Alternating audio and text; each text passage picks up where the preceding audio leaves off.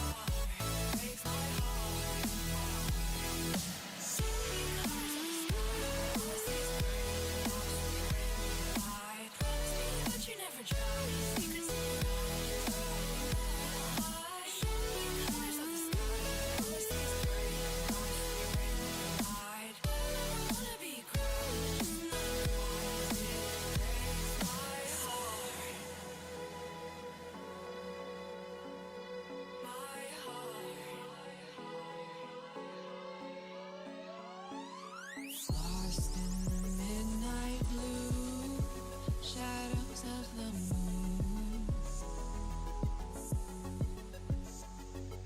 Here with open arms for you, feeling something so new. Said with me you'd reach the sun, oh but we were so young. Love me till the summer's done, but keep me in your heart, so I hold on. So walk on by, I've got no reason to love you, but I do, I do, I do. So walk on by, I've got no reason to love you, but I do, I do, I do. Show me colors of the sky, but all I see is gray. You lost me when you lied. Promise me, but you never try. Secrets in your eye, you go and run, I'll hide. Show me colors of the sky, but all I see is gray. You lost me when you lied. I don't ever wanna be crowned, just another prize. It breaks my heart. Colors of the sky, breaks my heart. All I see is colors of the sky, but all I see is colors of the sky. Colors of the sky, but all I see is colors of the sky. But all I see is colors of the sky. Colors of the sky, but all I see is colors of the sky.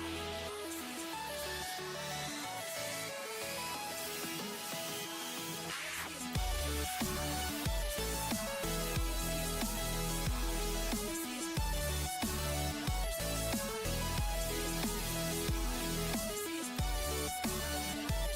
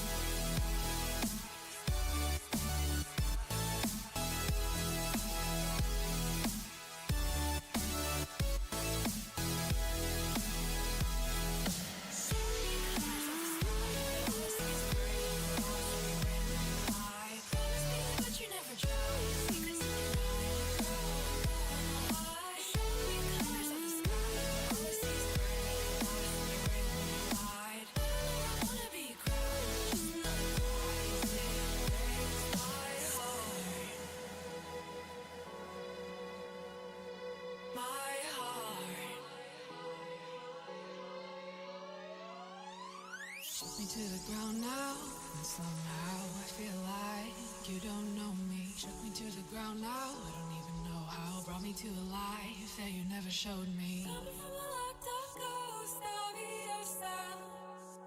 But you're coming from the light. There's more to you than you ever thought there was. Yeah, you're coming from the light.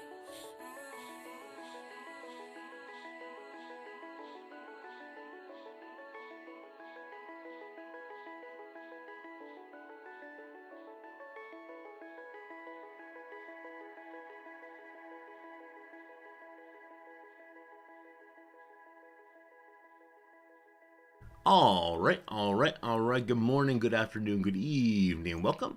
My name is Resorty, and welcome one and all to, hello, friends. Sorry, I went a different direction to usual, but hello, how's it going? Welcome on this lovely Monday morning, Japanese time, Sunday evening, your time most likely. It is a national holiday here. The day is called Coming of Age Day. This is the day on which the celebration of people who turn 20 years old, this year, I believe, or was it last year? This year. Yeah, this year. So people are celebrating their getting into adulthood and all that comes with that, the privileges, the freedom, the responsibilities, and all the rest. One final moment of being a child before the rest comes rushing in.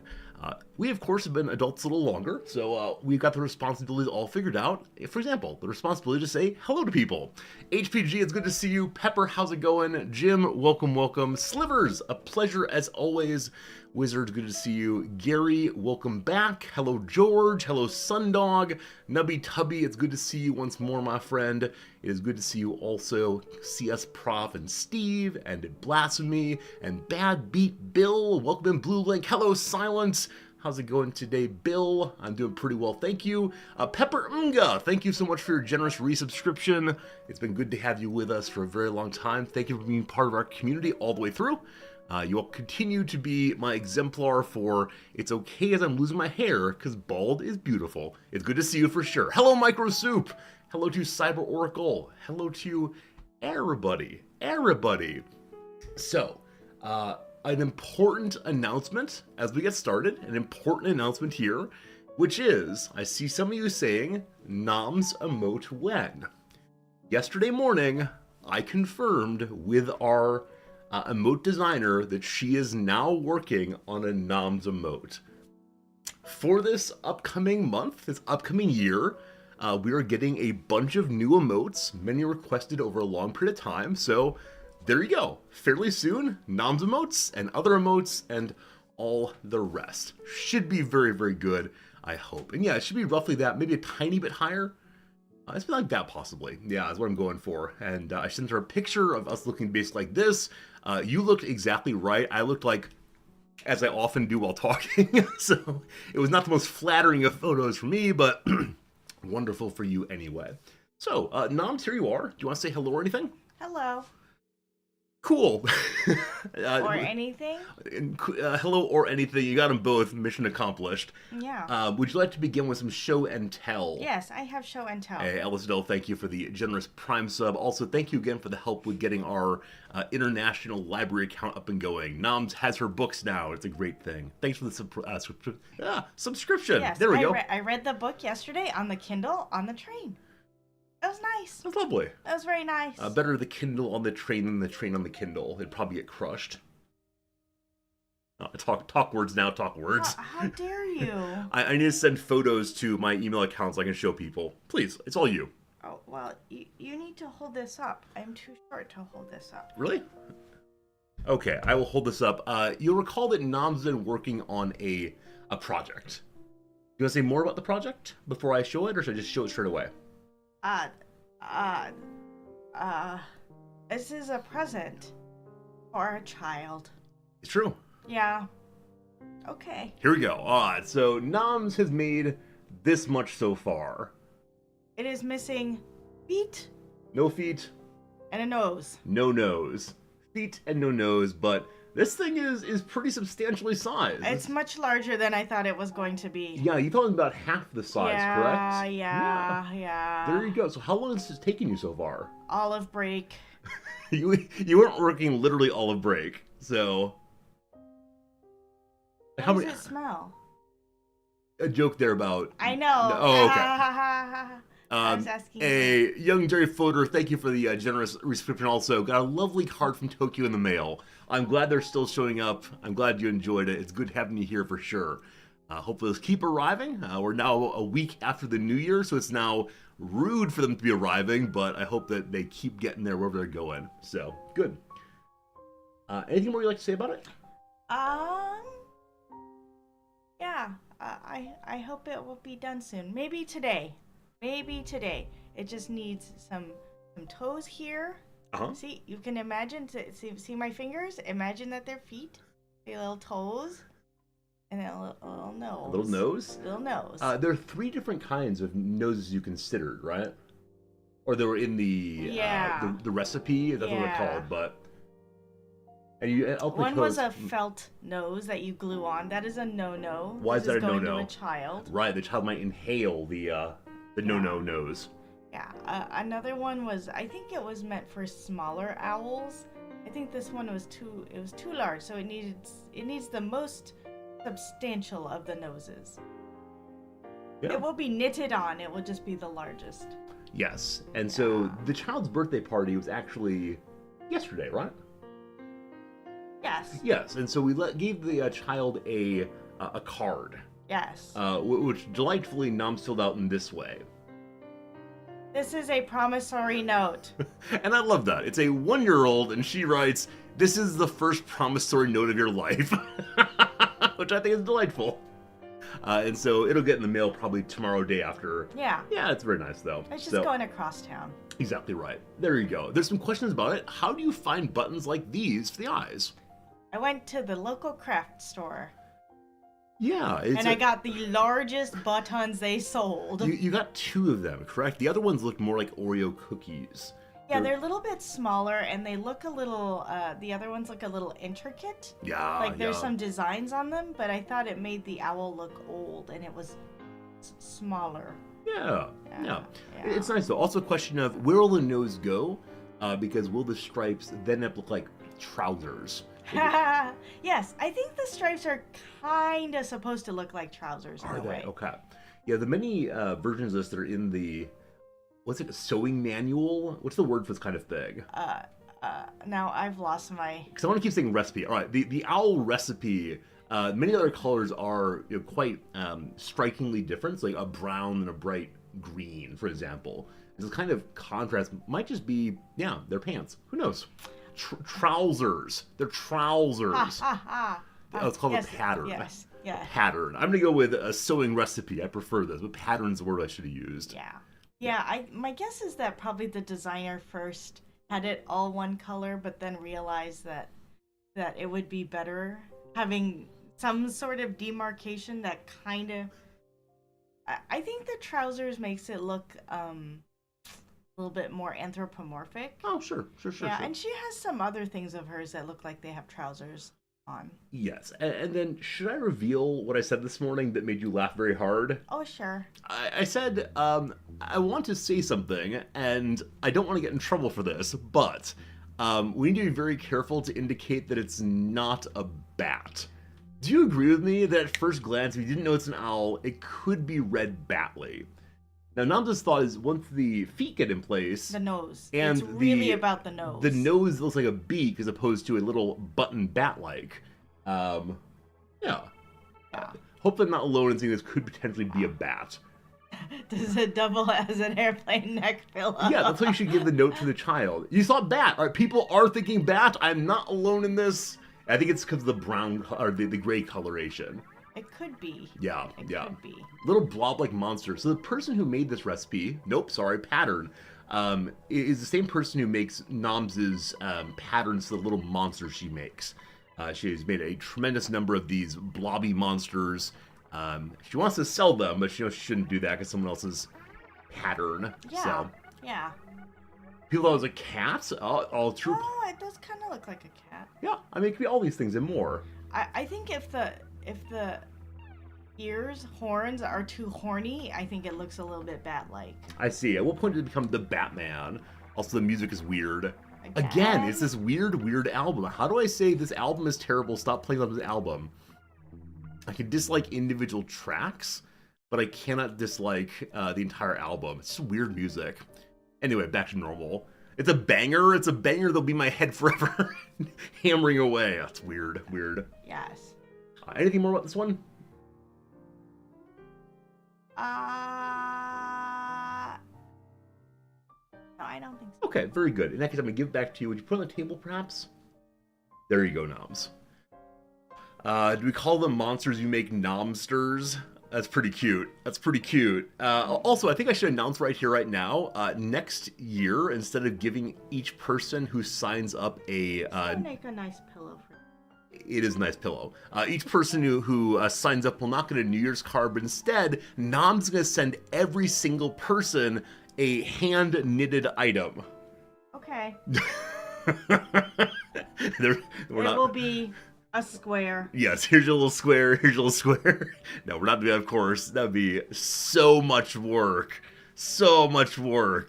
Yeah, I'll get in so much trouble if I force that. It'll be one of those after-stream resorty. What did you say? No, I would just teach you to knit. Oh, you teach me to knit. I would do the work. I mean, I appreciate that. And the longer I've been watching Nom's knit, and the more she's been doing these patterns, I've been able to ask quite a bit about, how is this done? Because there's different words like purling and cast-oning, and or casting on perhaps, and these are all like apparently tools of trades and words of the genre, and I'm glad to know a bit more about that. So. For those of you who knit, you will be amused to hear that Resorti thought that the feet would be made by taking 38 different threads that came off of the main body and somehow turning that into feet. It all seems plausible to me. I don't know. There's a question in chat about whether knitting is a common pastime here in Japan. I don't know. I think so. There's a lot of yarn. Yeah, and the craft store is pretty... It's got a lot of stuff in it. Yeah, it's one of those like traditional Tokyo stores that are jam-packed with things. Yeah. Tokyo stores tend to go in two directions. These are like the space age, cutting edge, almost nothing on the shelves and cost way too much money. And then there's the run by an old woman, Oba-chan. Everything is packed in everywhere. She has exactly what you need. She'll have to find it for you, though. Yeah. It's the latter kind. Yeah, I don't know how stores like...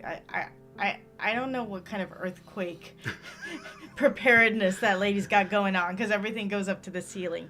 Now, since it is all jam-packed up to the ceiling, maybe it doesn't move in the event of an earthquake. This is actually a great thought, because in our last neighborhood, there was a fellow who had a kitchenware store, and a lot of it was pots and pans.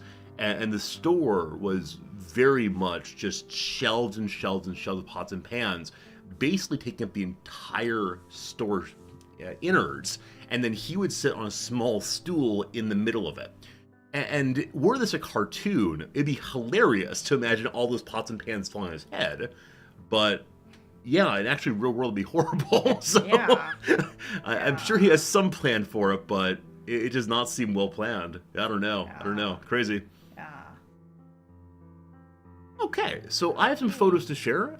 We could do that now, or we can talk about yesterday's party. What are you feeling first, Noms? Either is fine. All right, in that case, I'll need just a moment to download these photos. Okay. Did I send them to myself? I did not. Noms, please vamp. All right, so how was everybody's weekend? Oh, that's a nice question. Yeah, it is Sunday. Yeah, it's Sunday night. I hope you too live in a country where tomorrow is a national holiday. If you do not, I'm sorry. Well, this is nice though, because we don't get the 4th of July. We don't get Christmas off. I mean, you do, but most places here don't. So it's nice to have some Japan-only holidays. But yeah, I hope people had a nice weekend. I hope people... Oh, the new semester starts tomorrow. Oh boy. Yep, here it comes. Nom's back tomorrow. I've got 1 week left. Next Monday afternoon, I will be yammering on before the students and hope it goes pretty well. Hope it gets started well. Oh, yeah, that's right. Our first day of class is MLK Day. Oh, that's right. So at 3 schools ago, we always had like a big discussion of should we have the MLK Day off. And the students always said, yes. The faculty said, yes. And unfortunately, the other folks on campus needed to keep working, including the janitors and the kitchen staff and so on. And so administration said, no, you continue working. And that Wasn't it a day of service? Yes. It ended up being a school-wide day of service also, but I really liked it a lot. New semester tomorrow with 2 new classes you've never prepped before. Oh. Stay 1 week ahead of the students, my friend. 1 week ahead, it'll all work out. But yeah, your students on Tuesday. Oh man, so many. You're getting ready for it again. Semester tomorrow. Yeah. So definitely in the next week or so, I'll put out a schedule for this next semester for streaming. It'll be a little bit less, though still every day as usual. But I'll be teaching in the afternoons. I think actually later than last semester. I think last semester I started at 2 o'clock. This semester I think I started at 3 o'clock. But I'm gonna try to make sure I have a good break between stream time and class time. If not, I'll go in and say, hello friends, my name is Professor Resorti, and today we're talking about CK3. And they'll be very, very, very confused. So. Yeah. One of my friends said that we should take MLK Day off here too, and I think that makes sense. I mean, there's some sense to it. My Japanese students sort of kind of know who MLK is. They know him in the same way that Americans know who Gandhi is. Important figure. Who wrote that line that everybody puts in their signature? Exactly right. That isn't really Gandhi, I think. Yeah, there's like one line you'd use. And other than that, useful guy, anti-something, right? It's this kind of thing. So I'm not sure MLK Day would make sense here unless it was matched with some kind of like intentional day of service. Yeah, that's what I mean. Like volunteerism. That could be cool. Though again, that's so unusual for Japanese students. I wonder how that would go. Or more like we would approach different places and be like, we would like to volunteer for you, and they would say, okay, so what, you're gonna send us like 2 people? No. And they'll say, what we don't know what to do with this. Rejected. Yeah, I mean, I suppose it's possible that you could take the students just say, go find some volunteering opportunity and have them sign a sheet of paper for you saying that you've done your good work. And, that's possible. That's possible. Yeah. But yeah, I think it's worth thinking about as a nice way to bring more of the American side of things to Japan. Yeah. But who knows? They have enough holidays of their own, so who knows? Oh, boy. What's up? There are. I heard about like the triple threat of snowstorms in the States, and Klaus seems to be referring to it. Yeah. I didn't hear about that yet. Is it there 3 waves of potential snowstorms? I'm not really sure. That's okay. I heard the first part of the sentence that the newscaster read and didn't really pay attention to the second. He said U.S. weather, whatever. Yeah. I said many times I do miss the snow somewhat, but here in Tokyo it's getting cold, but not yet snowy. There'll be at least one day eventually where I come in and say, friends, we got some snow. Yeah. But not quite yet. Yeah. So, yeah. Yeah. Let's see if the pictures came through the magically internet now. Hey, there they are. Very good. Let me go ahead and download these. It's two sets of photos. One a follow-up from last week. The other one is a follow-up as from something I've mentioned in passing on Discord. So should be good. The latest worry is that sending students out as wandering do-gooders would create chaos. I think what we'd want to do for some sort of mass volunteerism is say, in your own neighborhood, find some community organization. And they're like, sure I will. It's called a community organization called My Bed. Yeah. The problem with having them sign sheets, I can imagine at least some of the Americans would just sign it themselves, possibly. Like a liar. Yeah, Japanese companies also, Japan in general, let's say, receives phone calls if its employees are doing things that the community does not like. It is true. And it is same true. with Japanese schools. So, like, if your student is off wandering around, especially if they're in like a uniform or something identifiable as being from your school will get a phone call saying, "We found your student picking up trash on our premises. Yeah, exactly right. They are our premises. Yeah, how dare you steal our Please trash? tell all of your students that they are not to do this."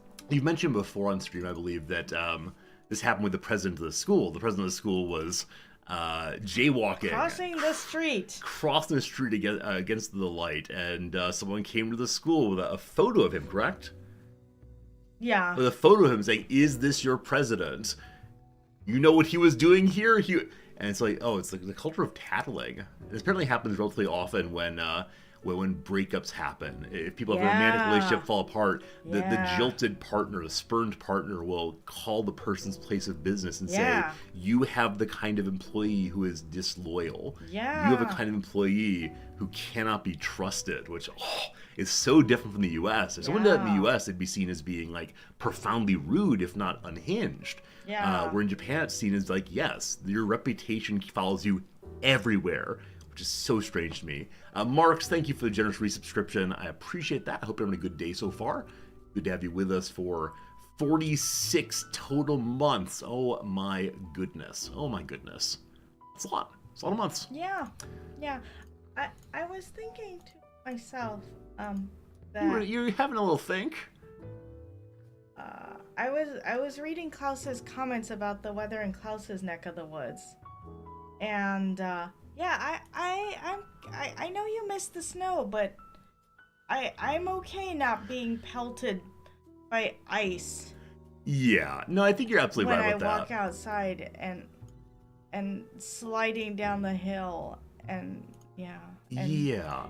shoveling. And shoveling and having ice under snow. Yeah. So let's shovel the snow. Oh, there's ice underneath. I can't even stand up while I'm trying to shovel. Oh, no. Yeah, and cars being difficult to control and spinning out and so on. All kind of awful. Like I said, I have a very idealized memory of what snow is, what snowy conditions are, brought entirely from times when we like sit by the back window and watch the snow fall. And it's nice and cozy and warm. Nice and cozy and warm, drinking a little bit of this and that. And, all very good. All very good. Anyway, it's time for some photos. Go to this screen right here. That's the wrong button. Oh, this boy. screen right here. Hello, Fritz. We still have not updated this week's Fritz pick. Alyssa Dell suggests Fritz with the owl. Are you okay with that? Do we get? I'm not sure. Maybe. I mean, child is not allergic to cats. The child to which it is going. It's true. They have had a cat in the family. The cat died recently.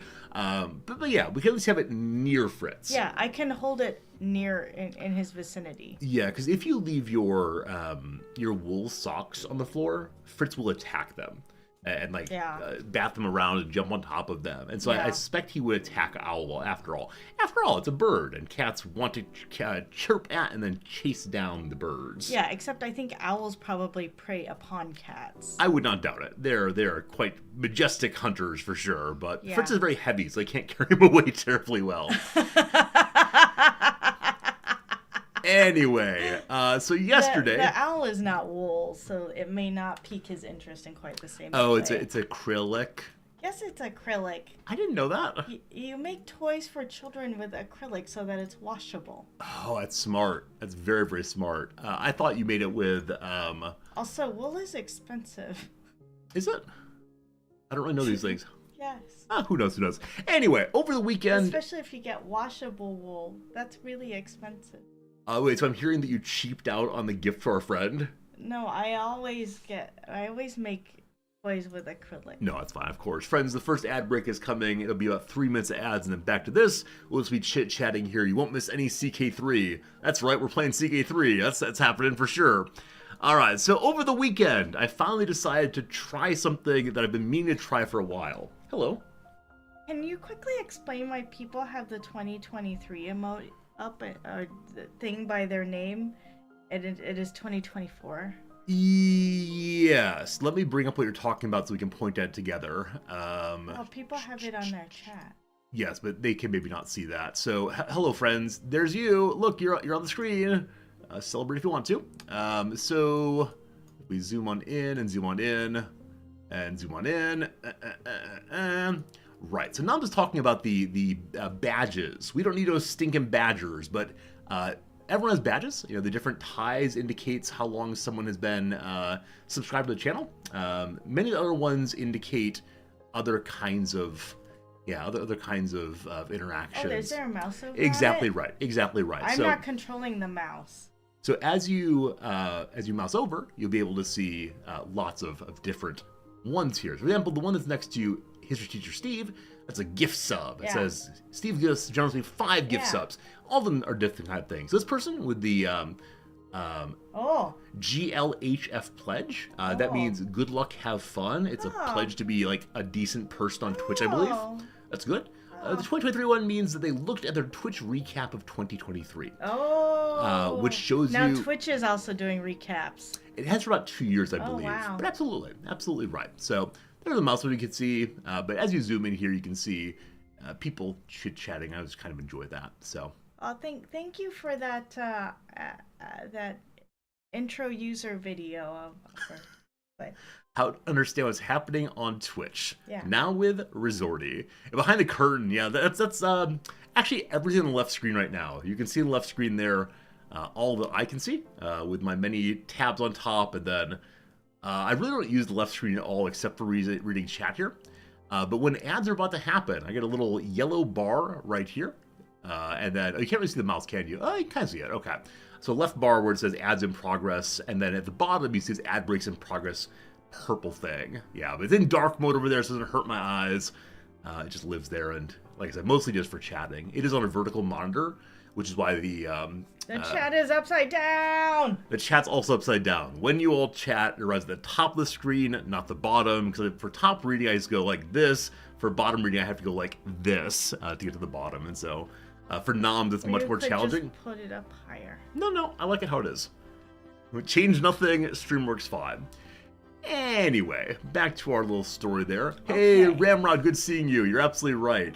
We haven't talked about this yet. Namely, the boys at Wrexham won last night in a match against a team in the league above named Shrewsbury, and they did not deserve to win in some important sense.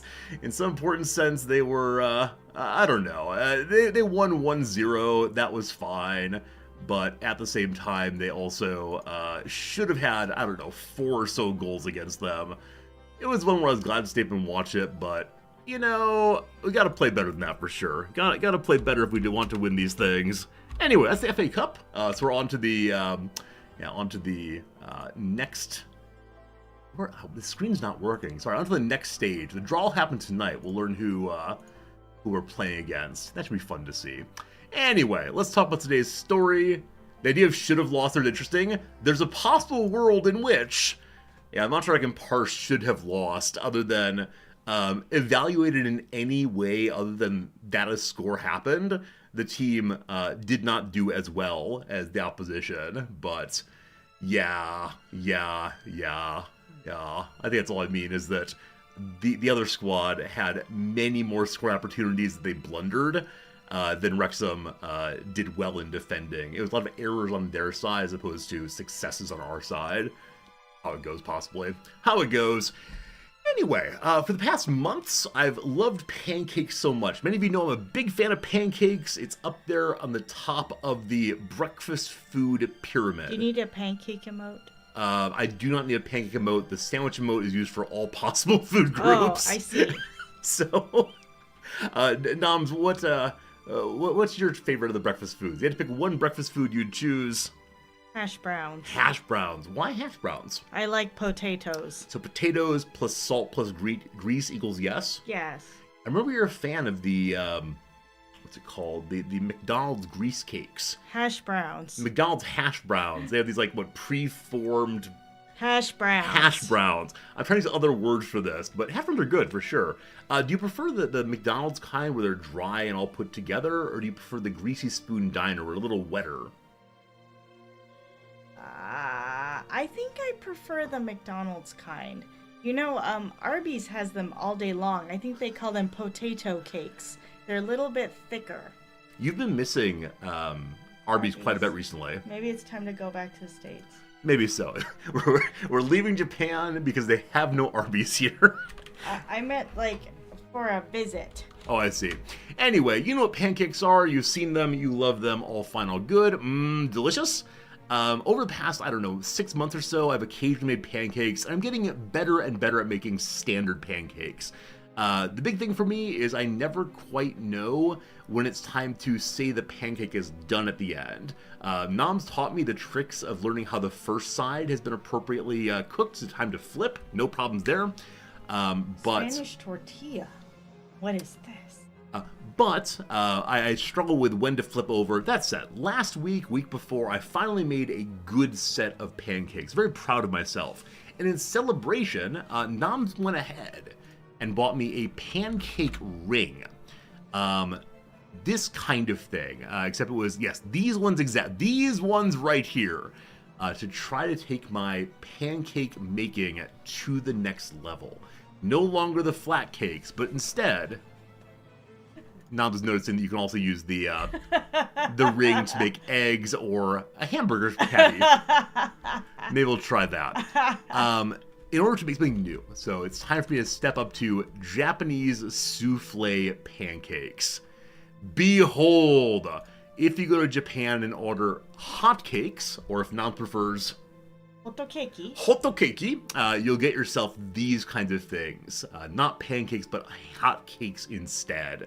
And they are fluffy and full and rise, and they are attractive things. And there are some restaurants that make just these. Yeah. And in absolutely giant form.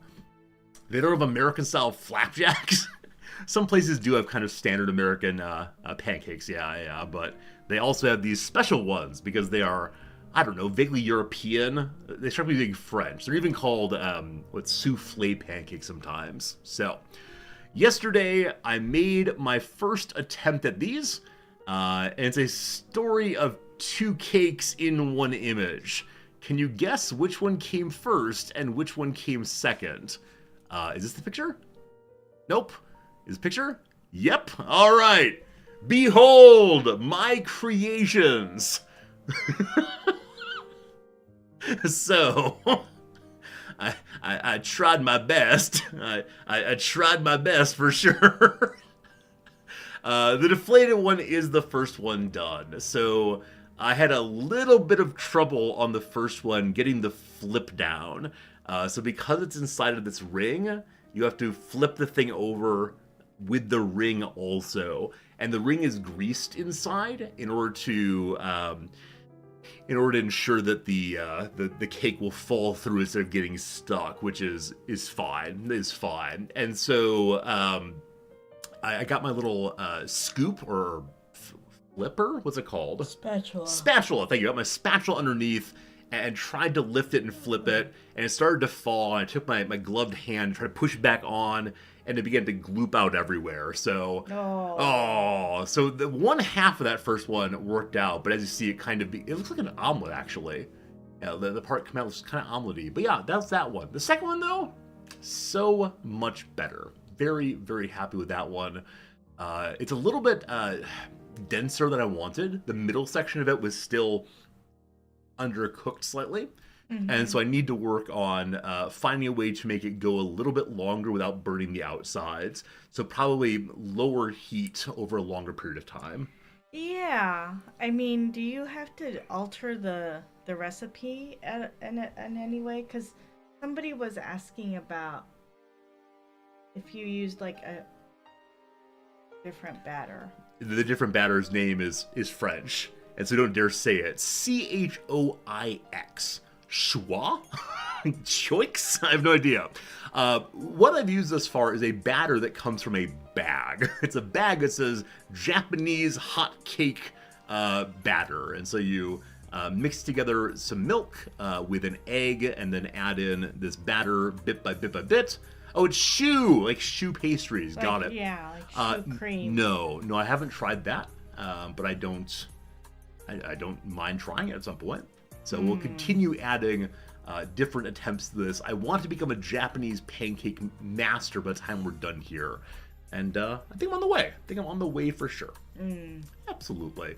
You need to have cooking streams where you make suggestions in real time. We have done cooking streams before. They're really fun. No backseating my batter whipping, though.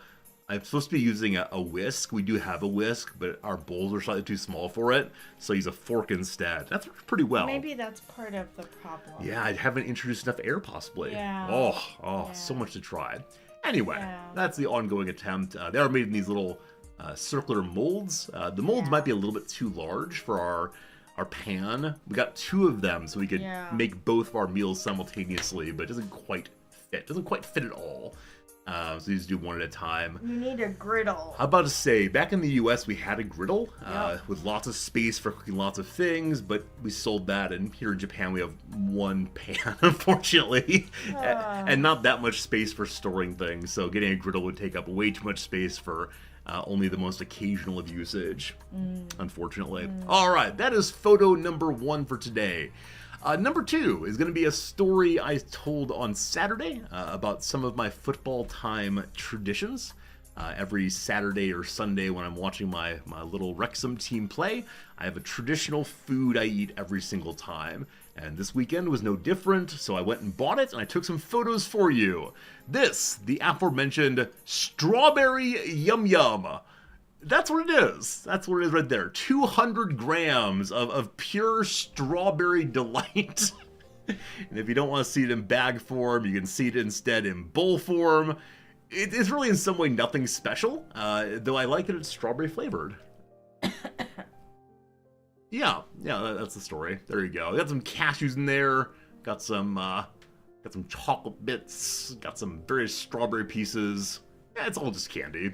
Gone in 10 minutes. Yesterday, because I knew I'd be talking about it today, I decided to eat it more slowly than usual, and I saved some for Noms, who was busy while I was watching my match, and so it was not gone for about 30 minutes or so, which feels somewhat better. Are the dark balls strawberry flavored? No, the dark balls are chocolate, but all the rest of it is either a nuts or strawberry flavored. The dark balls are like Whoppers. Yeah, like malted milk balls. Malted milk balls. Sorry, malted milk balls indeed. Exactly right. So there you go. Yeah. When you think of me watching football, you can now imagine that bowl in my hand, eating responsibly and slowly and knowing my limits. All right.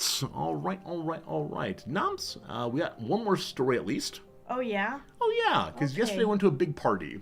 Mm-hmm. Noms, you getting tired? Yeah. If you want to go, it's okay. It's okay. I'm here for this. Noms, do you want to go? No, I'm here for this. Noms, would you like to tell us a little bit about your experience at the party yesterday? Oh, why should I? Why? I'm trying to help you find your energy and not fall asleep, so I'm engaging you. But I thought this was a chill stream, man. It is a chill stream, man, but alright, you can sleep, it's fine. It's fine. So yesterday I went to a birthday party for our colleague's son, and it was a nice time. We both felt so bad for the mother, though. So they'd rented out one of the community center rooms. Most Japanese neighborhoods, at least in Tokyo, have a community center where old people will go and spend time together, and there's often after-school programs. And then also, they have these rooms that you can rent out for very little money. We had a room that was made up of, 12 or so tables, a bunch of chairs that could all be moved out of the way for a big open area. And for 3 hours in that, it was only 50... Is that right? Nope, 5,000 yen. So about $38, $39 American for 3 hours in a room where ultimately there are 25 or 30 people probably. Oh. And that's a great deal. But we got there, and the mother, who's a lovely, wonderful lady, had been working so hard for so long, and she seemed panicked that not everything was done. But she already, hung up decorations throughout. There were all these... Put all the food out. Yeah, all this food was out already. She had these many drinks prepared, and... Lots of games for all different ages of children. And dinosaur balloons everywhere. And remember, her child is 1 year old. Her child remembers none of this. He wasn't quite there yet. He had showed up after an hour or so.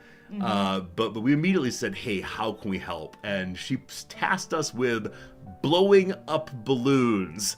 And as a responsible human being, she had brought along one of those little plastic compressors or balloon fillers. And I said, no, no, no, and began to use my giant American lungs to...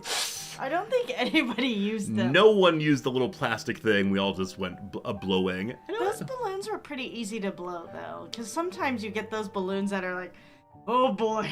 Yeah, now that said, you have a bit of a concern when it comes to blowing up balloons. Yeah. What is that concern? I don't want it to explode in my face. I mean, an understandable worry, but I think you worry it's going to blow up very, very early. And yeah, so, I wasn't the only one. Someone made an even smaller balloon than I did. Yeah, so I noticed that a variety of the people who were helping out were making very, very small balloons, slightly inflated, well below explosion point. And so I ended up taking over people's jobs. They can do the hanging and the tying, but... Yeah, you're not so good at tying. Yeah, my big dumb fingers, I just have trouble tying. I have to do like some awkward rolling of the rubber parts into each other to make the knot, but... It might be because my hands are a little moister than some, that the rubber gets stuck on them. I have no idea. No idea. But we had a nice way of together, I'd blow up and she would tie and hang. It was a good team effort. Yeah.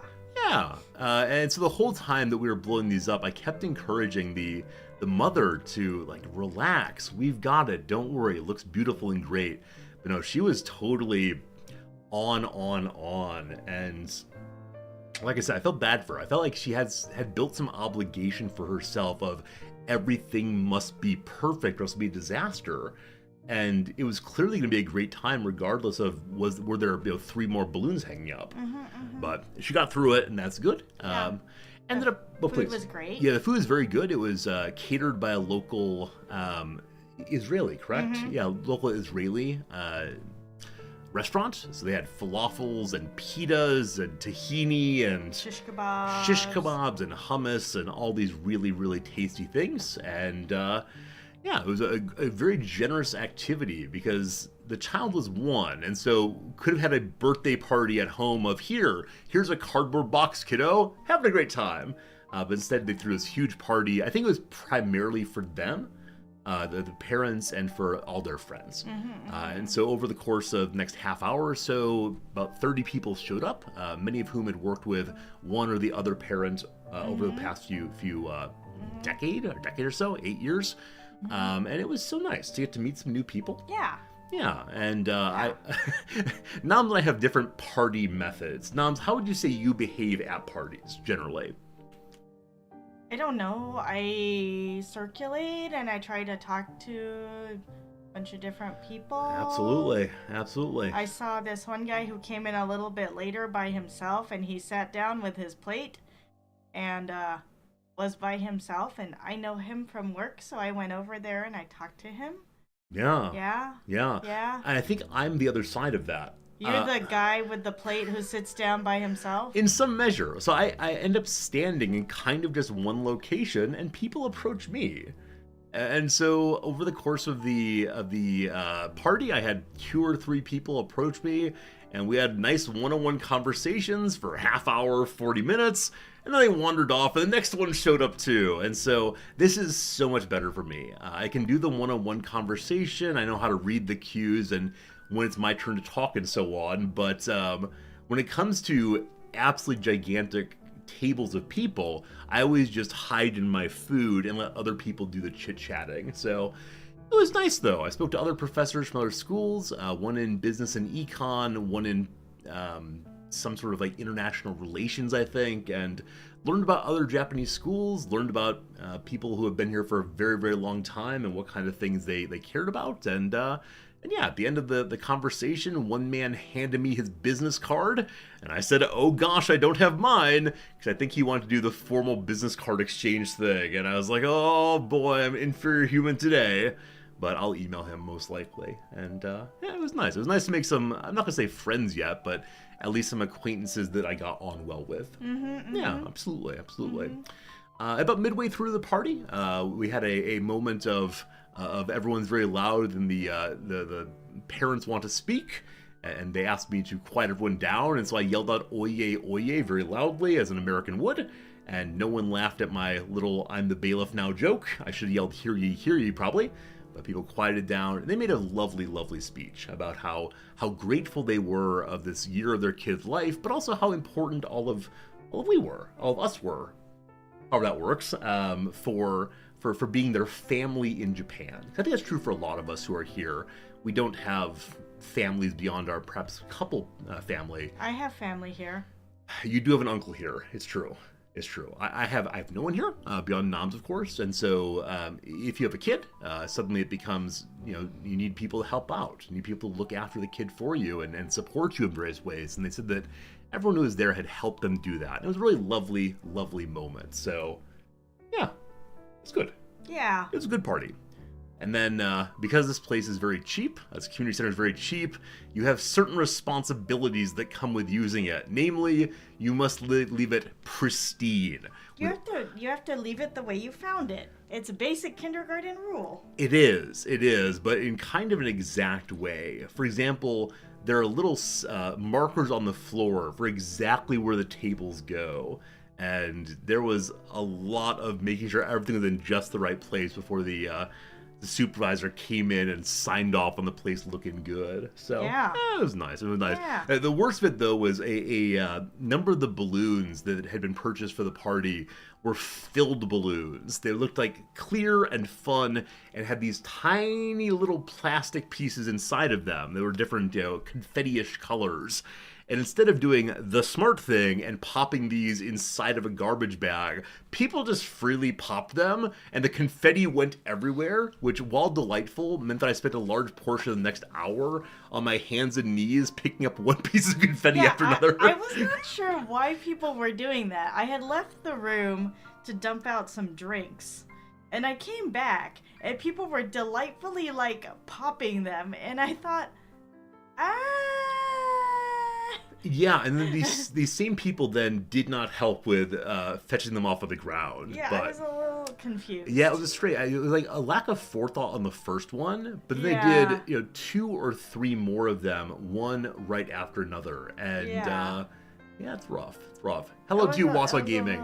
CK3 will be confusing. here in about 15 minutes, half an hour. It's just our opening chit chat time, but good to see you. So it's kind of confusing, but I enjoyed doing the work of picking it all up. And one other thing about Japanese parties is there's no place to throw away the trash.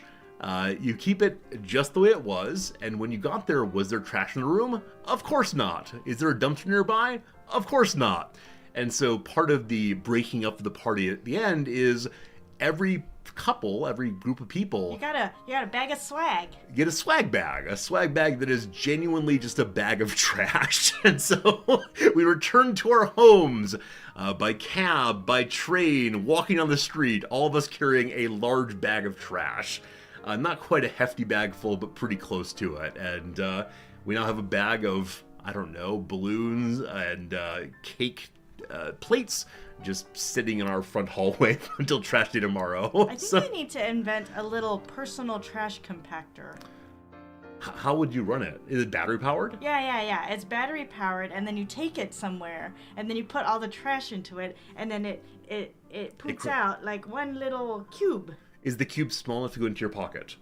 No, but So it can go into your bag. It can go into a tote bag. Okay, I thought you had to carry your trash No. construction around on your hands. It's No. all right. Yeah. So that was the weekend, yeah? Yeah. I was gonna say something. Please say something. Oh boy. It was right there, and now I've forgotten it. Was it about the podcast you've been listening to quite a bit? No. Nob's been listening to this podcast quite a bit about songs of the 90s. There was one yesterday we listened to about the REM song Night Swimming, which I like quite a bit. It's a great song. And part of this show is he talks about the genesis and development of the song and the band, REM in this case, and then does an interview with a person who has an expertise on the song at hand. And so he interviewed a person this time whose main thesis was Night Swimming is the worst song that's ever been written because it's just some guy crooning on about his feelings. Whining. Whining about his feelings. Yeah, and I like the song a lot. So it was funny to hear someone be so over the top dismissive about something I really enjoy, because he was so over the top that it struck me as you cannot take his views seriously. At a certain point, he became a parody of the view he was putting forward. Yeah. I remembered what it was. Please tell your story. I thought you might want to tell them about the bus driver that we saw the other day. Oh, that's a good story. That's a good story. Many of you know here in Tokyo, we have one of the best public transportation systems in the world. I absolutely love it. If ever we move away, I'll miss it so much. Part of this is a very nice bus line, which is full of Japanese drivers, of course. And many of the Japanese drivers, as Nams has mentioned previously, narrate the drive they're doing. And so as they get into traffic, as they stop at a light, they will announce, we are now going to stop at a light. We are now preparing to turn left. This kind of narration to keep you engaged with what's happening, but also to warn you from sudden movements of the bus. Kind of nice stuff. Yeah. But a couple days ago, we got the best driver ever. And I think that he probably is a new hire. I think he's probably full of a kind of youthful energy, which is delightful. Because the first thing is, as we get on the bus, he said, dozo to every single person, please, welcoming them in. And then when I said konbanwa, good evening, to him, he responded to me with good evening, where normally the bus drivers kind of grunt at me or just shrug. They're old hands, no time for people, only time for driving.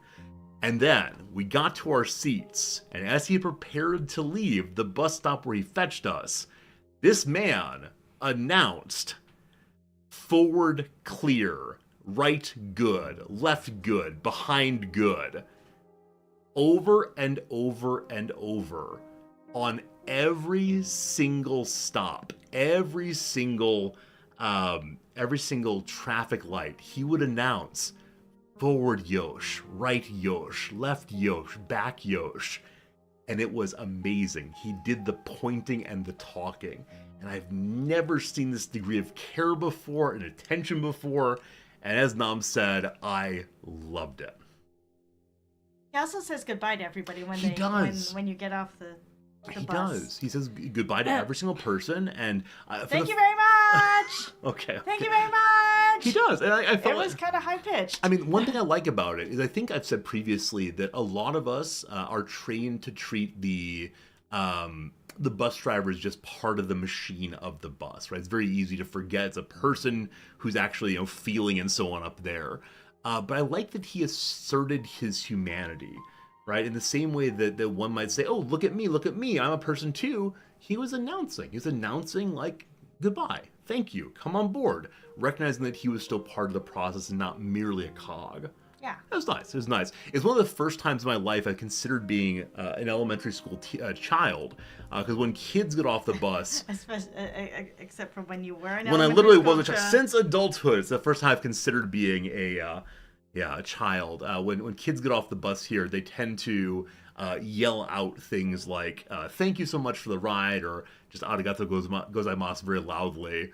And I was so pleased with this guy's driving that I even thought, should we write a letter to the company of, I would say condemnation, but no, commendation, because I think it was over the moon great. And I would like to find a way to plan our trips in the future to make sure we get that bus driver. Yeah, I wonder, wouldn't it be funny if we sent a note of commendation and then he got chastised because he called too much attention to himself? I mean, the Japanese way, for sure. Yeah. I mean, I don't know. I want to find a way to, reward people or appreciate people who do especially hospitable and customer servicey things, but well pointed out that maybe he's not following the rules. We've never seen anyone else do it, so it's possible that by saying he's doing a good job, then other people are actually doing a poor job, or he might be doing a poor job by being too friendly.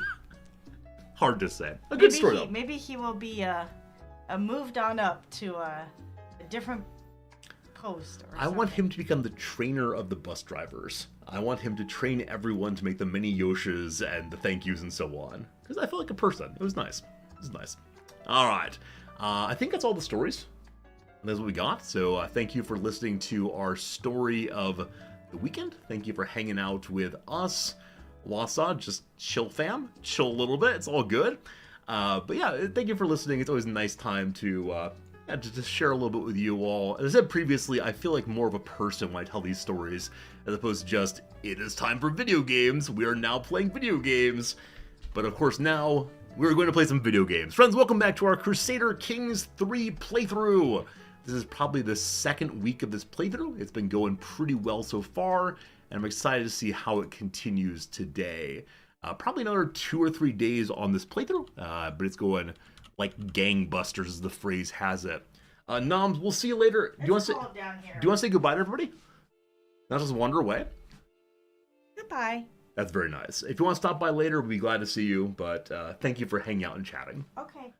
Okay. Time to go make some legs. Have fun, have fun, have fun. Hello, Biggs. Hello, everyone. Now, many of you came in during the intro. I don't always say hello to everybody as people come by, but thanks for being here for sure. Hope your weekends were equally relaxing, equally enjoyable. You miss Noms already. I'll let her know. I'll let her know that she's the main attraction of the stream. I'm sure at least one person out there, the minute Noms walks away, they close the stream. Not here for Resorty, only here for Noms. Let me go and grab a tie real quick. I'll be back in 10 seconds or so. Okay, I'm back. Okay, Noms. If you take over while I get a tie on, I appreciate it. I just I found your slippers. Noms is doing that thing where she wears her slippers and my slippers on top of them. Yes. Because during streaming, that's my shoe in my face. My shoe in my face, no good. Yeah. During stream, I walk back and forth enough that my feet get kind of warm. So heavy. Okay, Noms. I need to get so heavy. a tie, please. Tell some stories while I'm gone. You came back. This is what you get. I came back because I heard I was being called. People are saying they miss you. Oh, okay. Here's the owl again. Is it a bat? Is it a cat? Oh, it is too close to the camera. Here it is. Yeah. Little flappy wings. I'll come back after the feet are done. Hopefully I have appropriate colored yarn for its nose. So how long do you think it'll take to make the feet? If you had to just guess, you're working on it straight through all the way. I don't know. Maybe I think the first foot might take longer because it's the first time. Yeah, but the second time you'll be in old hands and just fly right on through. Yeah, maybe, I don't know, 30 minutes? Hey, not bad. All right, we'll see you in 30 minutes. Is it the Discord icon? It is similar to the Discord icon, which is, I think, gray also. Oh. Should I sell those? Yes, I look forward to getting sued by the Discord Corporation. No. I will tell Discord about it. I'll say, Discord, wouldn't you like to have a bunch of little stuffed icons? I'm sure they'll buy the rights from what's her name and have people in Indonesia make them for mere pennies. They can't pay for your top dollar Tokyo artisanal products. Well, with the devalued yen, I'm sure it will be quite artisanal products. There you go. Artisanal products. I need to get one of those, like, craft papery tags. Oh, you know what? You can buy little tags that you can sew onto your knitted things to let people know that you made it by hand. Yeah, because you definitely did. That's very nice, Noms. All right. Is it bigger than your head? I mean, yes, my head is not that large. I know it is massively cantaloupian by comparison with yours, but yeah. Thank you. I appreciate it. Fair enough. It's good seeing you. Friends, we're doing Vladimir's second choice playthrough. The goal of this one, as you know, is to become Islamic and convince all of Russia to be Islamic as well. We have the vast majority of the game's region of Russia under control. We just need these minor counties and duchies through the middle, and Bulgaria is being attacked by someone. Who is Bulgaria fighting? Oh my gosh, literally everyone, for one. Okay, so they're not fighting against my vassals, but instead Don Valley. What a strange name that is. Don Valley all the way. Make a note next time you can think of a gift for Noms. Get tags to sew on knit things that are labeled Nomsters. Elisadol, you're a genius. I'm gonna send an email to myself real quick about this. So honestly, 100% honestly, the way in which I remember what gifts to give noms throughout the year is I have a little email, it's always going, that says noms gifts. And then when it's time to order gifts, I pull up the email list and say, that's a good idea. Many of the things on the list are things she's mentioned in passing throughout the year. Things where she says, oh, I'd love to have a blank, but then doesn't buy it herself. So, Elsidel, thank you for the good thought on that one. Don't anyone tell her. Don't tell her at all, please. Alright, we are filthy rich and have so much prestige too. This is the part where one could often go feudal if you want to, but I'm planning to stay tribal for the entire playthrough, I suspect. Fair enough, as you write down gift ideas in many places and lose all of them. See, my fear with that, if I had lists hidden here and there, is maybe Noms would start tidying up. Many of you know when she comes into our room here for stream, she'll start moving things around because they don't look good to her. So she'd find the gifts that way. Got to keep it in a place where she does not look. What was I doing last time? We established we need to take this territory here, at least the eastern side of it, to be Russia. Let me go ahead and do that and pull up what the actual goal is. It is a medium difficulty, all of Russia.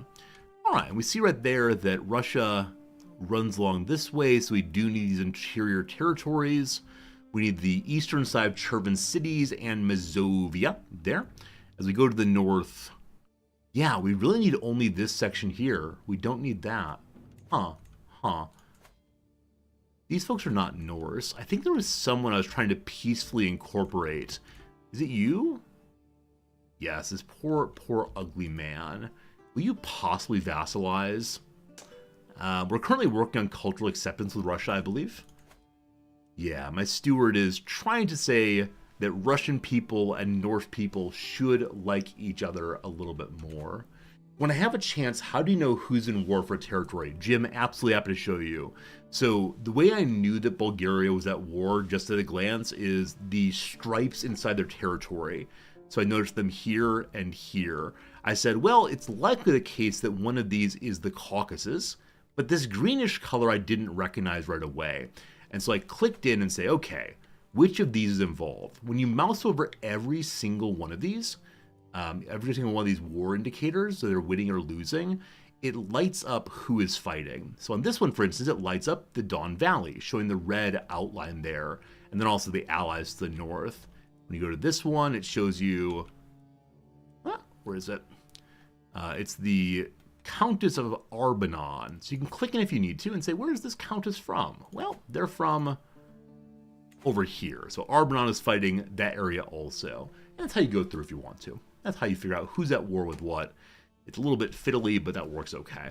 The other way you can do it, of course, if you click on the war itself, it pulls up this view, which includes the attacker, the defender and the attacker, whichever side, and then down here will be all of their allies. And so you can see who's likely to win.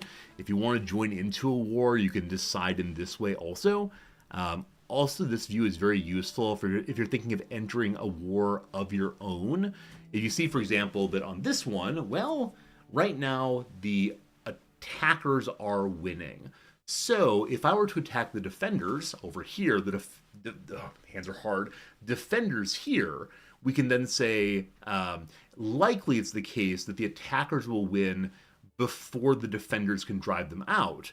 And so if I attack the defenders, the war I would launch might become invalid because of a switch in who the war target would be. That kind of thing is good to keep in mind, though it is a little bit more complex than other parts of the game. Oh yeah, we have to enact Viking vengeance. Thank you for reminding me.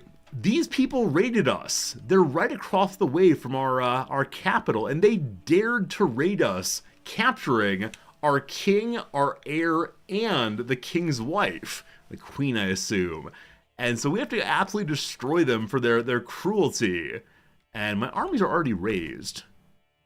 Oh, here they are. Oh, apparently we're raiding. Hey, Sivexrios, thank you for the bits. 50 bits, 50 appreciations. Thank you very much. We are raiding for what purpose? Oh, I was curious to see if our heir can get the Viking perk for anything else. But again, CVEX, thank you for the generous bits. I really appreciate that kindness. Somebody wants to free their Duchess. Happy to do that. Happy to do that. The raids continue apace. We're inland, so we are dying a little bit. We can still carry another $600 dues. Also, there's a scheme in my territory. When this thing pops up, it indicates to you that you are the target of the scheme. Our Spymaster is not especially good, but he does like us quite a bit, so he should defend us effectively. We know of other schemes happening in our territory right now. Both of them are very low chances of succeeding, and neither is aimed to me. So, as of right now, our lead title would be given to our son. He's winning the election, capturing people along the coast, but not all of our titles are currently descending to that one boy. We talked earlier about possibly changing the succession law on other of the kingdom titles. There are just so many of them, and each one's 1,500, I believe. Change it over. This other title that we moved into Scandinavia Elective, our son is winning that one also. Even though many of the voters are against him, he has 9 votes, while the one below has 3 votes. So it'll be fun. Disinheriting is the other way to go, of course, but there are 3 children to disinherit, or to have unfortunate deaths, or to send off into war. So we're hoping to get them to adulthood. They're all training in military, so they can join the Holy Order of the Yeoman's Vikings, and in that way, be able to fix the succession. Now, our Spymaster just disappeared, probably died, hopefully did not die while defending us. So, up here is Jarl Jornder of Grimmerson, a large vassal who wants to be in the council.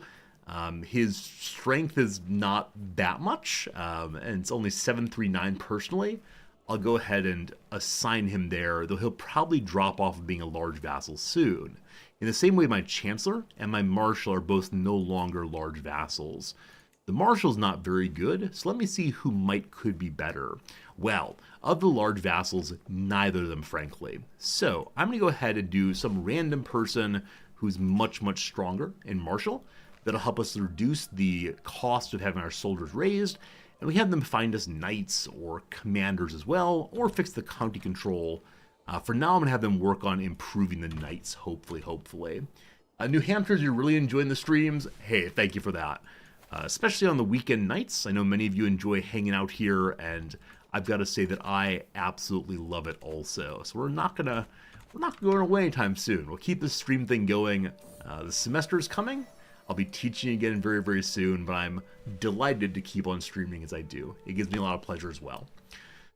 With my leave, my son Sverker, who is very pleased with himself, and his wet nurse parade into the chamber.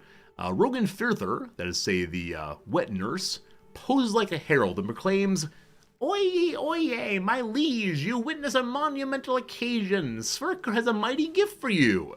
She nudges him forward. "Go ahead, Sverker. Tell him." "Father, I lost a tooth." My son proudly presents his toothless smile, handing me a pouch with the fallen tooth inside. So, if I keep it, I can give him 40 money in payment. I don't know about your family, but the idea of 40 gold, which is riches beyond any peasant's entire lifetime, 40 gold is way more than the Tooth Fairy ever gave me. I don't know. I think our family started as a here's a quarter family, and then maybe by the last of my teeth being lost, it was $1 or so. So I don't know. If you give me a tooth, what does it give me? More prestige and children like me more. I'll let the kid keep the tooth. It's weird that our sense of ambition applies to our children's body parts. If anyone's gonna have my children's teeth, it's gonna be me. No. I will say you can keep it. That's fine.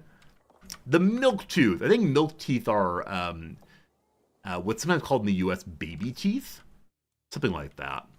Alright, Zealand over here has more to raid. There's a little church there with 27. We'll do that. Unfortunately, my boy keeps trying to take the pathway along the roads instead of taking the sea lanes. So we'll force him into the sea lanes, hopefully. Yeah, it's right here, please. Really? Really? I released control for a brief moment and they changed directions. Alright, go to there, and then one more. Go to... What are you doing? Wait, isn't control the way in which you make sure people go the right way? Yeah, so control is how you force them a particular direction. Once they're there, I'll land them manually. That will be a good thing. Young Jerry Photo, this semester you're teaching a course, Intro Through Video Games. That's very cool. I've often thought about trying to teach with video games, but it's the kind of thing that I can't figure out how to make it work well. Other than like saying, here's the video game part. Now we're gonna use the video game to talk about this big idea. And the students will say, I want to just keep playing with video games. But that's very cool. Let me know how it goes, because I might try it at some point. So they are able to use your money to buy the students Switches. Pretty cool. Do they have to give the Switch back at the end of the term to give to students next term? Teach Nietzsche through Dark Souls. I've actually have an article underway. It'll probably go nowhere ever, but about the value of death and death hanging over you in Dark Souls always. So, yeah, I'd love to see students playing Getting Over It, which is that game about persistence and failure by Bennett Foddy at New York University, I think. Also, I'd love to have students play Keep Talking and No One Explodes. These are both games that might go well, but that's so cool, Photo. I appreciate that. My spy master has discovered that a Thai chieftain is plotting against a champion. The champion's not especially good. He's also a murderer, so we'll ignore this. Let them figure out what's going on. Using Celeste to stimulate Getting Over It. I love that. Absolutely love that. Celeste is one of those games that you can try very, very hard and you might fail over and over again. But if you persist, it's all pretty good. I can challenge someone to a trial by combat if I want to. I can go and kill him. Wait, why? What is your sin against me? He's an adulterer. I'm not in a feud with his family. I've never, ever done a trial by combat to the death. We lost earlier to a character who had an 8 prowess versus our, I believe, like 20 something. 8 versus 35. I just don't want to die. A 2-minute Viking. Thank you for the Prime subs. We're playing our Viking things up here. 2-minute Viking, because you've subscribed, I feel like empowered in my Vikingness. Did you all see the photo on Reddit today? I'm not able to find it quickly, I don't think, but it was a photo that said, in the Norwegian Navy, men are allowed to wear beards and braided hair. And it was a photo of, I think, an officer wearing dress blues and a fancy hat with a giant Viking beard and braided hair like a Viking. It was amazing. Absolutely amazing. I'm considering finding the photo off stream. I'll post it on Discord, but it's pretty cool. Fozzie Orb, thank you also for a generous subscription. Been 5 months. All of them appreciate it for sure. But yeah, as an American, I tend to think of people in the military as having to be very, very carefully put together, looking like a standard issue GI, I suppose, but pretty cool. Norwegian battleships also have barcodes on them. You're not going to get me this time, Klaus. That's a joke of some sort. Alright.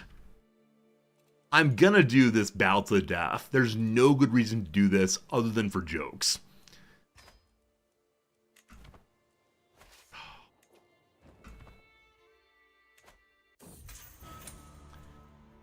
I've arrived in the designated spot near Difflin in good time and find Jarl Ronan already waiting, along with a small entourage of witnesses. Should we throw away our shot? Should we aim to the sky? Oh, whatever else he may be, Ronan is fit to fight and willing to risk meeting me man to man. The formalities are brief. We're not even rivals. Does anyone know the conditions under which one can request a battle to the death? Other than we just happen to be of angry Viking who's losing his eyesight? We know why we're here. We're long past the point of talking. Weapons are handed out, and our retinues retreat to observe from a safe distance. Safe distance limits the blood splatter. May the best man win. So he has some boring axe. Yeah, he has the default axe. We have the family sword, sorry, family hammer. We have the family mail. We are amazing here. It may be in religion and culture. I'll check that out after this fight. We'll see when we can fight once we're done with, the fight. Where'd it go? Maybe it'll pop up again in a second. Or did I just run away from the fight? Oh, here it is. In the corner. May the best man win. Shirtless time. I raise my Norse warhammer. He clutches some random axe like a peasant. Only one of us will walk away this day. I intend for it to be me, this guy right here. With a sudden twitch.tv/resorty, our bout begins. Ronan retaliates with a smooth-flowing series of quick slashes and powerful cleaves. Each strike forced me back a little more, so he's been pretty aggressive. I could say attack first, attack hard, en garde. Vikings speak French now. So this one is the be super aggressive, overwhelming him. We might get wounded, but even more we're likely to succeed. Or I can dodge about like a fop, or I can say, fool, take this. I can feint and stab, pulling out a knife, getting 4 more intrigue. All right, here's my knife. My hammer, my knife, makes a rapid thump one way, only for me to draw a fresh dagger with my offhand and lunge at Ronan as he attempts to parry. With surprising speed, Ronan unleashes a powerful cleave of his axe, nearly knocking my hammer loose. My form, though, is good, with small errors. His is, passable. C-. We're evenly matched, with victory balancing on a knife edge. Who has the knife? It's my knife. So, I can show him how I raise a hammer, attacking confidently. I can dodge about, or I can be a cruel raider. Make a cruel show by swinging about and, calling out the name of Odin, perhaps. A grim smile curls over my lips as I launch into a blistering series of crushing thwacks, each strike putting more focus on pain than victory. Bit by bit, Ronan's spirits breaks, each lick of agony ripping away at any sense of stalwart prowess he might have tried to retain. I break him down to quivering mess, screaming and gushing blood into the dust. Even for me, eventually, enough is enough. A final rapid thump hastens Ronan's demise significantly, but not too significantly. Not too significantly. Goodbye. Godspeed. Resting easy in solitude, I exult in success, my hammer laid across my lap. Why does he still have a face? Why does he not have a modifier? Mangled mess can only be buried with a closed casket. His family abandoning him because of his failure on this final day. His blood still cakes in fresh grooves and notches along my weapon's pommel, reminding me of the man's last moments. Yesterday, we put our quarrel before the gods, and the gods, they answered wisely. Justice has been served. A little intense. It's early in the morning still. I'm still drinking my coffee. We're already talking that way. Under what conditions may we duel in our faith? I don't think any of these are dueling, are they? Various CBs. patron gods, definitely not. Blot, definitely not. It's probably a cultural trait, if anything, then. Performative honor, maybe. That means we can become shield maiden if faith's gender doctrine is allowed. We can do that. Crimes by characters you cannot imprison and who aren't your liege may be settled via single combat. Oh. So if we go looking for secrets in other people's courts and we discover their secrets, I can challenge them to duels. Now, I believe it's the case that winning duels allows one to become a blade master. Is it time for us to just start dueling absolutely everyone? Because in this playthrough, or sorry, any playthrough in CK3, I've never gone duel heavy because I'm what's known as a coward. We'll see. Alright, this fine fellow, my champion, wants to go adventuring in southern Europe. He's going to go raid the Pope by himself, finding a legendary item perhaps. So he wants 213 dollary dues. We give him the same. Off you go, my friend. Off you go. Alright, already raided. Not on the sea coast. Well, we can do the southern coast of England and Cornwall now. Norfolk itself has not been raided recently. Oh, it has been actually. This flag here is its. Or we can go to the north.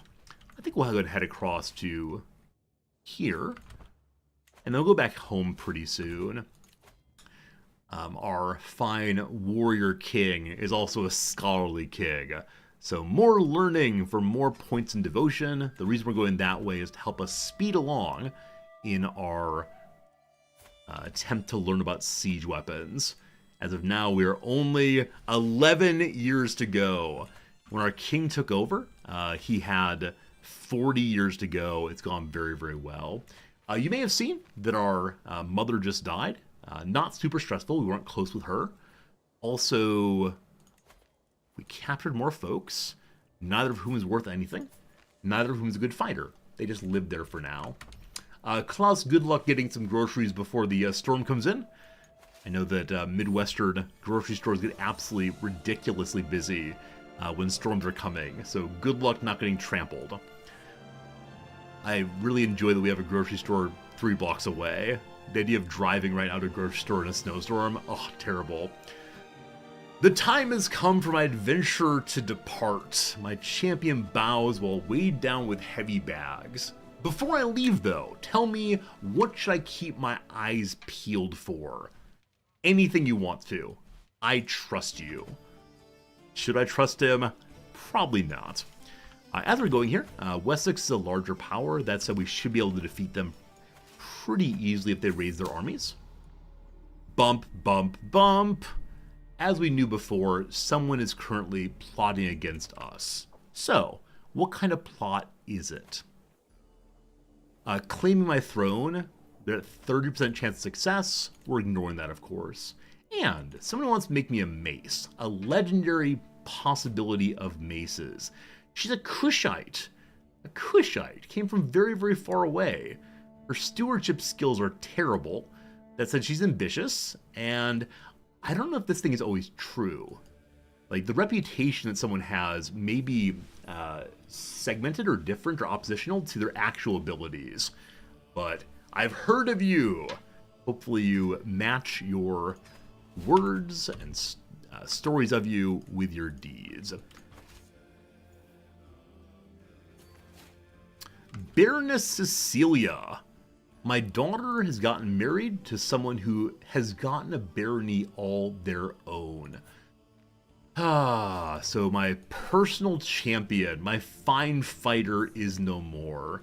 They're married matrilineally, so any children they produce will become barons someday.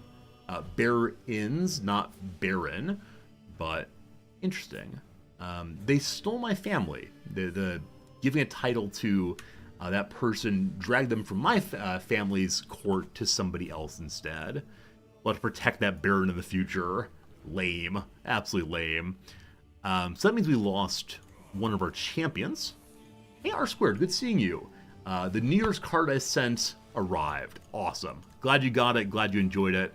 I'm surprised it took so long for you. It seems that generally speaking, the people who got the cards fastest were those in New England. Now that said, I sent out cards in 3 batches this year, so it's possible you were one of the later batches. I could look that up, but too much work, too much work, too much work. All right, we got ourselves a new bodyguard. Oh, also, last time we played, we discovered that we had... I was gonna say, we discovered that we have a relatively young character who's our our acclaimed knight. But with that said,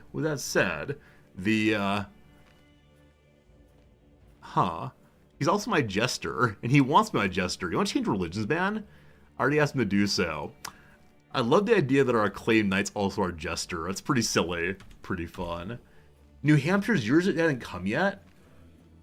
New Hampshire's, you definitely went out in the first batch, and you're the only one that Nam signed because you asked for it. Who knows? Hey, Diggle, how's it going, my friend? All right, friends, it's been another hour since last ad break. We'll go ahead and take 3 minutes of ads right now. While that's going, we'll do a little bit of crossword puzzle, and yeah, back in 3 minutes for some more CK3. Today is a Monday Japan time, so there is no new crossword.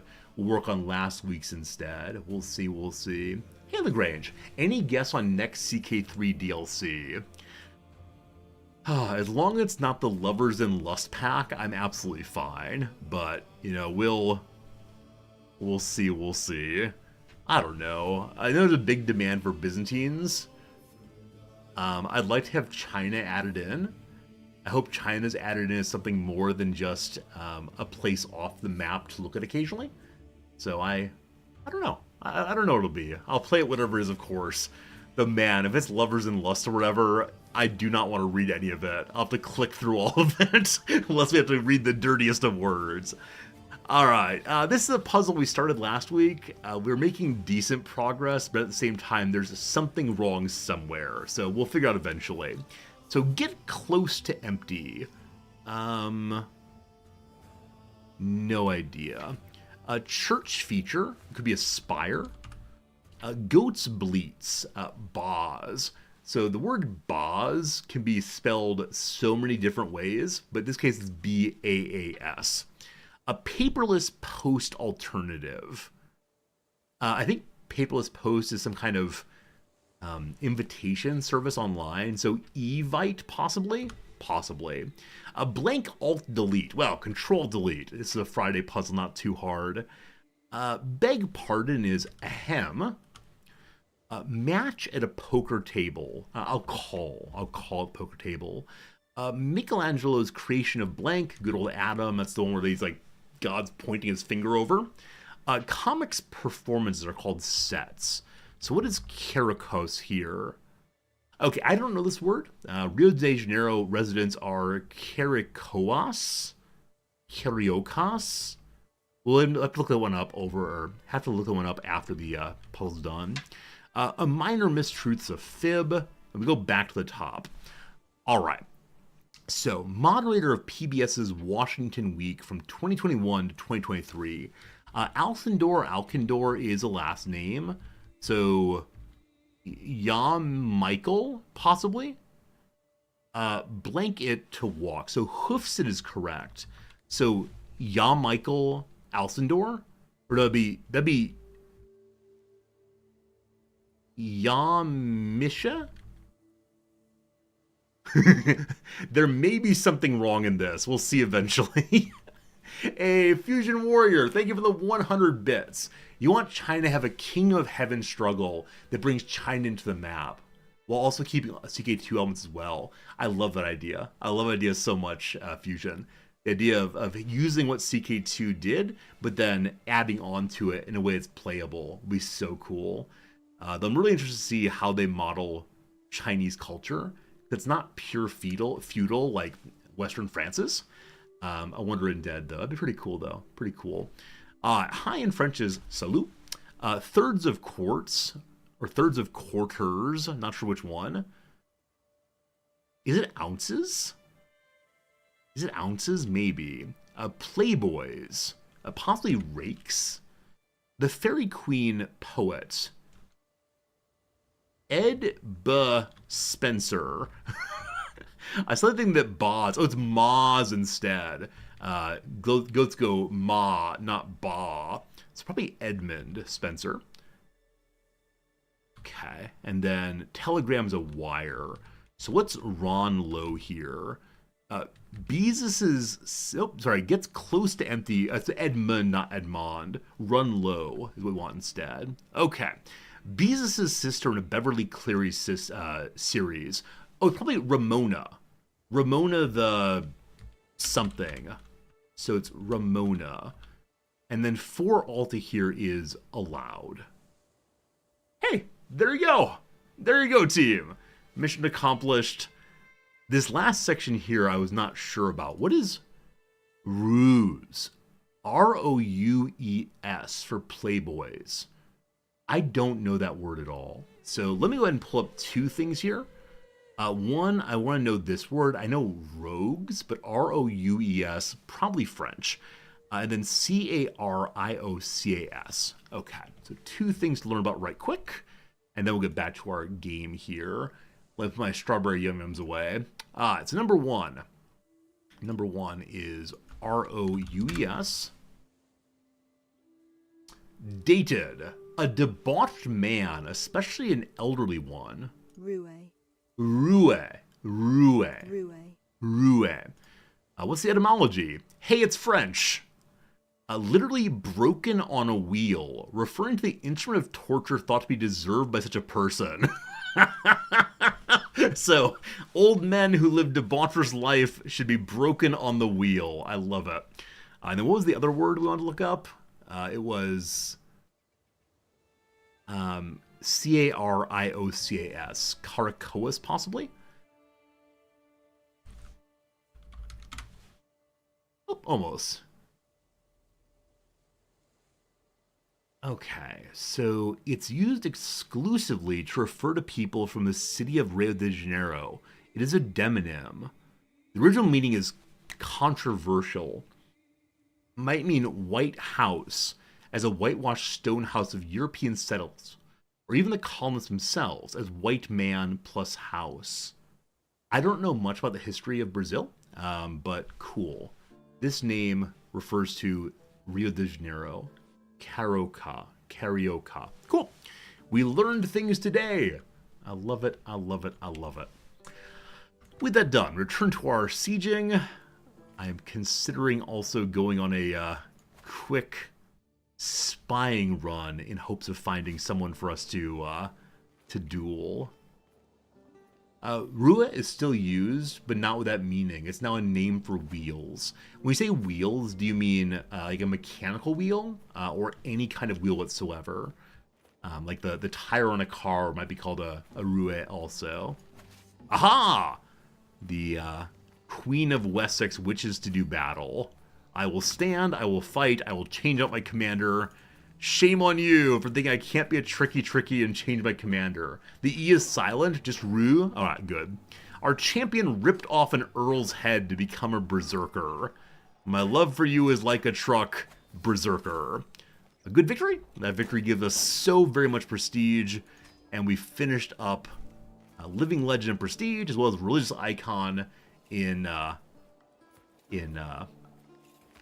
devotion. What kind of wheels aren't mechanical? All right, look here, you.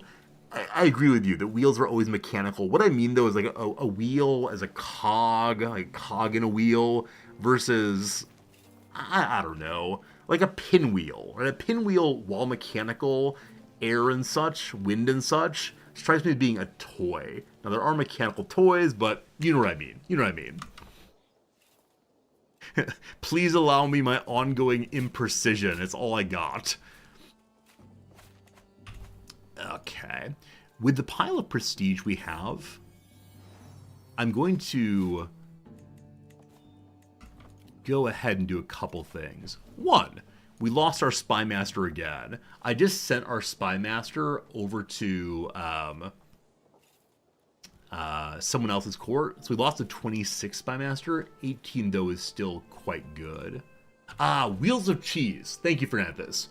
Is a wheel of cheese a roue? Or is that not included in such terms? Teach me French, please. One word at a time. So with the pile of prestige we're going to change another succession law. Which of these is most important? There are 5 of them. So Finland, various chiefdoms, Vladimir, Ruthenia. Either Ruthenia or Finland. Finland's not that big, but I'm going to go ahead and say, you belong to the leader also. Hooray! Time for another election then. Who do I want to vote for? How about our heir? More elections, more good. He is now ranked number 1 because we get 2 votes and everyone else gets 1 vote. These people are very, very close to voting for our son. Yeah, the issue is our son has a limited amount of prestige, unfortunately. He'll get more, but these people are very close. -5, though, unfortunately, there. Is this person of your family, possibly? Let's see. Of the culture, they both are. Has a claim on the title. Well, we'll go ahead and bribe this person, and then her vote should change over. Good to see you. Good to see you, Jack. In Quebec, you don't use a translation of Wheel of Cheese. Thank you. Thank you, Kath. I appreciate that. She has now changed her vote over, so he'll have 3 votes for him now. We'll come and check in a moment there. Good. The siege is finishing. Oh, we have to have our boy back in control. I'm going to march our way over to Cornwall, and then we're just going home again. And the reason for that is, by that point I'll have learned, is it possible to get Viking on a non-ruling character? Hey, it's Stonehenge! Lovely time of year for a vacation in, where's this? Salisbury. I had no idea. Should we go to Wrexham? Should we go to Wrexham, friends, up this way? No. We already had our Wrexham conversation today, in which Wrexham won last night. How great is that? But a few things. The Jomsvikings Vikings grow yet again. They would like to have another city. So the city of Eberswalde is where exactly? It is in territory I don't really care about. So sure. Sorry to the local mayor, but the Jomsvikings Vikings need it instead. And then my weaponsmith updates me on the progress. I can tell her some stories. So, you want to learn about stewardship or personal combat? I tell her about how the sword works. You swing it! She was quite impressed about that one. Did I get to eat my strawberry snacks last night? We already talked about this, but sure. I'm always glad to show my strawberry snacks from last night. This is what's known as strawberry yum yum. Behold, behold. Yes, we eat this every Wrexham match, and that's what helps them win. Also, if you missed the intro, I spent the weekend making pancakes also. Hot cakes, these Japanese creations. The left one was my first one, the right one not so good. But, yeah, there it goes, there it goes. My daughter-in-law has given birth to more sons. You've probably been noticing we had an absolute ton of grandchildren, and I just keep ignoring them. So your name is Tyke. Is that my name also? That's very sweet. Very sweet. I didn't realize who this grandchild is. Behold, my friends, the son of my son shall rule someday, and he is beautiful like his papa. He did not pick up the robust from his mama, but I like the idea that his name is Tyke, after his wonderful grandfather. That is very good, very generous. Grandpa's gonna steal you, little boy. Come here. Grandpa's looking at you now. Or looking after you feels more friendly than that. A Stenbok means ibex. Is that Afrikaans? Or Dutch, maybe? Or Stenbok is ibex? Because I believe our name's actually... Oh, it is Stenbok. Huh. Does that mean ibex also in Viking? I didn't think the Vikings knew of ibexes. Ibises. I have no idea, though. A Norse play. This is Fingon. Fingon is a renowned Norse playwright. He wants to hold a work called Ymir's Inferno. The price of admission is steep, but this is a once-in-a-lifetime opportunity to witness a Fingon play with my own eyes. I'll go do that. Let's learn some things. I said I want to go dueling. I'll come back to that in a moment. So we need people who are Norse, who I cannot directly imprison. I think I can't imprison people who are in other folks' courts. So Denmark... I'm going to spy on Denmark, just see if we can find any criminals, so I can do more war. Also, somehow our domain limit went up by 1. I'd like to fight a war pretty soon to get access to more personal holdings. Oh. Unfortunately, the King of Denmark is our spy master. Well, in that case, let's go spy down this way and see what we can find in Västergötland. Ymir's Inferno.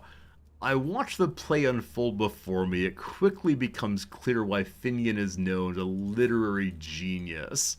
The prose, the performance, all of it makes me feel as though I'm witnessing the events of a heroic saga in front of me, as if I were there to behold the work myself. The play draws to a close. I find myself alone with Fingon, so I could toady a little bit and say, please teach me, or let's prove that we are better. We are better than they are at writing. I may have more success in foreign courts. So the issue is the person has to be Austro, I believe. They have to be sinful and part of my religion in order to duel them, I think. And I believe that we control all Norse people right now. Not sure. Secrets! My brother-in-law Hrarkr has accused my sister Ragnhildr of having an extramarital affair with my vassal. Guards? Okay. Unfortunately, we're able to imprison there, so I'm not able to do our duty of war. But I free them for cash money, and then my little sister here I'll just release. Go free you. Give her claims, that's fine. Can't ever causing problems. Are there Norse holdings in England? Nope. All the Norse people here became insular to take over the Irish. Oh man, Ireland's confused. Your siege is almost done. We'll then continue marching back to the water. It's been quite some time since I originally vowed to outdo the inferior work of Fingon. As the ink of my scribes grows dry, I admire my own work. The Passion of Freya is a work deserving of being called a masterpiece by my own humble reckoning. Why do we call it the Passion of Freya? Isn't that like just the Passion of the Christ? I wish they instead had not everything Christian-based, but Norse-based. Let's call it the Edda of Jesus. So much better. Who should play their lead role? Unfortunately, because I'm ambitious, I've got to do it all myself. So he is 8 diplomacy, Fingon. We are 5 diplomacy. So, before I go on stage, I asked my wife for a pep talk, and she says, "Oh dear king, there is no one more dramatic than thee. Thou, thee, thou, you, good. I will be the most dramatic of us all." Also, we just caught a child. We ransom it out. Alright, church across the way. Here we go. I take a breath and prepare to perform my play, assured it'll be an impeccable performance with me here to deliver its pious message. Wait, am I playing Freya? I am the goddess. I take a deep breath and recite my lines flawlessly, the audience surrounding me falling captive to my words. I enlighten them with my masterful interpretation of the tales from the heroic sagas. As the crowd erupts in applause, I have assured I outdid myself and showed Fingon how a real Osteron writes a play. My friends, we are overly ambitious and can do literally anything. What a great night for everybody, and a great night for me personally. And now it's time to decide what we're going to do with our learning points. So, I don't know. As much as Scholar at the bottom is very useful here for 5 learning, we're not going to finish the whole tree in the king's lifetime, most likely. But I'll stay in Scholar just in hopes of making other cultures like us so that the Russians will serve us more effectively. Here we go. Now wards can possibly get more perks. And also, our wife is pregnant once more at 45. Not our wife, our concubine. That said, at this point, I'm definitely missing the bright line on-off switch at age 40 for pregnancy in CK2. Oh, goodness. 45 years old with a kid. We'll see how that goes. My sword maker is muttering, want to make something epic. She says, let's put the family motto onto the sword. I love it. I love it. Incidentally, you're the wrong religion. You want to change religions, fam? 74. I believe in you. I believe in you.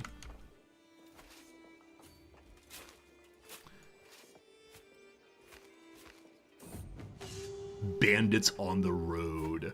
My adventure sends word forward. For 10 days and 10 nights, the party's been hiding from the bandit lord Tavin. Tavin in Donji Kraji. Didn't he say he was going to go to Southern Europe? He's gotten lost. We don't have a good map yet. Should we fight, or be cautious, or bribe him? Asked the adventurer. So in order for them to lay low, we are guaranteed to fail at this. Or, no guts, no glory. They go to battle. We are unlikely to get the best success. We might be okay. Or we bribe them. So I've got a lot of money still, but no guts, no glory. You're going to fight. He's been wounded, our adventurer. That's fine. Just keep showing up. Don't die. You'll be okay. Another fine battle. This time with my son in command, which I did not mean to do. Are you a Viking yet? Nothing is possible. So you may have to learn Vikingry once he's actually the ruler. My lord, a message. He's currently in the mountains of Pest. I don't know how to say this word.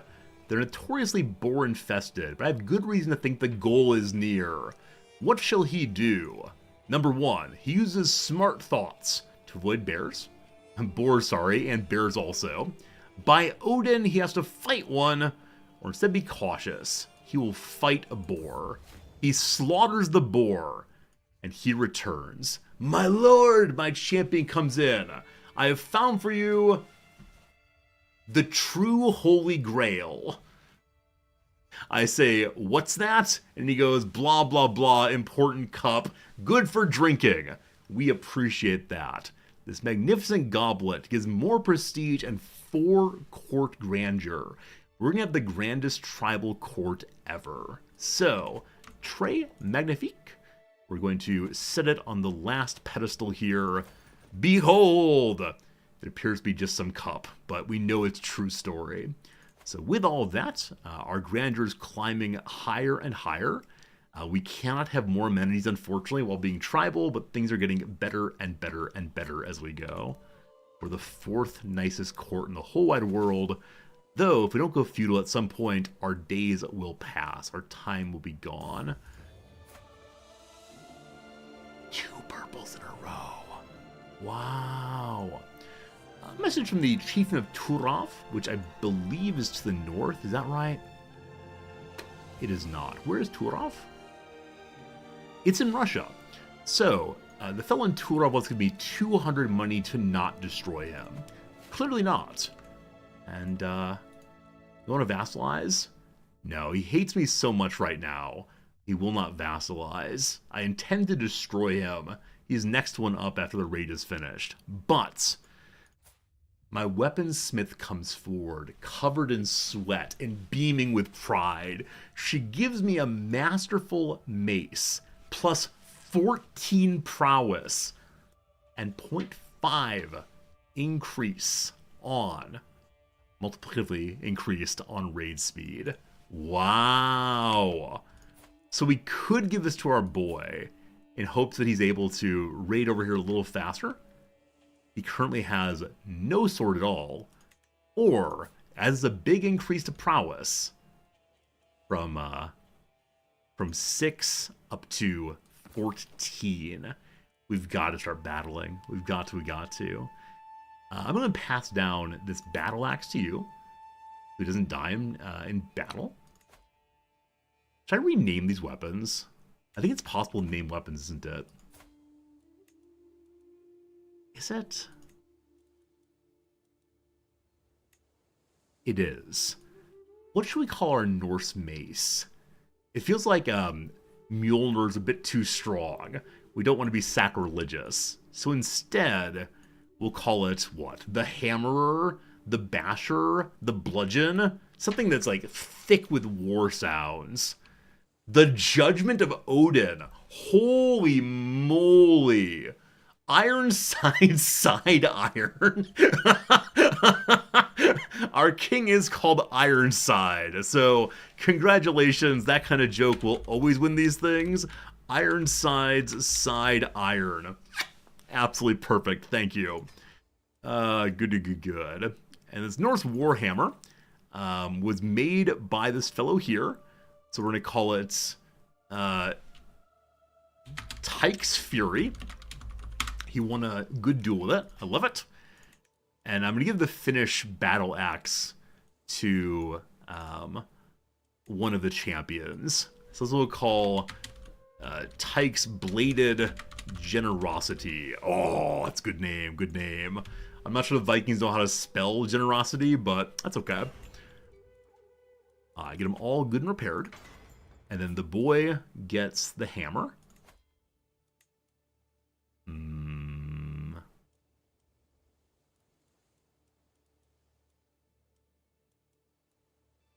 It might be equipped still.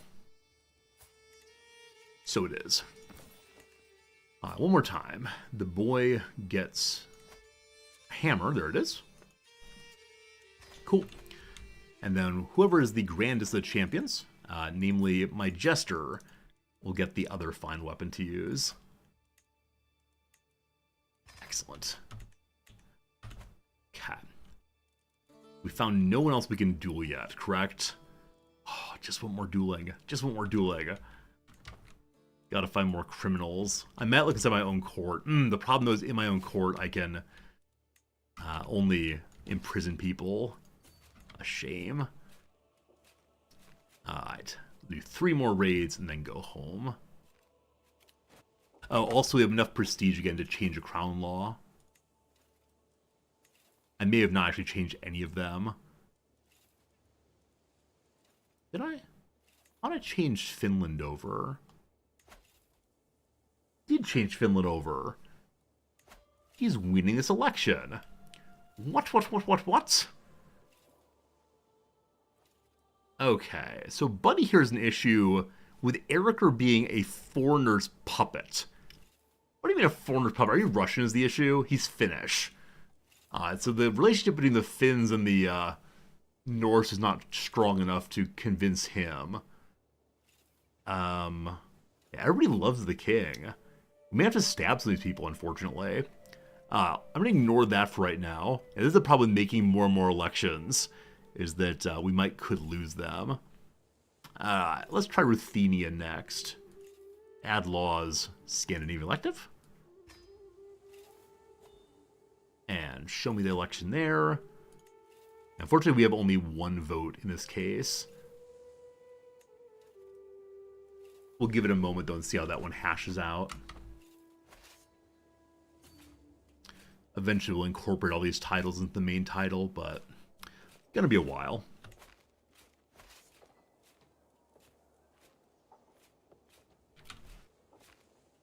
With so much money, I should be hunting or something. What's our current level of hunter ability? We're solidly 1 in Wenator. No, we're not. We're actually just short of 1. We need 2 more hunting points. Let's go on a hunt, friends. No legendaries quite yet, but up this way. There's at least a decent chance to find something up here. We could go for a long walk and see some roe. I assume that roe is a kind of stag or deer or something, as opposed to being, you know, fish eggs. I wish to go hunt the fish eggs. Bring me the fish eggs.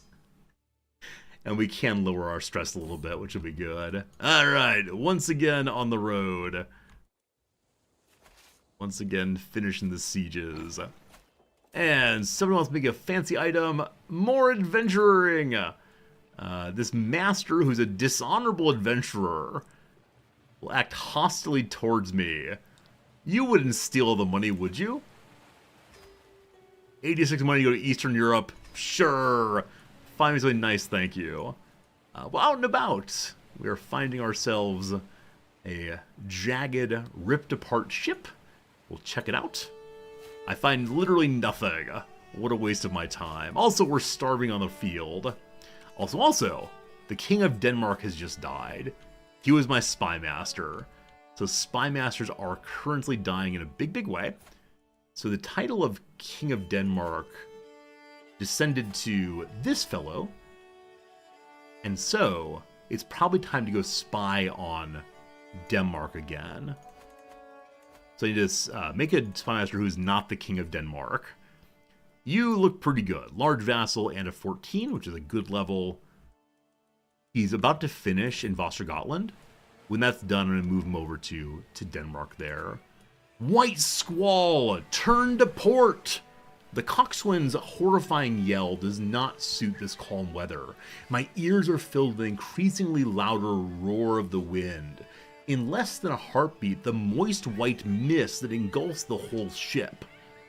Louder than the wind, the mainmast cracks and falls overboard. I thought I saw on the travel pop-up that there were no chances of danger. Remaining dangers, 0, 0, 0. But we got something awful anyway. Hey, Cajun Killer, do I want a dad joke? Sure, give me one dad joke. Better be a good one.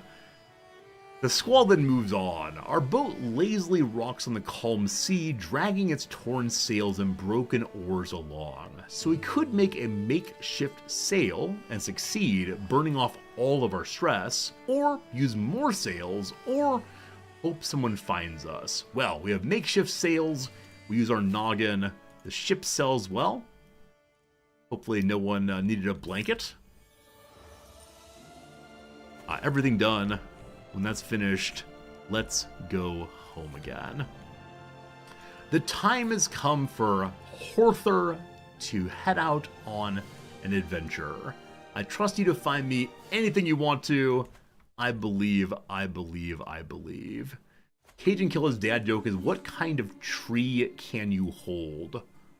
What kind of tree can you hold?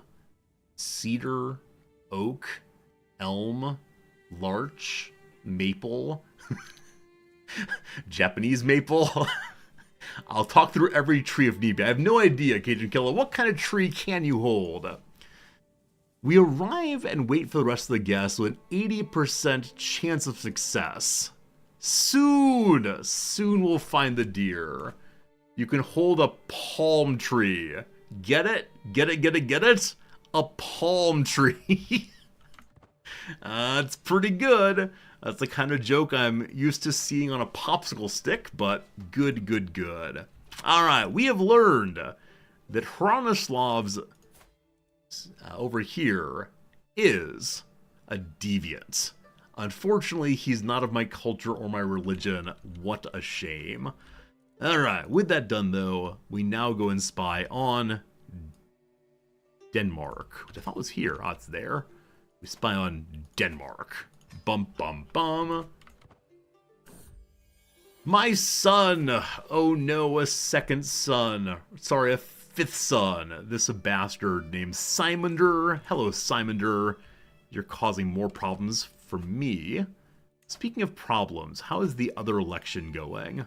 On the Kingdom of Ruthenia. This guy is also winning. So, this is not Finland. Finland is... down here. Oh, these are Confederate partition, I think? Or is Finland now going to my boy? So Finland is now going to my boy also. Don't know why, but the votes have changed there. Ruthenia, recently created, is going to the other guy. So he has 27 votes, 30 on the other fellow. This person's -2 with not liking us very much. So we're going to send him some money and then sway him a little bit. And that was how many votes? One more vote. Cool. And because of that, he's still just behind by 3 votes. This person's -14 or +14, but -17 on voting. So cash money, move her over as well. Who else is very close to flipping? You're fairly close. Now we're not getting good +50s on those. You also. Here's some money. Also, you're Jewish. Huh. Want to change religion then? 90% chance. Do it, do it, do it, do it. Did our son pick up Viking and all that raiding? He did not, unfortunately. But then, a message from our adventurer. He does not want to go where he's going. He's now near Serville, which is far to the east, I believe. Just over the border to the east. He got tired of walking once that's our territory. Keep it up. Enjoy your adventure, please. Then, as promised, what was I going to do? I mentioned the possibility of war, or possibly incorporate this guy peacefully. He's -92 right now, so cultural acceptance will stop him from joining us, even if we sway him a whole bunch. We've arrived! A small roebuck is nearby, but no traces of larger game. So we could try to find a wolf or a fox. Let's go for the roe. And our folks got back home again. We'll go ahead and put our boy and his friends away. Good. Ali comes forward and wants to tell me a secret about my sister. I don't care. I went to win. How are you independent? Oh, this was previously Denmark. Denmark has lost some of their territory for reasons I do not know. But when I'm back home, I will be incorporating her for sure, unless someone else gets there first. Just as my vassal started to dismount, my wasteful vassal, Ivar, made sure to bump into his horse and him tumble into the ground. You all need to stop have this rough housing. It's just not okay. My huntsmen, though, have found a secret hiding place to fight the roe. Let's do that. As Ulfr and I pad on foot over troublesome ground, I almost jump on my skin as I'm an almighty yelp. My nephew-in-law's foot is stuck in the bear trap. Because he's the master of the hunt, I will free him. We'll lower our success chance by a bit, but it'll probably still be at 80. Indeed it is. We watch for the roe from our concealed bow line, tensing with anticipation as the flushers cry and baying hounds grow louder. Suddenly a sandy buck. I shoot him myself. Take aims, hooves pounding the tree roots. It strikes true. Deer is deed. Despite a few difficulties, it went very, very well. We have a great roe skull, which lowers tyranny loss and gives 0.04 prestige per month. I will keep this, and if nothing else, we will sell it in the future. So now we're fully level 1 in Wenator. We're going to get home and then go to war, possibly against the neighbors to the north. Okay. I want to go to the court and see if this new item is worth hanging. So our small items give 0.05 prestige and renown. 0.03 and keep our scheme secret, or 0.04 and increase our hostile schemes. So neither of the latter two are necessary right now, because they both bonus schemes I'm not doing. So instead, let's hang 0.04 plus 2 grandeur. This one's slightly worse. So to you, good stuff. We then discover that the chieftain Demede, who does not report directly to me, had been seen leaving the chamber with my Rixgothi. Fornication. Fornication. I can't imprison you. You are not my culture. So I think I can't duel him either, unfortunately. I just want to duel somebody. I just want to go to war with my blade. All these fornicators. All right, back home again once more. So, as I said, I would like to incorporate you quickly. You're the wrong religion, so you will not vassalize ever. As such, we already launched our one big subjugation war. There are claims on one of my chieftains for just a great shrine. That's not worth doing. So instead, there are 2 duchies or 1 county at a time. Alright, we'll take the one here first. What's the Great Shrine, though? Is the Great Shrine actually one of our holy sites? I don't believe it is. I think the holy site's up this way. Let's check and see that. So, yeah, holy site's up this way, unfortunately. Have we gotten our dagger back? Not yet. It's still over here. I wonder if we could duel for our dagger. Probably so. Alright. Give me this first. I like the name Great Shrine. This should go fairly quickly.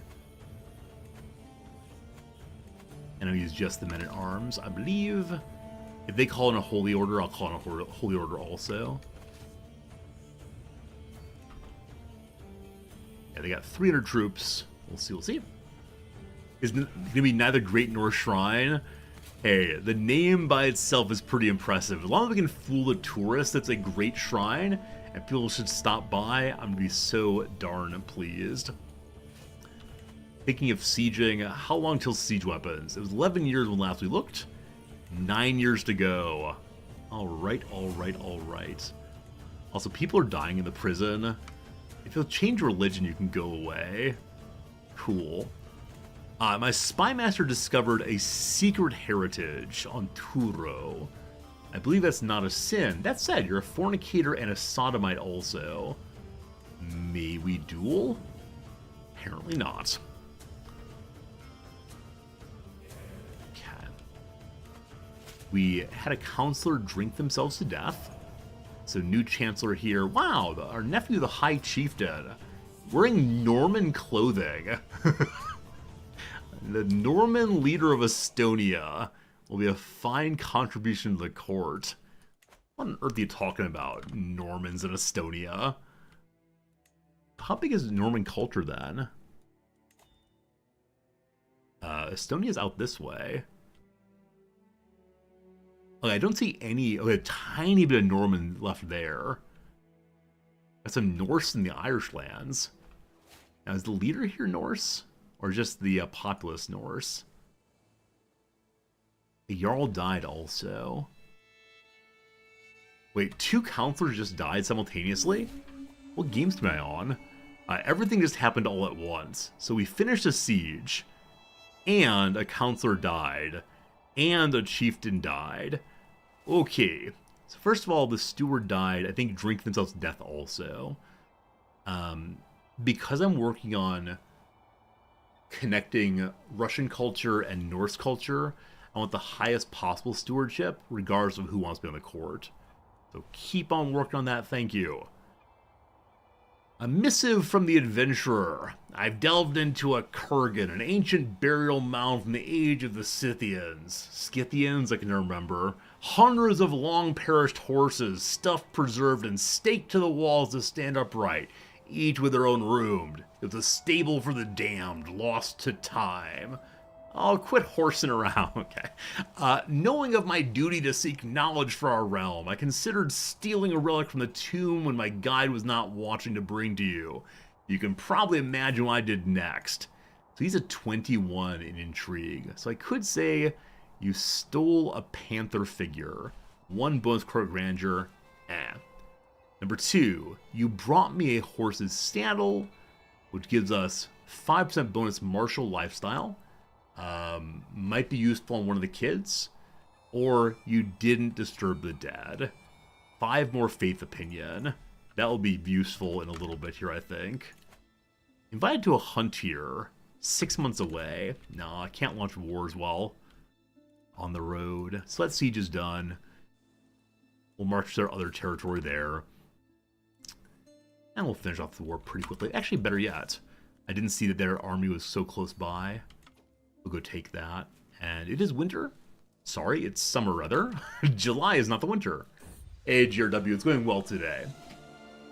Alright, my adventurer arrives back with a Stenbock jewelry casket from the steppes. Some more renown, some more piety, some more court grandeur. Of those, renown is most important. So we're going to go to throne room and change out something to use the renown bonus. So our current jewelry casket's 0.3 piety compared to 0.5. A fine upgrade from masterwork to famed. More renown each month. We're getting 4.7, 1 emperor, 1 duke by marriage, 1 baron by marriage, and I get a 5% bonus always. Nice. I love it. We should check in on the elections again in a second here. So main election, obviously fine. We have big pop-ups worrying us. Okay. So my personal jarldom is going to somebody else.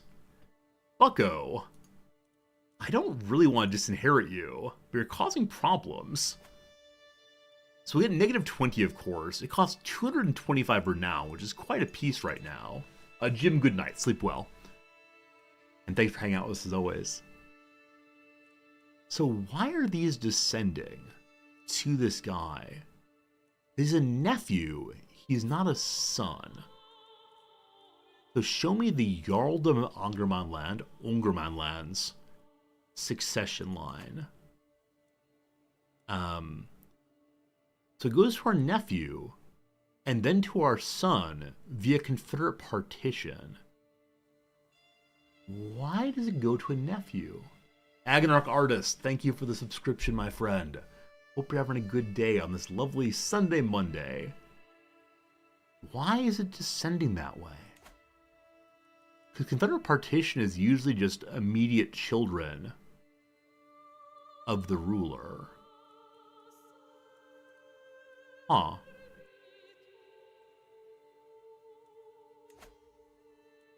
Because he's winning the main election. No, he's winning the kingdom election. So we're winning the imperial election, but the kingdom of election is going to someone not rightfully our son. What is wrong with all of you? Here, have some money. I'm rich. I'm rich. That did not change the vote, though. Man, it might be time for stabbing. Okay, this character will flip in a moment. 115 versus 180. He will flip with 5 votes. That flip is not enough, unfortunately. You're already supporting good. You're supporting good. This person has only 1 vote. This is 4 votes. Here, have some money. Just assassinate him. Family murdering is not the best way to go. I think the kingdom vote just changed over. It did. 1 and only 1 remains. It's a kingdom which is Confederate partitioning, so I need 1,500 prestige to change it over. This battle will give some, but not very much. Fixing the elections is the way to solve this problem longer term, rather than to have to deal with murdering people constantly. We captured the Jarl. We're also at over 100 just on simple war score. So, do you have money? You do not, unfortunately. So, when the war ends, I'll have to free her for free. She gets to keep 1 county down there and possibly her Jarldom also. We'll end it there. Fine, fine. Ban the armies. Fine, fine. Ah, yeah, she kept this one right here. Good stuff. Not enough prestige, unfortunately, from that little battle. So, friends, it's time to go raiding once more. And, I don't know. Hey, it's HRE! I didn't realize the HRE existed and had gotten so large again. I think we saw HRE earlier in a much smaller location, but they drove Burgundy inside, which has existed here for a while. Alright, where's your capital, Holy Roman Emperor? In the north. Is it time to raid the Holy Roman Emperor? It is indeed time. So, I'm going to use my Viking Lord, who's amazing hammer, or mace rather, which gives a bonus to raiding. We don't want litter everybody. We'll take a nice big stack of 10,000, I believe. Time for marriage. Our daughter getting married to this fine man, looking quite dashing with his chiseled chin. This is a matrilineal marriage. Fantastic. I think I was probably to keep a vassal in line in the past.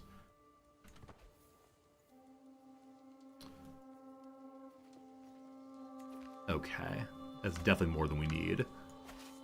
So in this group, I'm just going to peel out... There's all the knights, apparently. So peel out all the knights. Put you all away. Bring you to this stack. Same thing over here. So I'm going to split off just the 2 knights. Put away the others. You all come and join here. Hey, new perk in lifestyle learning. We're going open-minded, which means other cultures like us more, and it'll gain faster on cultural acceptance. So, our steward is still working on making the Russians like us. Can we see cultural relationships? Does anyone know where you look for how the Russians feel of you? I'm guessing we have to find a Russian person and mouse over on that. Yeah, acceptance is 8%, gaining by 1.6%. I don't quite know at what point will be cool. Obviously, the higher it goes, the better it is, but that's going to work decently. I want to look at some other cultures and see where they are. This fellow here is Pomeranian. Sorry, he's Norse. His people are Pomeranian. Over here, you are also Norse. The people that are Pomeranian, 27%. Man, the Russians hate us. The Pomeranians are largely cool. Is 20% for hybrid? Okay, I am going for hybrid at this point. But that's quite a bit, of course. Let's all meet up down here. And again, more troops than I really want, but we'll still have another, 7,000, 8,000 at home. Even more than that. We'll have more than 10,000 at home, actually. Mostly levies, but that's fine. Any dueling? Hey! We have a lovely little chiefdom temple. So I should not be keeping the temple, because I can't really use it. May I build anything more here? No, unfortunately, we can't build anything upgraded here until we get more research going. So we give this to, I don't know, our daughter wants it. Are you married? You're married matrilineally. Oh, sure. Our daughter will get this one straight away. Goodbye, darling. Now, we got a bunch of stress on that because we're ambitious. So anytime that you give away things while you're at or under domain cap, your character gets cranky. It's a nice birthday gift to our daughter, but the king has no time for that. My daughter-in-law, Githrer, has given birth to a second grandson. So, it is the case that the succession is going to be complicated on the next warrior also, or next king also. But son number 1 was named Tyke. Son number 2 were named after our father, good old Sverker. This is Grandpa insisting the names. You're a strong and wise little boy. Anything about you? Another beautiful child. We are retaining beautiful in a really nice way. That said, the bodily physical trait is not increasing at all right now. All right, kiddo. Grandpa will look after you also. And the elder son, who's 2, has no personality yet. They're probably gonna like foppishly bounce around with their with their tremendous amount of attractiveness. We'll go up the big river, start working our way through. Oh, apparently want to hike instead. Really? Why do you always hike first? Where is the king? Not the best fighter, but one last Viking raid.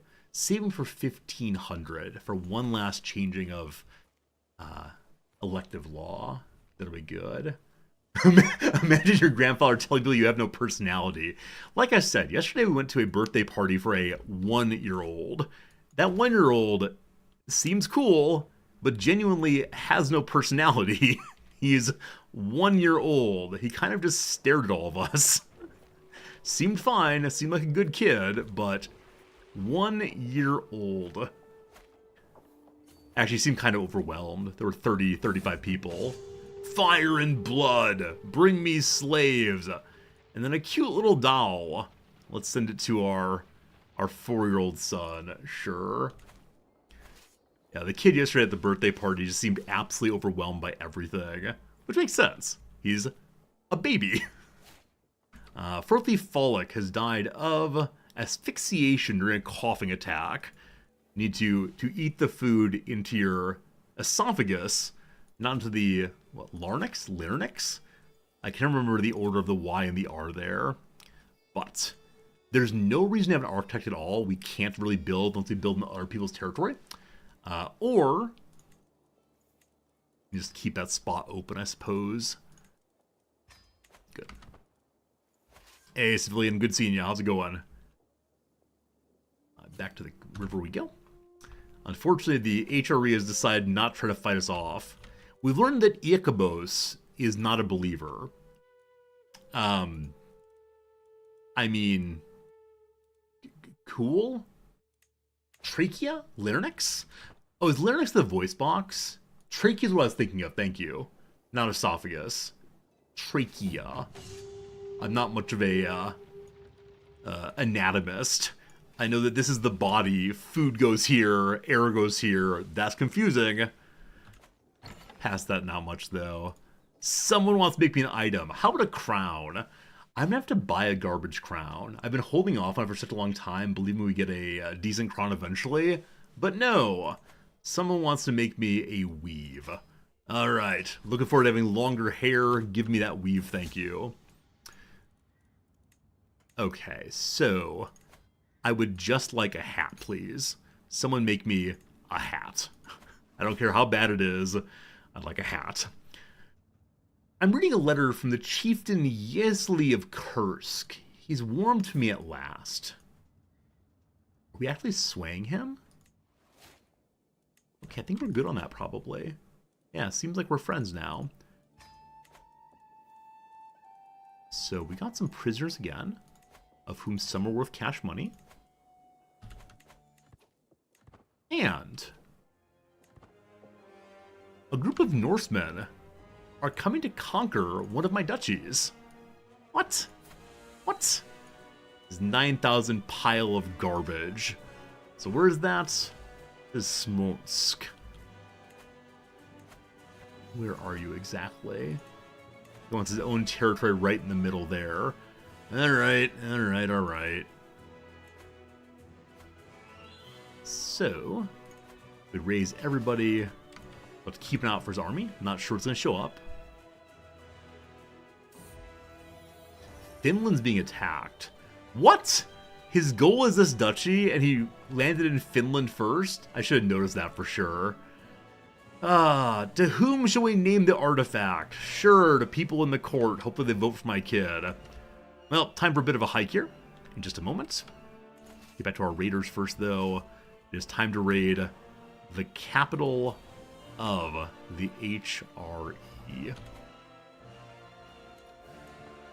we'll get some cool items or capture an emperor. What shall we do with the Northmen? We shall destroy them the old-fashioned way by raising the troops in the wrong place and marching a very, very long way. Hey! Okay. What's my favorite court relic? I have no idea. I'm just glad to get any relics. We siege down the Emperor's home, and what do we find there? A little baby doll. We'll go to our grandson Sverker. I got 157 money. More importantly, we have 157 prestige. I want to get at least 400 prestige. So, Nowhere here has crazy money, so we can go nickel and dime or go down to the Basilius again. But it does take a while. That said, who all can get ransomed? 7 people. We'll see how much money we get off of that. We don't get prestige for executing people, unfortunately.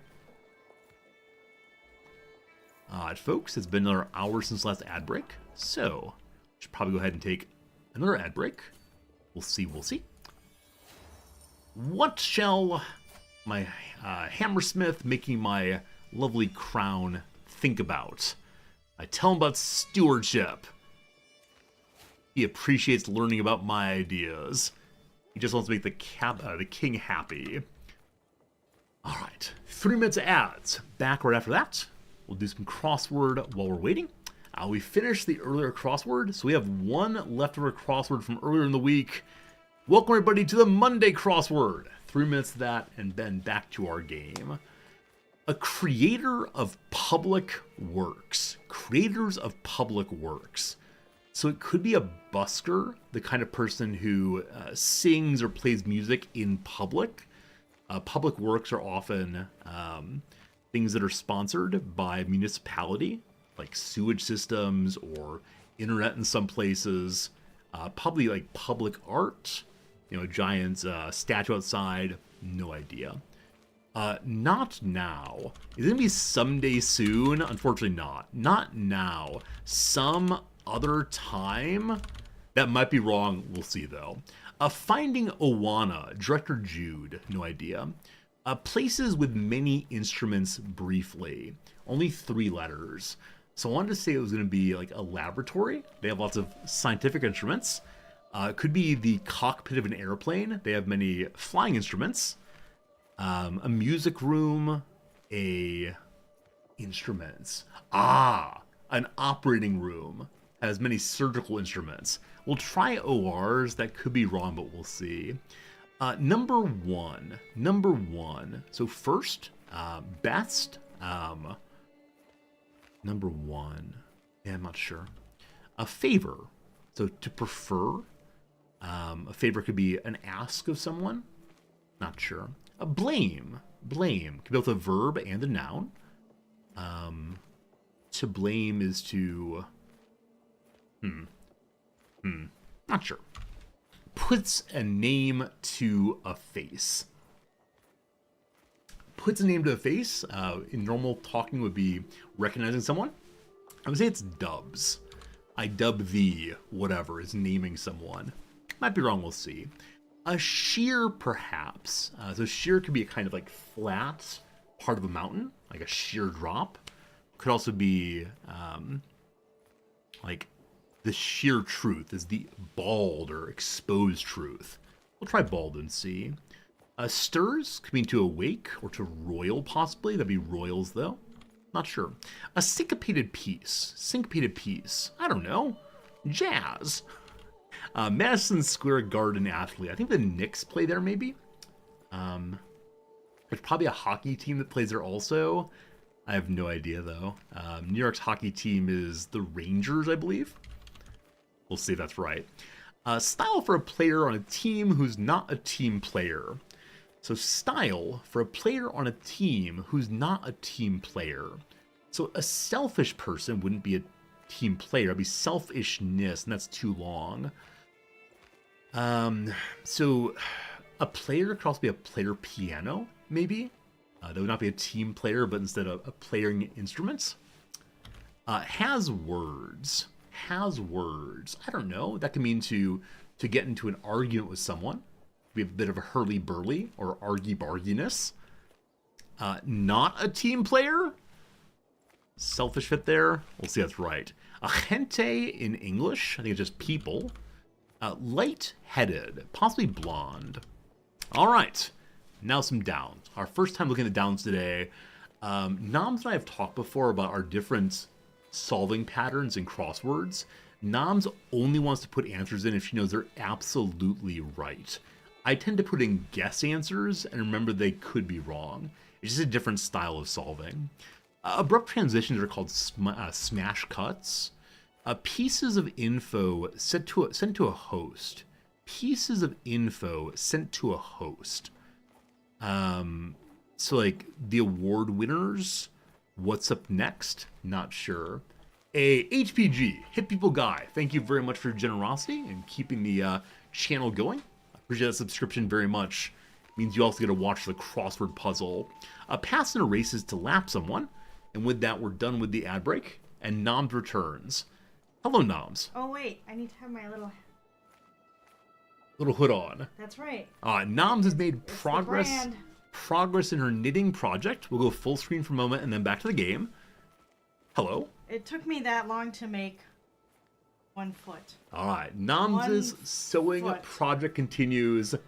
With a foot like that, this is looking more and more like an owl. You have to sit up. You have to put the foot. Foot needs to be on the surface? Oh, yeah, like that, okay. Yeah, there you go. There you go. There you go. Noms' knitting continues. I made a slight error on the foot. We shall not speak of it. What is the slight error you made? The middle toe is supposed to be bigger. Oh, it's a little short middle toe, a little nub in there. It's supposed to be a little bit fatter. Oh, is it a matter of you didn't put enough stuffing in, or? No, I didn't add on 2 extra stitches. It's lost its battiness. What is it like to be a bat? Not like this. Awesome, Noms. Good job.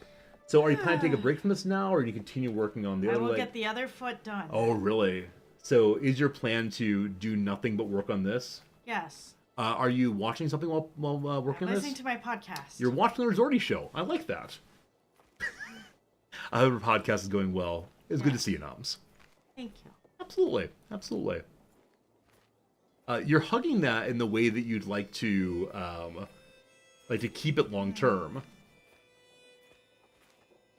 No. Are you gonna make one for yourself next? I don't know. Don't know.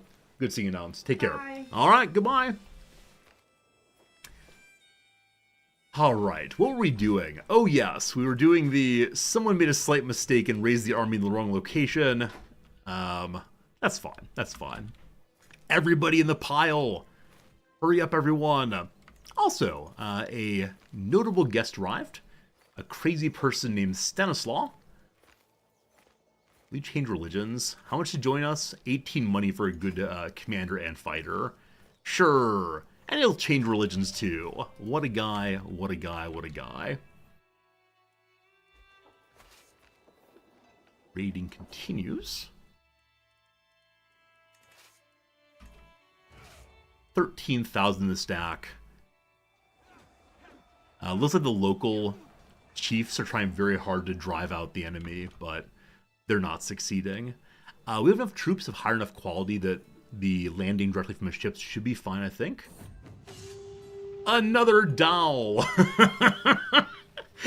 I believe on this one raid series we found probably 5 dolls already. I wish there were more events for things you could find. Even if there were garbage items, like you find a lone flower among the ashes of the battlefield. Plucking it, you think of your wife. Plus 2 relationship points. Like, that'd be great. But constantly with the dolls. Or even if you found different things you bring home for your children. Like, you find an interesting looking stick. You give the stick to your child. Fine. Hey, Fighting, thank you so much for your generous resubscription. I appreciate that. Glad you're enjoying hanging out with us. Super, super kind. You're worth money? You're not worth money, bucko. You'll stay in the prison for now, then. We captured a man named Landolf also not worth money. Landolf the Ochner. His eponym is a label of his history, one he takes pride in. This is a city, correct? Ochner? I'm sure I'm saying that exactly right, but not sure.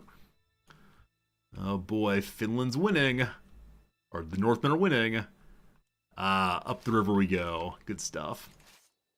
Raiders continue. We're up to 242. Getting closer and closer to the giant pile we need. My tutor has died from wounds. Oh, you raiders must fight more fiercely. Gotta stop sending the tutors out. You may have just noticed also while I was clicking through that our physician is not very good at physicianry. He started as terrible. This is our son. You might know already, but if you don't, getting physician points onto your heir is so strong. It makes them live a little longer and feel a little better. Hope that continues. Hello, Emu. Am I saving money for something in particular? No, we're tribal, and so it's the issue of we don't really have much more to spend money on. We can get mercenaries, we can build up other people's holdings, but there's almost nothing for us to spend money on unless we go feudal. Burnt my damn toast. Thank you for your subscription also. These are some good names. I like them a lot. Burnt, thank you for your kindness in being here. So much generosity today. Thank you all for helping me pay the bills, save for retirement, be a responsible human, etc., etc. Hi-ho, hi-ho. We are arriving right now. They're fleeing away, but welcome to the greatest victory of all time. Our champions are going to win this thing, but it's very, very, very slow. Akkad is indeed a city. Eka, thank you for that. I know things about geography, apparently. Alright, the Norsemen have been driven out. Another commander comes by. He's disloyal, so we ignore him. And victory for us. Pays no money to me. The Earl Hrolfr loses Viking exile, so there's nothing left. We have 5 years of not being attacked by the adventurers again. Hooray, hooray. With that, we have enough prestige to again change the last title law, so we'll do that now. With that done, there's actually very, very little else that we need to do. Whoops. This one here. Vladimir becomes Scandinavian also. So, come back to that in a moment. We can vote for our candidate here also. And many electors here like us okay. Whoops. Many electors here like us okay. Looks like the few at the bottom that are against him for what kind of reason? Foreigner's puppet! Yeah, these are people who are Russian. We're working on convincing them eventually of how trustworthy we are. I spot my wife Boleslava chattering to my crown maker. He's barely considering his contempt. He wants nothing to do with my wife. She keeps nattering on. So, we can insist on it. My wife will appreciate it but go poorly, or we leave it to the expert. He's not going to make a great item, but hopefully it's good enough. Let's go home. And then we'll launch an actual factual war in just a moment here.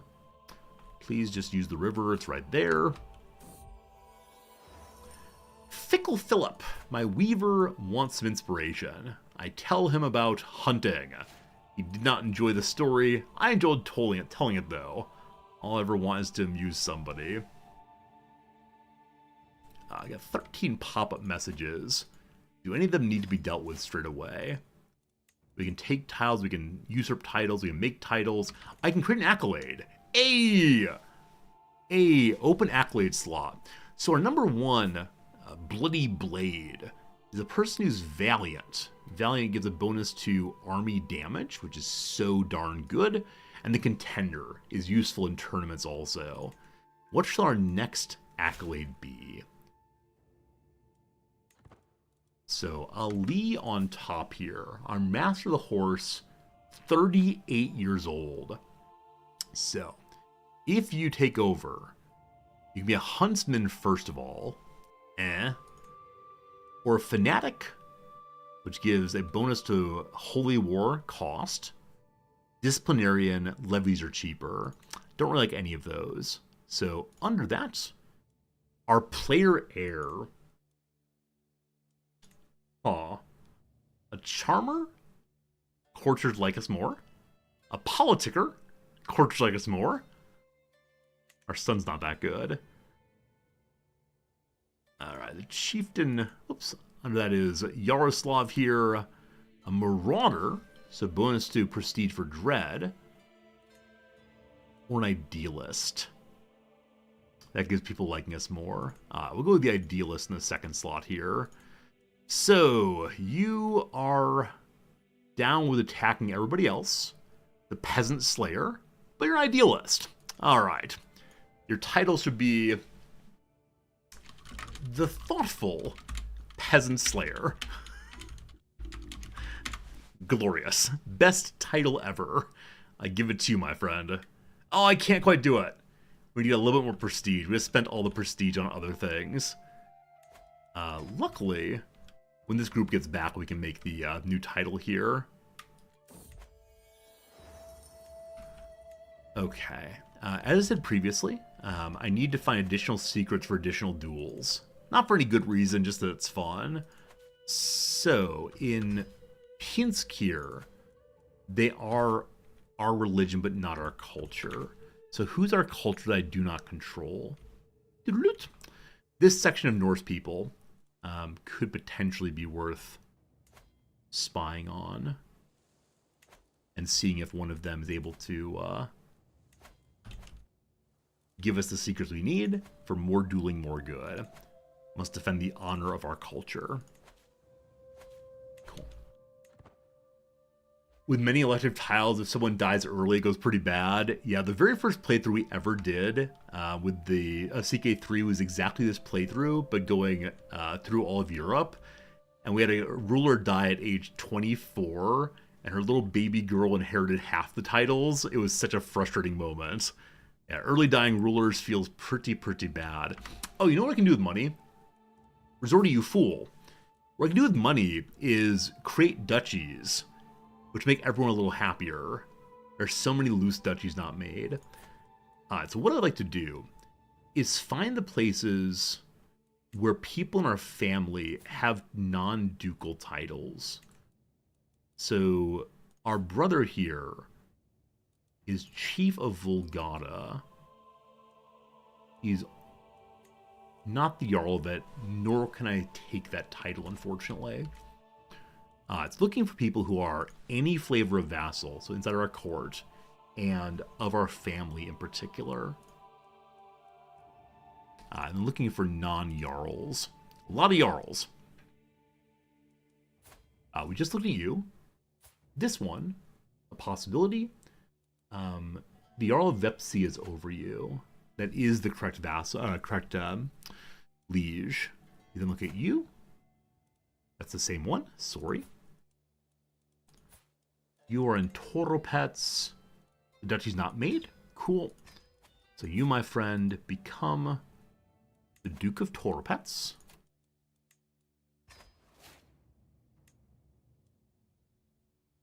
And then two more possibly. Good old Duke of Pieland. Full of pies and Savo.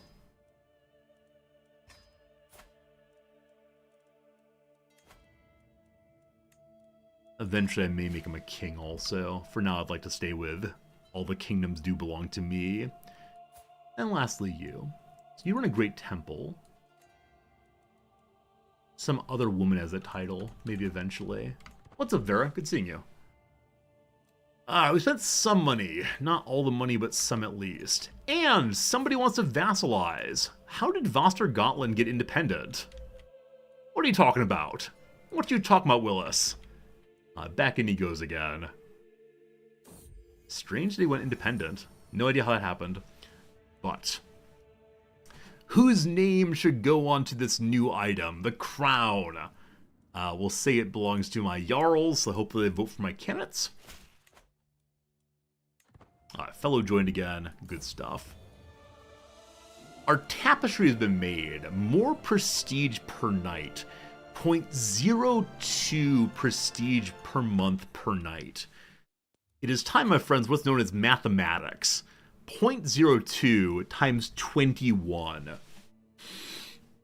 So 0.02 times 10 is 0.2. This is 0.42. I did math. 0.42 a month, this tapestry. Compared with 0.12, 0.04, 0.08. It's 2.2? Did I do the math wrong? Well, it was a funny joke for a little bit. It's pi times 9.5. Are you just putting random math in channel? You understand when those of you who work in mathematics or sciences put random math in channel? It goes this way. I'm a philosopher. I don't know how math works. You sciencey people do. Resorty, you fool. Putting random numbers in channel to confuse me. Consider me trolled and outraged simultaneously. The man who's making me a crown and has been doing so for a very, very, very long time continues to protest over this and that. I'll take the coin flip on does the item get better. It gets better! Coin flip wins. But then, upon returning from successful raids, every good Norseman knows to sacrifice a little of the gains to the gods. I'm a philosopher that's wicked. I should say I'm a philosophy teacher. I should not take the claim title of philosopher, but I'm a philosophy teacher, yes. Good to see you. Thanks for the follow also, Winter Soldier. Or Winter Soldat, rather. Alright, so, good Norsemen contribute gains to the gods. Every good Norseman except Jarl Olver. There's no true Norseman here. As the rest of us divide up the soils, boasting of our best pieces and discussing which will give in thanks for good fortune and fair winds, I notice that he remains silent. Upon confronting the man, he even admits it. I saw no hands of the god in our raid, my high king. Only my hands doing my own work. My share is for me. We could say he's a blasphemer. We might shame him well. We say good idea, it all helps, or not my business. I'm going to agree with him, money is good, because if I call him a blasphemer, he's less likely to vote for my candidates. We'll take that for sure. Hey, Suleiman, how's it going? You came in from YouTube. Hello, YouTube viewers. I know I mostly ignore you, but I'm glad you're here. Now, in celebration of Suli coming here from YouTube, we got pneumonia. That's pretty bad. Breathing is an easy and wonderful thing. In and out. A little miracle one rarely gives a moment's thought. Now though, I struggle to keep my breath even, and the coughing attacks are followed by a stabbing chest pain. It's constantly at the forefront of my mind. It's pneumonia, my lord, not to be taken lightly. How should we proceed? You recall that my boy is my doctor. He takes over the empire when the old man dies. I think this is a case of conflicting aims in life, a conflict of loyalty to the Hippocratic Oath or to his dear old dad and his succession to the throne. Do it safely. I spent many evenings with Eriker seated by my bedside, reciting passages from the heroic sagas. The words of Era did nothing to improve my state. In truth, I think I feel even worse. Well, well, well. So we return from one final raid, not feeling so hot. We are dying. We are dying of the pneumonia. Age 50, so young for a Viking.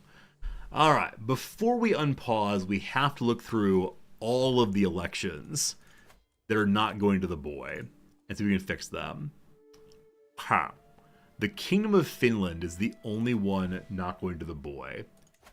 Is it close? He's in 3rd place. This person likes as much as possible.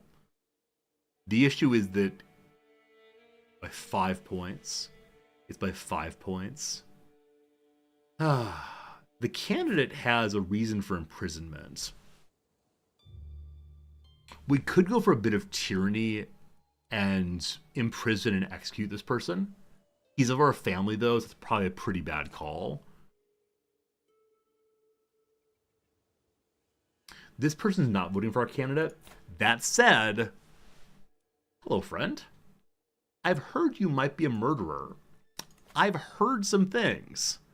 Do you want everyone to know we're a just person, we're now taking stress penalty? Do you want everyone to know you're a murderer? I don't think you'd like that. I think actually would hate that. Okay. That's probably all we can do for right now. Because, yeah, there are real issues on personality. I'm going to send this fellow money. It probably is not enough to change over. It is. He goes to 168. So that removes 3 votes from the second place candidate. With those 3 votes, he'll drop to 7, and our character will go to 7 also. Ties go to the ruler. If the blackmail succeeds, the election will be a 1. With an 80% chance, he refuses to be blackmailed. A threat has been made. He murdered good old Unsakutka here. Okay, so because of that, I can imprison him. Where was he? He was on the vote we're losing. Right here.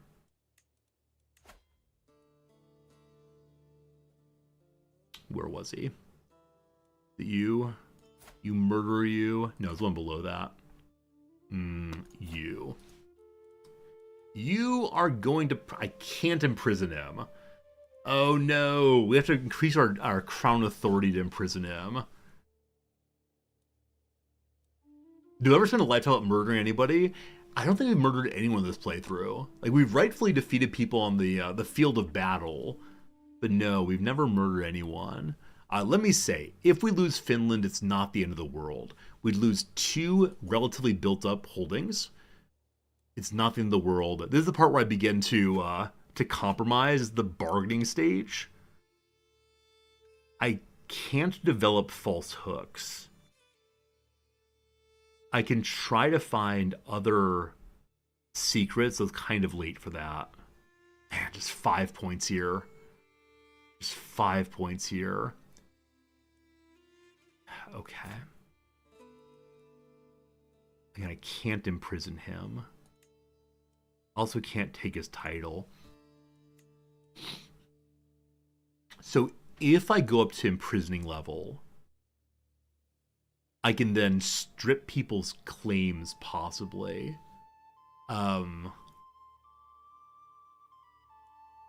You're currently losing 2 wars. Both of these wars are being fought vassal and vassal. If he loses his title, then maybe the people he's fighting against will like me fine. They do. They do.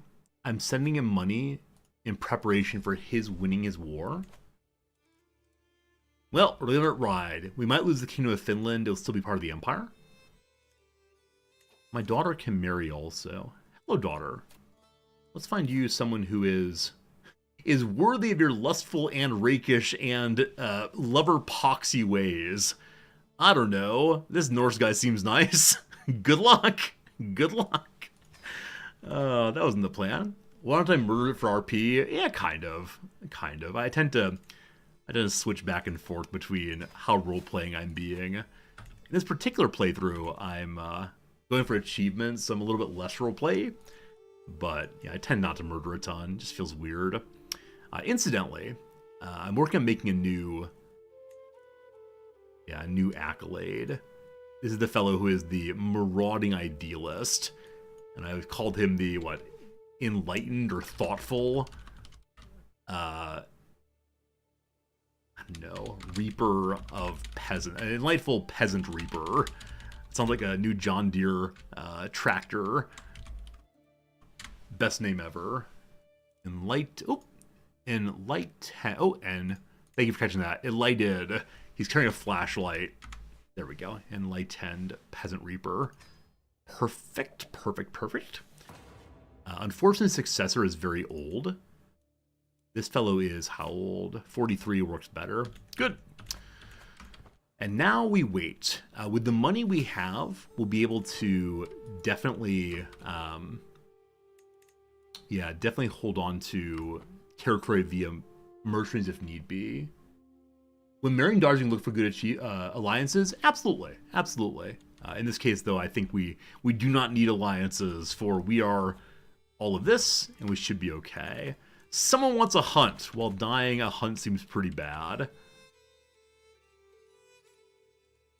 Is there anything else I can do in preparation? We could try to find marriages to our larger vassals. Hello, spouse. Your former spouse was my daughter. They must have gotten a divorce here. I have granddaughters I can marry off. They would not give alliances, though. We have no way of getting an alliance, unfortunately.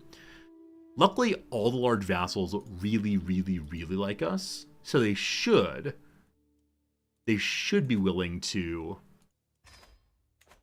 like the next ruler, okay? I just hope we get a finished crown. Not a finished crown, a finished crown before the king dies. We've burned both of the kingdom level invasions. One last thing to do before we die. These people in the north once captured my king. Do either of these Jarls have big claims? They do not. So, I wish to take the next door duchy, our final action, to remind them of the cruelty they showed to me. From our deathbed we say, you ride north, you destroy them all. Well, there you go. It really was from his deathbed. He announces, you will all die. The High King Tyke of Angurman has crossed the door to the world of spirits at 50 years of age. He died of the pneumonia. A conscientious man, he was renowned for his excellent skills as both a steward and a ruler. High King Iker ascends to the throne. He's mastered many skills, admired by many. We can see right away, because of the domain in the upper right-hand corner, we did not keep the Kingdom of Finland. That's okay, though. It went to someone in our family, at least. So, new King of Finland, wrong religion, but part of our family anyway, I think. Yeah, we can see the little green there, which indicates that. Alright. We can see the family line. 77-year-old good old King Sverker started his account. And then High King Tyke died of pneumonia at age 50. And then Eriker, age 28, ascends to the throne. The new High King is with us. With the passing of my father, the responsibility to lead the vast High Kingdom falls on my shoulders. I stand before the vassals, adjust the crown, and widen my stance. Oh, the things that I will accomplish. Sounds like a Dr. Seussian promise. Long live the king. Alright, things need handling. Number 1, awesome to see the Rixgothi is still on board with us. Number 2, let's load the council. So our steward is nobody much. Current relationship with the Russians is 8 last time we looked. Now it's 8. Good. Someday the Russians will love us. Let's go ahead and load the council now. So, the large vassals are largely, on board. We'll see that of them, the Jarl of Pomerania is very good at spy mastering, and he likes us more than enough. So you'll take that. In Marshal, we have a 12 who's not good at much else, so you'll take that. And then for Chancellor, we have a 9 or a 5. I'm going to go ahead and bribe this guy so he stays cool for the next little bit. And then for Chancellor, I'm going to use someone who's far, far better. Wow. We have a Herculean fellow. Hello. How are you here? What are you doing? Want to join my faith? He might join my faith. I should send him money first. Wasn't quite thinking. I'm going to let them keep Finland, the person who won that. And hopefully he'll stay in the family. Does the King of Finland have children? Has a daughter. All right. Hope beyond hope he develops more children who can keep the title for him. You want to change religions? 60%. You want some money? How about change your religions now, man? 64. I gotta believe. Alright. We have some things in the royal court. We inherited 4 new artifacts, apparently. A wild hare hide is apparently the big one. Well, thanks for the money. Past that, most of our artifacts are on display. Someone's cat corpse we'll get rid of. The stag hide, I don't need either. The Norse jewelry casket is simply a step down from the current item we're using, so I'll break that one also. Good. Can we duel for the claim on Finland? I'm not sure. Let's find out. I can challenge him to a board game. So no. I wonder if there's a way I can change our culture to get dueling for claims, but seemingly not. Work towards forming a hybrid culture with the Russians. I would like to do that. Unfortunately, we're less than 20 points there. I swear I'm working on making Russia love me, though. It's gonna take another, another 10 years or so. 9 years, maybe. Huh. Holding court eventually. Our training is in diplomacy. We are a 2-star diplomat. We should probably go to university. We're in family hierarchy. That's absolutely fine. I don't want too many kids, but groom to rule is so strong to get started. Hybrid with a different culture. Yeah, we're not going Finnish because the Finns are inferior to our goal. Our goal is to make all of Russia Islamic. And to do that, I want the Russians to like me before we go Islamic. I'm just going to go the pile of diplomacy, I think. As long as our prestige is not negative, it's not fine. So yes, we'll go with maximum diplomacy. This will help our people like us more. Our queen, hello lovely, is pregnant. Hopefully not a third boy. We'll see, we'll see. So the pregnant queen is quite good at martial. Our king's weaknesses are in stewardship and intrigue. She's not much better either of these. Why on earth do we marry our king to this woman? Probably just to get the robust trait going on the kids, which has failed so far. For right now, I'm going to have you join us on patronage for the simple reason that we're trying to finish our siege weapons. 10 years to go. He's not as smart as his father was. Inventory is full of stuff, namely the old items. So we'll upgrade the armor, and the weapon, and the regalia. I use this one for money purposes. And I hope my artificer is still making a crown for me. I think he's probably done. And then time for some votes. So, of the two sons, just the elder one's fine. Oh boy. My player Aaron's son. Good luck, bucko. Alright, I'll personally look after him. He is a curious fellow. So curiosity is good for diplomacy, like his dear old dad. Or for learning. We'll go learning. We got to make sure we have a tutor to help with that also. And I'll educate the second son also. Good. There's more voting to do also. So, how best do I do this? I can search people of our family. Or by name. Or we just scroll through until we eventually find it. The next vote. Our son. The next vote. Our son. So apparently if you just look at the page until it pops up, you can then hit the candidate over and over again. As of right now, the elections are all going to fail. That's fine. We moved one of our... we lost one of our holdings, so we now need to replace a man-at-arms. And it's currently raised somewhere. Ah, we're at war. I forgot about that part. Alright, so they have more troops than we do. That said, the vast majority of troops are levies, so we'll ignore that. Because we do have all our champions here. Only 12 now. Yeah! So we had so many champions for 21 champions. We got to build up our prestige to get there again. My goodness. Is Islam for achievement? Absolutely. The crown maker is wondering, should he continue making the crown? Absolutely you should. And then more enemy allies are joining in, including Jarl Ragnhildr the Chaste up in Neujar over here. So boats are coming across. Rough. Okay, I feel like I've forgotten to do something. Check secrets. We have not been shameful yet. We'll see if that changes. And then are there any factions against us? Quite a few, all insignificant.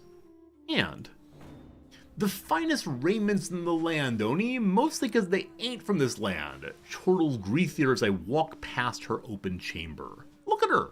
Look at her! Fancy, fancy!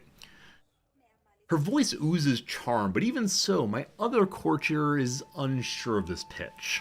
Almost new, just as good as new, and fresh from the trendsetters in Emperor Bartholomew's court. These are what everyone in the HRE will be wearing next season. So I could say your clothes are enticing. Get a bunch of court grandeur.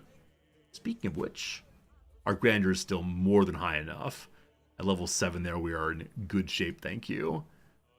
It will be dropping off just barely, though. We want to get a little more grandeur if possible. So we can buy the clothes ourselves, we can throw out the foreigners, or we don't care. I will buy the clothing there, thank you. More than enough cash for that. I didn't set a tutor, thank you. That's the other thing. Is make sure we have someone in all of these roles for the time being. Wet nurse. Ooh, we have one very bad wet nurse. Here's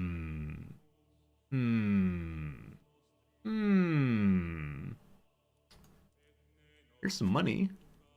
Hey, cool, thanks. Just take care of the children, I trust you.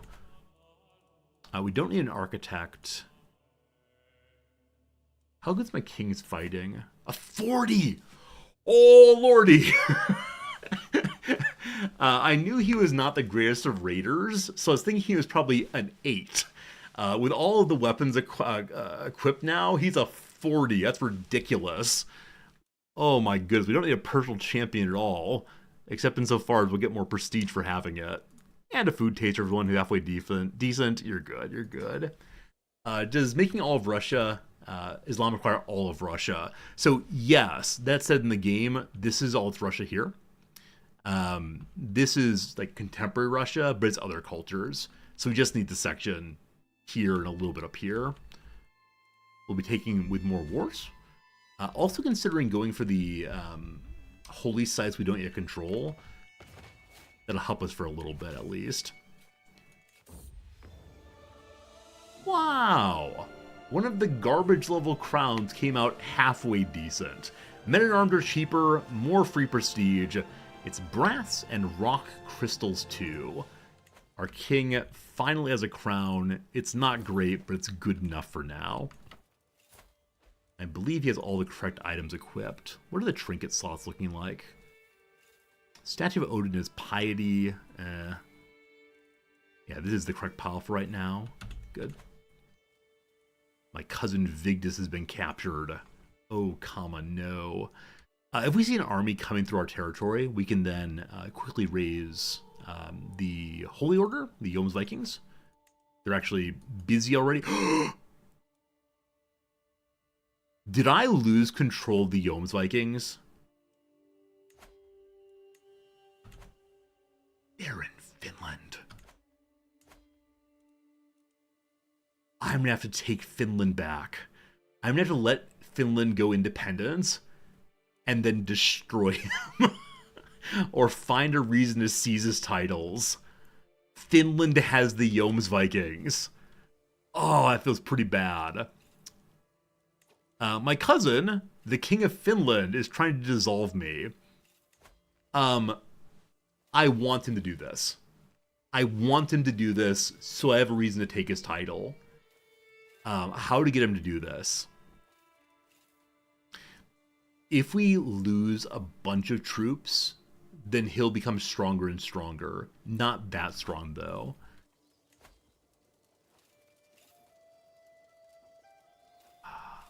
So I could burn myself down to about 1,000 troops.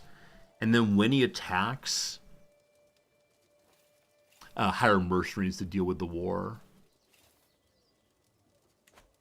Need other ways to do that. Need other ways to do that. Well, my obtuse cousin, the Jarl Ornbjarn, would like me to give him one of my counties. Obviously not. What are you talking about? Obviously not. Do we have a force commander here? We do. Force commander will do very well in the battle. Hey, the Russians and the Norse are at 10% acceptance now. We had a positive... well. Glad I looked at that. So, we're going to need some more troops, folks. Need some more troops. We'll be fine. Just got to keep an eye on this. They're trying to go for a stack wipe landing there. We're fine. Absolutely fine. Alright, we'll do the fun part first. So, time for another legacy choice. We don't really need more rating right now. We have quite a bit of money. So, I'm going to continue down the somewhat meta, somewhat cheesy way of going. Chance of reinforcing general traits plus 30%. So, we're making our supermen as best we can. Okay, so 1,700 landing there. We're going to win this battle. That said... Oh, is he the wrong religion? That's a good point. No, that's not a good point. He is the right religion. He's a different culture, but he is rightfully a Yoms Viking. He may have changed religions to keep the Yoms Vikings, I'm not sure. Okay, I want to move the flag to here. Nope. Not quite. To where they're actually landing. Here. And then bring me control-click everybody there. Okay. We're going to have you all reinforce this way. They gave up on attacking in this way. Fine. So combine everyone, join to support, and then re-raise again here. Lost a counselor. Don't know how. Surely no big reason. So, this fellow who likes pies very much would like to be on the council. King of Finland also, we want him to hate us for sure. One good victory. What's great about that victory is it resets the current battle. And our fame is now halfway decent. At least we're a distinguished human being. Also, we captured the son and heir. So, we can end the war immediately. You know what? Sure, we'll do that. Hooray! Just like that, a little bit more than Northern Territory is mine, all mine. Good stuff. We captured more folks. Hello, random Catholic. What is my ruler? He's not just. He is just. So there's some big concerns about our buddy here.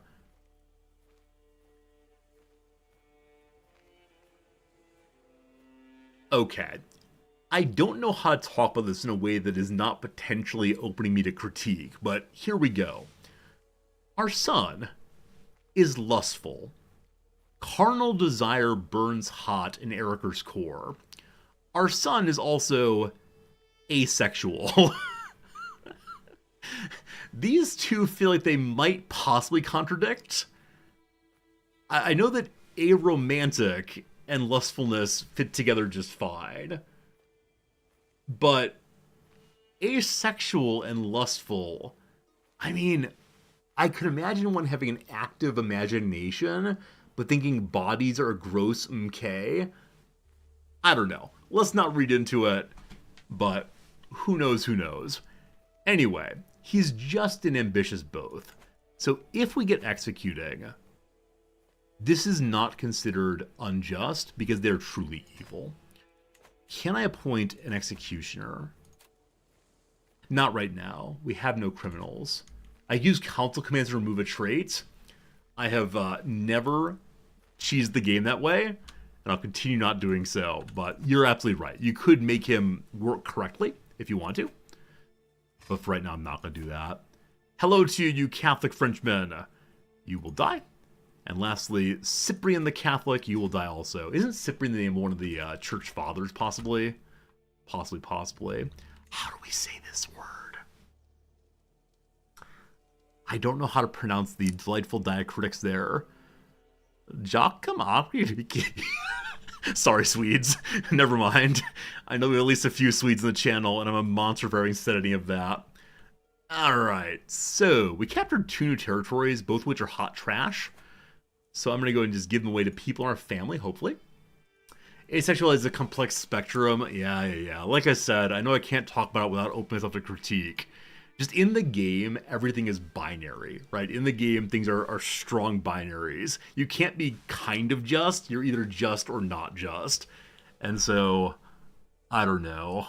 I'll drop a topic now because I know it's just not useful to bring in like contemporary understandings of the world and CK3 world. It's a video game, LOL, etc. Right. People of our dynasty who are not yet landed. Hello, brother of mine. Brother of mine, where have you been? I'm gonna give you both of these actually. What's that one called? Pita there. Awesome. And then this one also is new, as is this one. You know what, brother? I'm gonna give you all these things. All these things. This one and this one. Cool. Back to 5 with our garbage tier things. That's okay. And brother, I will assist you. I will strengthen your things as I can. Hooray! That's enough for now. No more strengthening.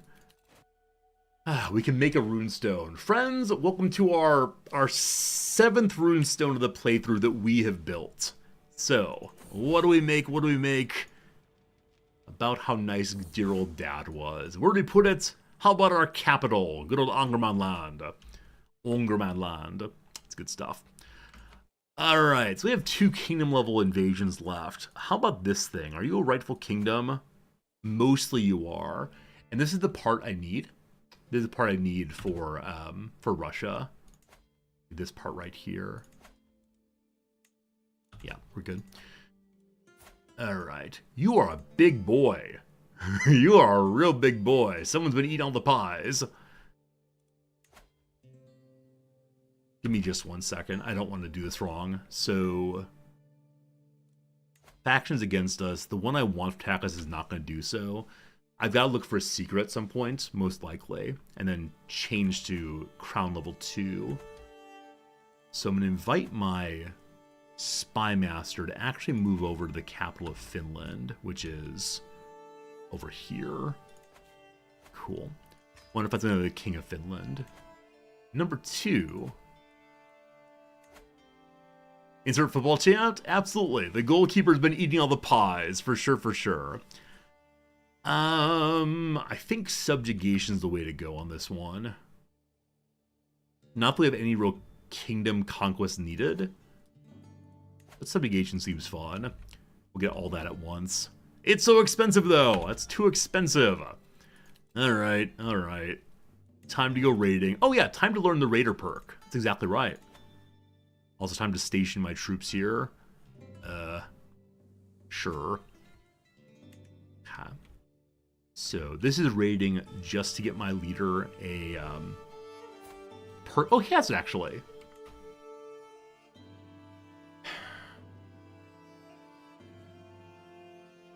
So I had him raid a bunch.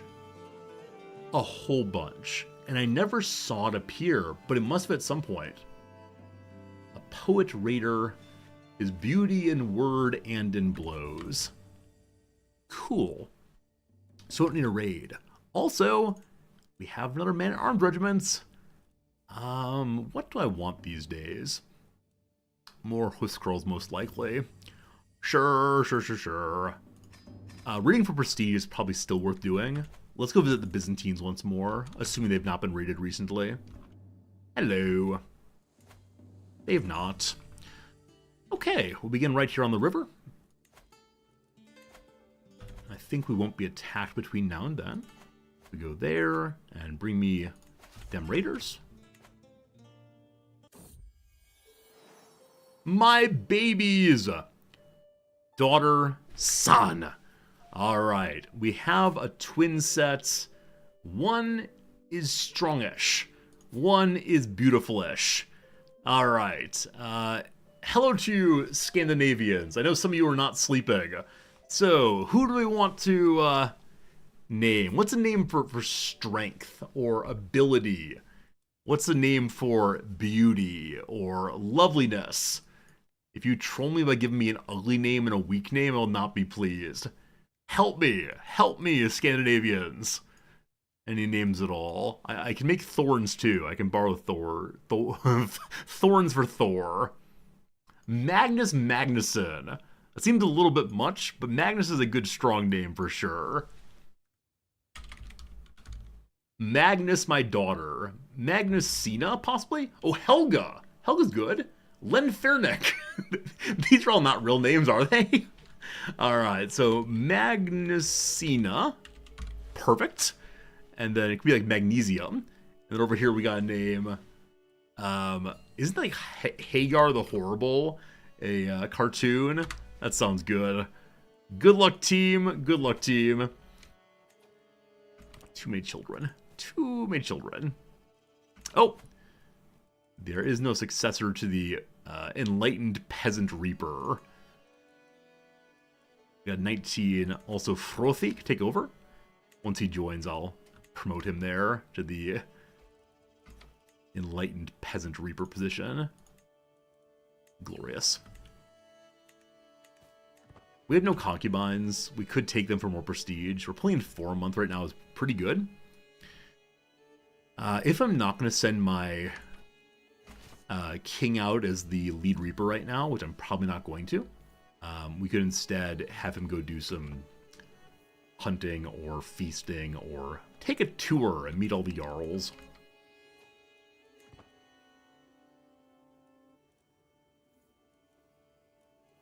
That's pretty more than enough.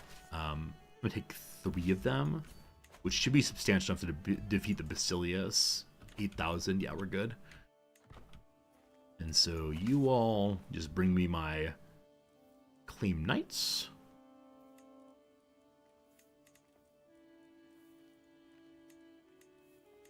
Good. Other group, go home. Cool. Alright. Why do I want prestige again? There was some reason I wanted prestige. I don't recall quite what it was. It was good to have anyway. Help us climb the levels towards leader of men. Oh, it was to subjugate someone. We'd have 1,200 for that. We're in a war. We're in a war suddenly. The leader of the Caucasus is attacking what? But this county. Why is this mine? Who does this belong to? Bergslagen. Bergslagen is so far away. What are you talking about? Alright. Hello, Caucasus. I was planning to go raid. Instead, I will destroy your things. Alright, we split the armies. Group number 1, you go there. Group number 2, you're gonna go defend down this way, so we'll go ahead and siege our way through. Bergslagen. Bergslagen's up here somewhere. Bizarre. So either he inherited it. How else could he get here? Maybe pushed a claim for someone? I have no idea. Absolutely no idea. How large is the army of the Caucasus? Yeah, 2,000 were good. You grant enclaves independence? Yeah, it's not the worst idea. I'm just not sure how they got there. That's if I give them independence, we'll lose Bergslagen in the north. Or revoke the other titles. Yeah, we can't revoke titles quite yet. It's very frustrating. How do we deal with our frustration, though? Our little child comes and gives us a hug. Oh, you're a good son, sweetie. What a big old sweetie you are. Here's fine. Oh, the very slow sieging. Still have, what, 8 years left on siege weapons? 10 years still. Soon and very soon.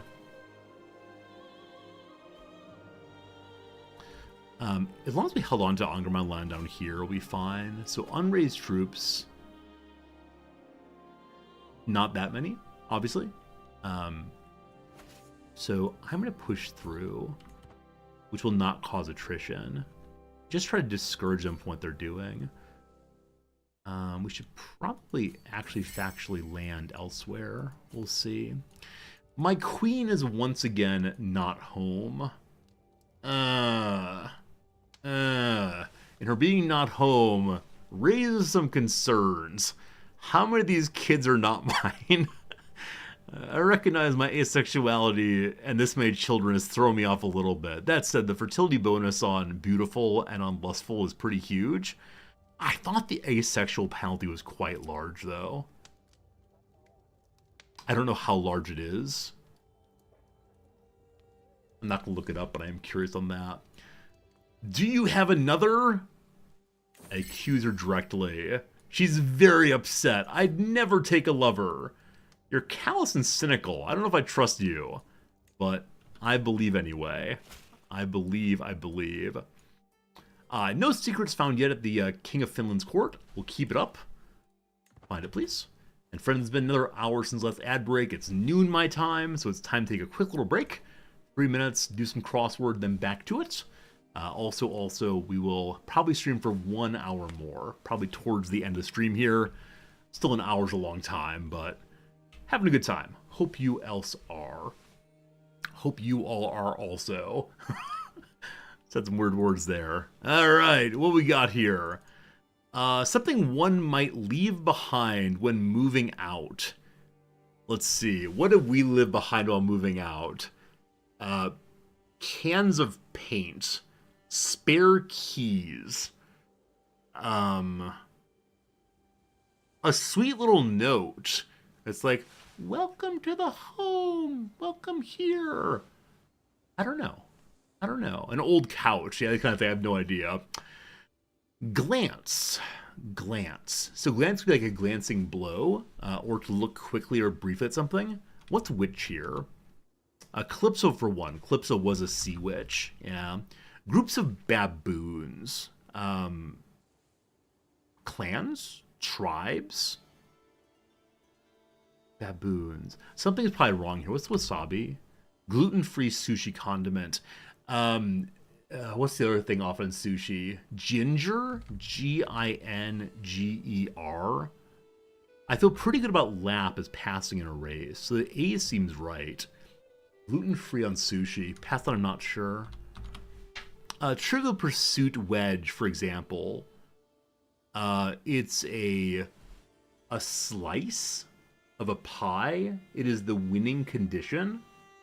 You get them for answering difficult questions in areas of knowledge. Something is probably wrong there. I'm not sure what, though. Swear words. On my honor, I will do my duty. Honest, possibly? What's shot here? Miss the blank. Miss the mark instead of miss the shot. Seems better. Horror. No idea. Storage spec. Like square meters. No idea. Athletic dynasties. So repeated wins, like the Bulls in the 90s.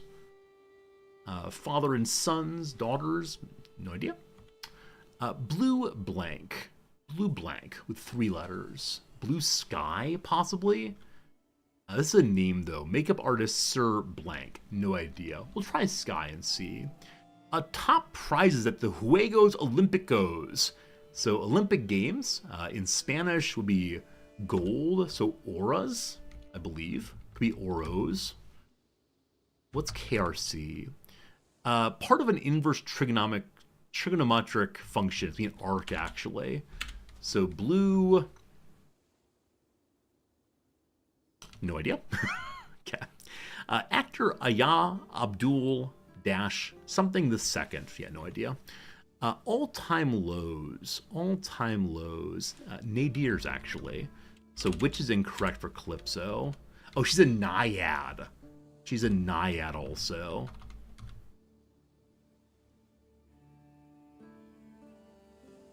I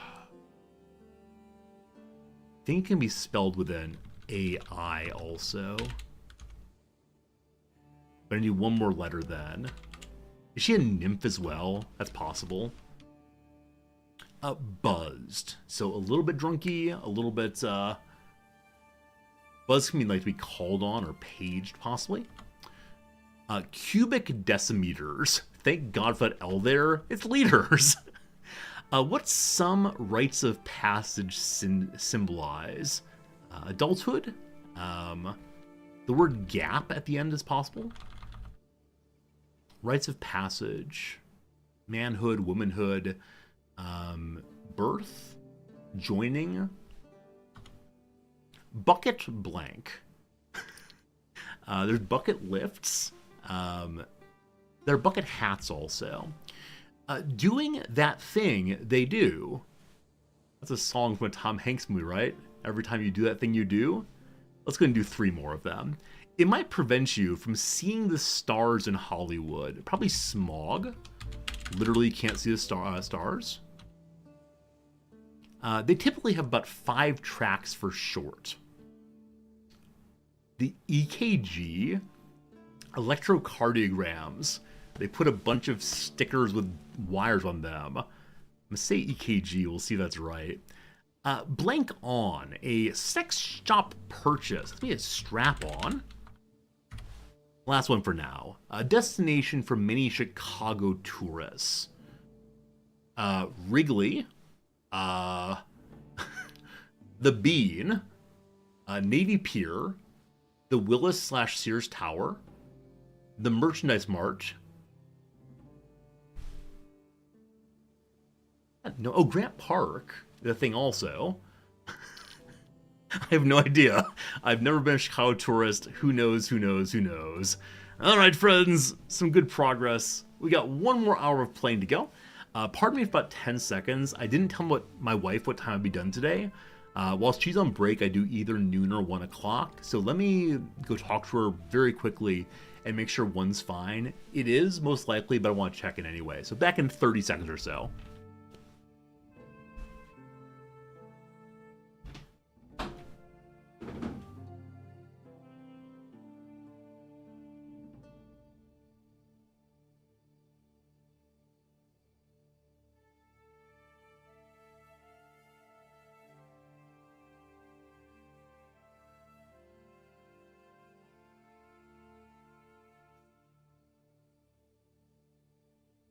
Okay, good to go. No problems.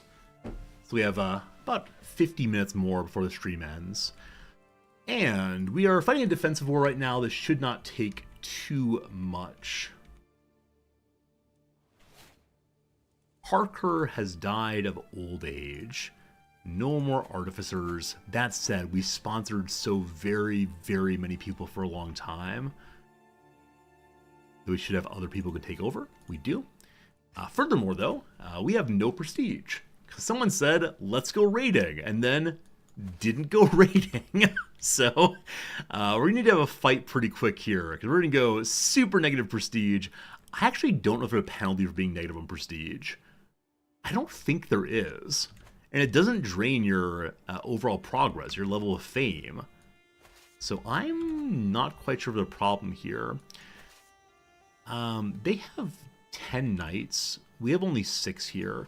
So I was going to say that the crossing here is not a big deal, but it is a bigger deal. So do I have a forder somewhere? There's a 19 forder who wants to join me. You came at exactly the right time, my friend. So you're not going to get a penalty for crossing over. And by merely clicking on them, they've been afeared. Now, I really want to fight. So after we've crossed the border here, I'm going to switch over to commander who is speedy delivery. Even if they're the worst person in the world, they can help us catch up. No, there's luck, unfortunately. So we've scared them out of our territory. It's unlikely we'll catch up at all. We'll see. Hey, Blue Link, and hey, Potato Peddler. As far as fertility, all characters have a percent chance that starts at 100% lowered with age. Modify it additively by traits and sexuality compatibility. Oh, sure. The question I'm wondering, though, on fertility is specifically, what is the penalty for asexuality? Because I know that higher attraction, i.e., 2 people who are heterosexual or bisexual or whatever, get higher fertility relative to each other. But what does asexuality do exactly? Also, the queen's pregnant again. Please stop. It would be totally RP for us to go celibate. Could possibly do that soon. A trained healer arrives. She's a wise woman and an herbalist. You want to join me for $15 dues? Absolutely she does. She refused to convert, though. What? What? They're heading to the sea again. This siege is going much, much faster than the one to the north. So we'll see where they go. We may need a fort again. Now, while we're sieging, we should be using siege commanders. That's the kind of thing I should remember instantaneously every time. But we'll see. It's a similar penalty to homosexuality. Okay. I'm surprised it's not even stronger than that, but okay. Someone wants me to go to a grand tournament. It's 53 days away. You know what? Sure. Let's do a grand tournament. I don't even care what kind it is. Alright, it's down that way. So we also want to pop in at Sigtuna to get more learning points. We are not in the learning tree, but that's okay. And there's a minor danger on the way, so we'll hire a group of probably forest guards. Lowering it to 2 minor dangers. I'll take that, because getting dangers can help you become a more experienced traveler. Off we go. I have a pilgrimage at some point also. I think they're reinforcing their capital, maybe. Also, my boy, my number 2 boy got groomed to rule 3 prowess. Nice. My number 1 boy is an 8 in combat. Number 2 boy is a 7. That's a girl, actually. Sorry, number 2 boy is a 6 already at age 1. Love it. We're getting ticking war score right now because we hold the war target entirely. Are you anywhere close to white piecing? Nope, still pretty far away. Just let time keep clicking. Also, capturing territory will definitely help. We're +3 right now. No white piece still negative 20. We captured a person here. To ransom away. What's the number range for strength? So it can be 0. 0 is definitely the bottom. If you have a very old character with missing body parts, it will be 0 on personal fighting. I had a king one time who was in the high 60s, low 70s. I'm not sure how high it can go, but it does get kind of silly, especially on these Viking folks. If you get Berserker and so on, it can get really, really silly. 40 is already pretty darn silly, but yeah. Swole Irish Pride, I love that you care about 2 things in CK3. Number 1, how swole can they get? Number 2, what's the condition of Ireland? You are your username, aren't you? I love it. Absolutely love it. We've arrived at the tournament. There's one and only one thing to do here, which is archery. And then we go home. So, we're here very, very, very early. And as of right now, we're unlikely to enter the contest. In 30 days, we can go to the tourney grounds and learn more about archery. We've discovered that Adelaide Fitzwalter is a deviant. So I know that the Fitz title in England in the Middle Ages, I believe, was used for people who were bastards of the king. I don't remember which Fitz in particular, but one of the Fitzes. This is just, though, she's a bastard child of the Norman family. Yeah, that's it exactly. Anyway, we have a secret on her. She's no one to me, and she's not my culture, so I can't war her at all. We'll keep searching there for more secrets. Opens in 26 days. We'll check again in a moment. I've lost track of my war as usual. They're going to siege. They're almost finished. 18 days left. 10 days here. I'm going to watch this. Alright, so squires laugh and joke while they polish the helms in mail. One snorts so hard it sounds like a pig, and the rest imitate him. Our champions loiter nearby. Among these, I spot Valdemar, a counselor. His skills have been greatly praised. There's still a bug in Yeah, there's still a bug in the tournaments. If you click on a character and then click a second time, you can't reopen it then. I don't know why it is, but it's so annoying. So if you pick someone else, you're then good to go. But again, if you double click and click again, it does not return. It probably gets hidden behind the screen somehow. Anyway, he's been praised immensely. I could convince him to join my council. That's not what I need. What I need is score increases slightly. Because we're ambitious, we shouldn't have been practicing for that. But it looks like we will be able to join the archery club. Hooray. Plus 12. Will you surrender? Still will not. Goodness, goodness, goodness. Alright. Because there's a river here, I'm going to go straight up to their capital. Via the water. When you click on the landing, it always goes over a road again. Annoying.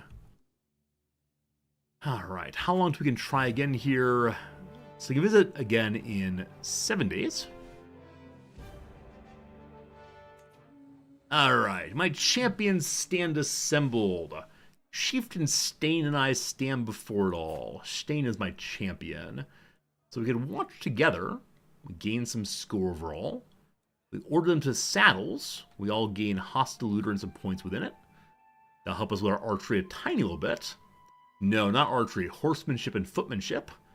Or the bow and the wits. Or have my champion kill them all.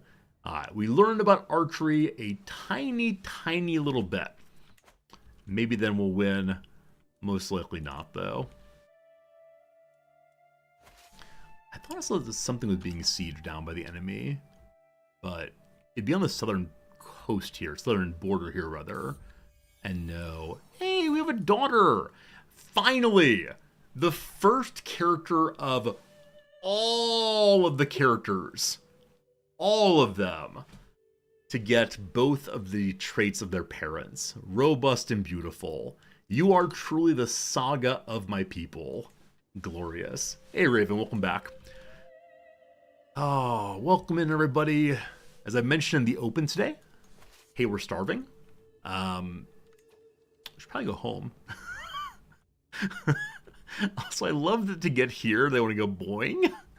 As I mentioned in the intro, it is the case that we are only 7 days away until the return to teaching. The return to teaching is coming in 1 week's time. That said, I should be able to stream about as much as I've been streaming over break, because my classes are a little later in the day, so we'll see, but it might be a stressful period for a little bit, so if next week you have a little bit less stream hours, that's why. We've qualified for our archery contest. We are very, very high in stress, but I want to stay with Triumph for the chance to win this whole thing. So, varied crowd of contestants mills about. An unknown commoner named Chicha is the talk of Neric since practicing. He is a nearly 2 in bowmanship. I'll do well. I vowed to myself I would not cheat. Unfortunately, whether we cheat or not cheat, we're going to have a stress break level, because we're just and ambitious again. Terrible. Terrible, terrible. So, I'm going to... yeah, it's just stress no matter what. I sought to sabotage Chieftain Izislav's bow before the archery continues, subtly changing the pull of the string to throw him off. Just about to take my leave, my careful work moments for completion, I turned to find Izislav's attendant mouth agape. Before I could react, he'd rush off to tell his master, "Forgiven."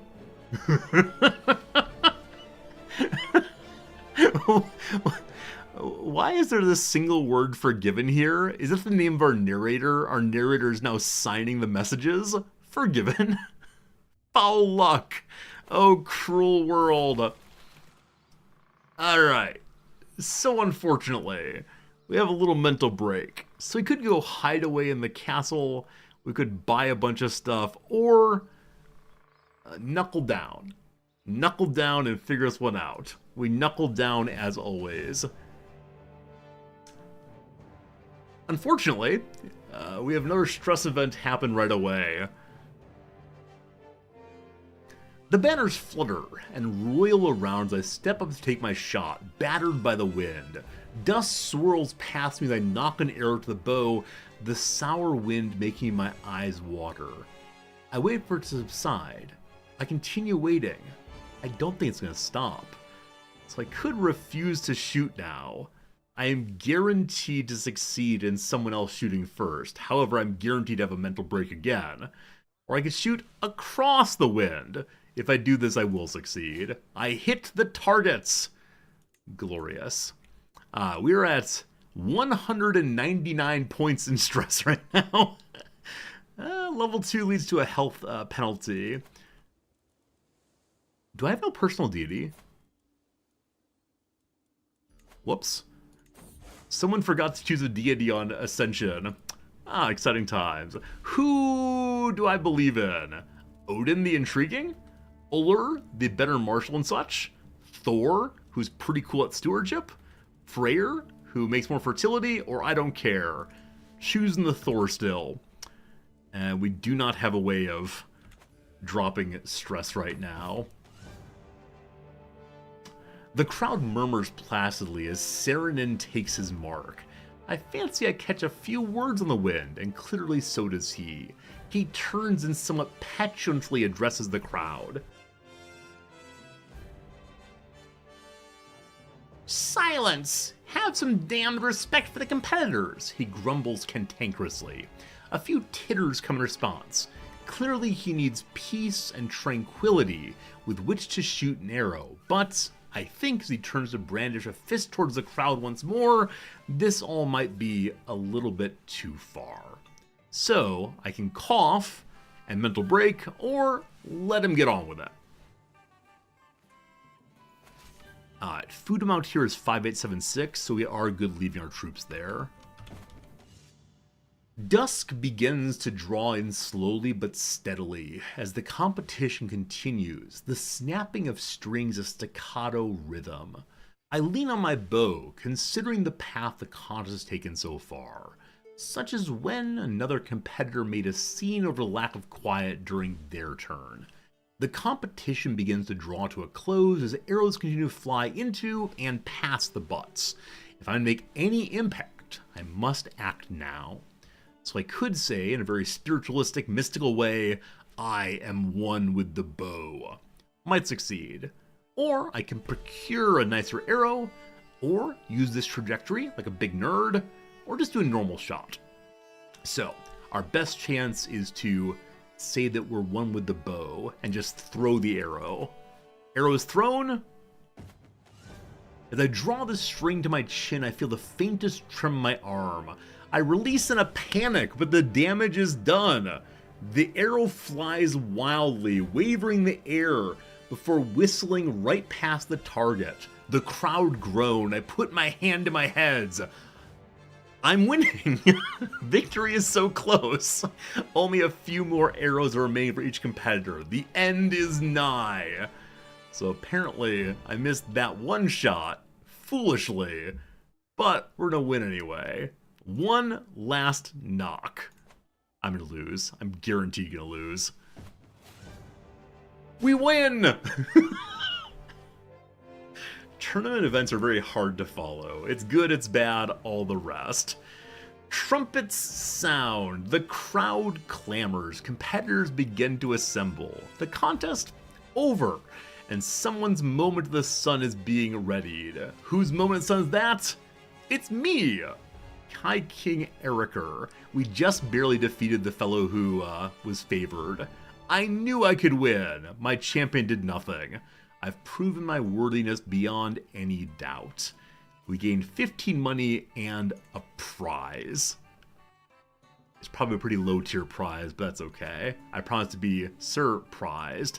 Yeah, it was a brown level or gray level item there.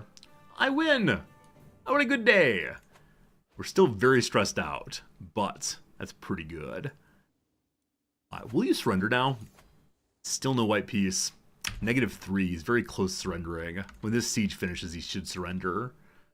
What is the item we just got? I believe it's a trinket.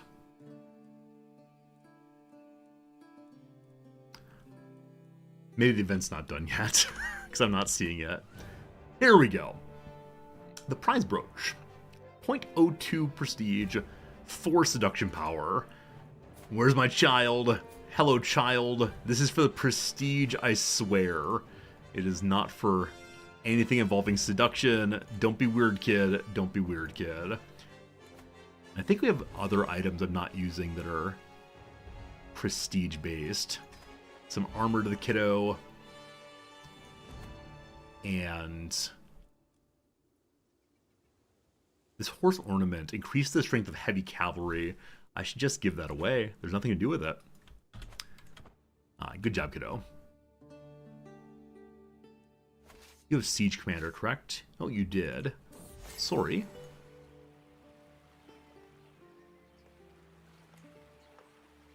We've made a friend with one of the chieftains. He's a neighboring ruler over in Sardinia. Donde está? Not part of Russia. So I could say he seems like a good guy, or leave me alone. I'm gonna say leave me alone. We're kind of stressed right now. Rogaland,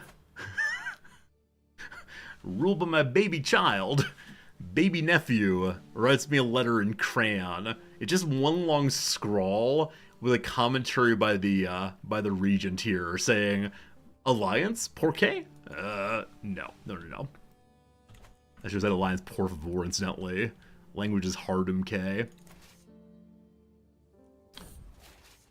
Alright, we visited a temple, gained some learning lifestyle, and then we see Ulfr here who sees the ant path on the ground. I'm in charge. I did well. But then, as we managed to get through the dangerous path in Uppland, we decide to rest the night. I walk around the encampment, suddenly a strange feeling comes over me. I don't remember seeing my brother all day long. That, though, is worrisome. He's just a child. What if he got lost? Let's go find him. He's nowhere to be found.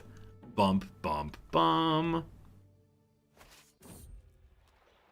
While on the road, one of my courtiers, a random Orthodox man, wants to go live with a lady named Ilania. Go away. We do not need random Orthodox men. But then danger. Wait, why are we getting so many dangers? I thought we had very low danger chance. That we were out of the danger zone. I don't know. Anyway, my 16-year-old brother ruined the wagon wheel. We're going home slowly. That's fine.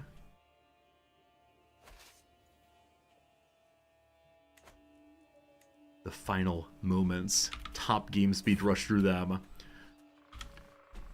Journeying through Hall's land, I pass by a peculiar-looking tent. We ask for our future. We get a bad omen for 5 years. No luck for me. The siege is finished. We captured some random dwarf guest.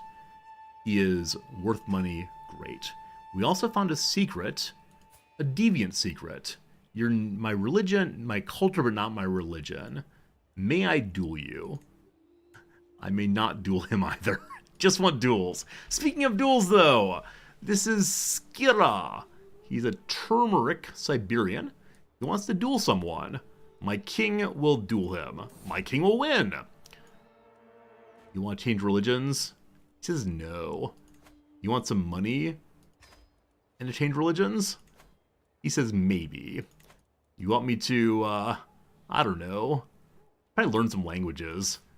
What do we speak right now? Norse and East Slavic. What do people speak in Russia these days? I should probably learn that one. You're Russian. You speak East Slavic and Norse. So maybe East Slavic is the language of this area. We'll head down a little bit and see if there are other ones.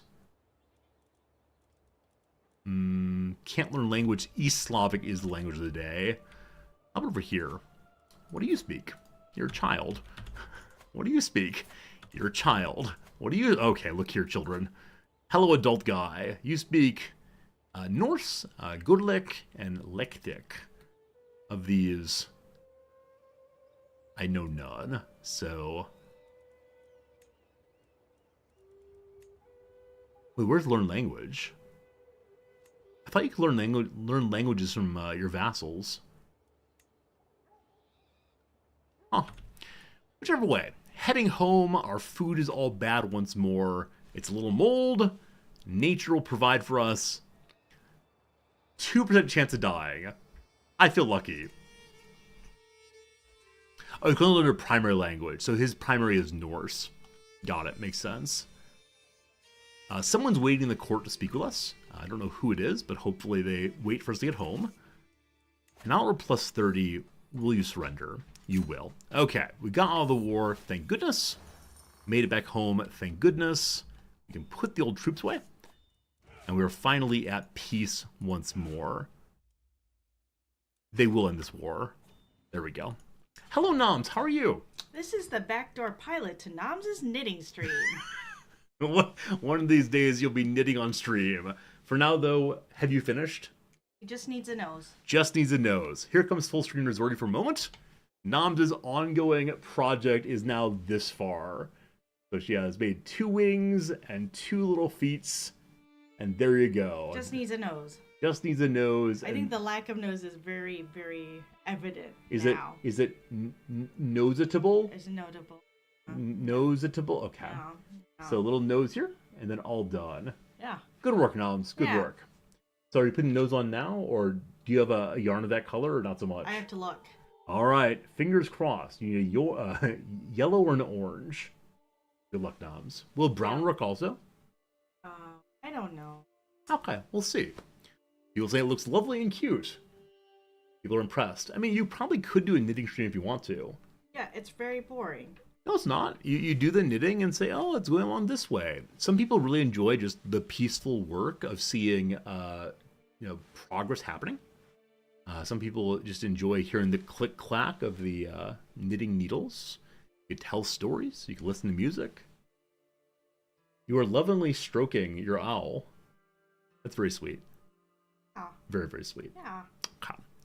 I'll be done in about 26 minutes. Okay. I'll see you then. Almost lunchtime. Good. All right. Out of the war once more. We did not use our giant wars yet because we have no prestige. What we can do instead is try to go for much smaller wars against the people who are around here. Those will give us some prestige, I believe, and that'll be going. When in doubt, go look at makers and crafters. That's a good call. After stream, I'll probably show Noms that directory and see what she thinks about it. All right, my friend. I was not planning to let you. Our level of fame is too low to take the whole duchy. Also, war is currently happening. It's just raiders. You are an independent county, yes? Yes. The King of White Rus has 1 whole county. He's currently attacking somebody else. What's wrong with you? Oh, he actually has 2 whole counties. I apologize. It's too much. There really are no single counties. So I need to fight a single county for now just to get myself enough prestige to launch a much larger war. I do not have. Noms reports she does not have yellow or orange. Do you have to go to the yarn shop for the 5th day in a row? The Syria, yeah. Poor Noms. Are you going to go now or after lunch? Okay, sounds good, Noms. I just put my troops away, so we now have 6 months to go for them to raise. We'll wait on that one. Also, other people are joining factions against me. Luckily, they all want different things. As I said previously, I'd love for the King of Finland to break off at some point, but he's not doing so quite yet. Calls for Ulfr to be declared nothing. My master of the hunt, etc. Some say he's a disgrace. Others he has poor honor. He's unwelcome here. Why? He's an honorable coward. Maybe the issue is you can't be a cowardly Viking and keep your position. Well, we could banish him. If that happens, the peasants are quite pleased. Give him more money and more opinion. The higher opinion you have in your capital, the more votes you get on the elections. We say he's blameless, or I don't care. Throwing out our Master of the Hunt and Cupbearer and Champion. No.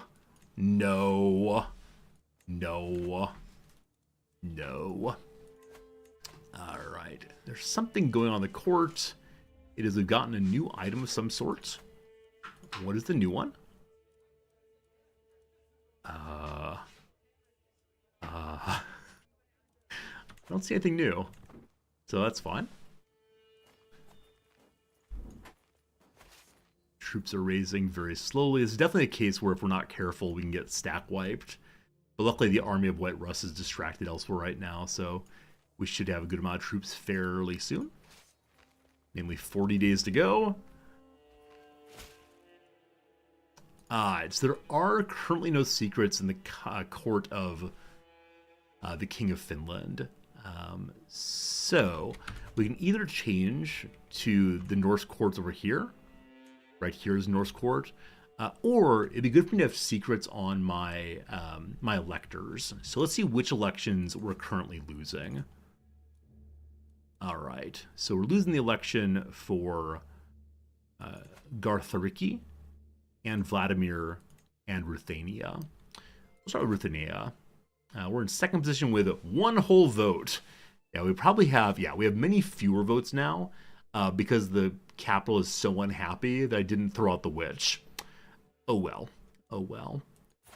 Chieftain of Kiev. I would like to know a secret about you so I can force you to vote with us in the future. We'll see how that goes.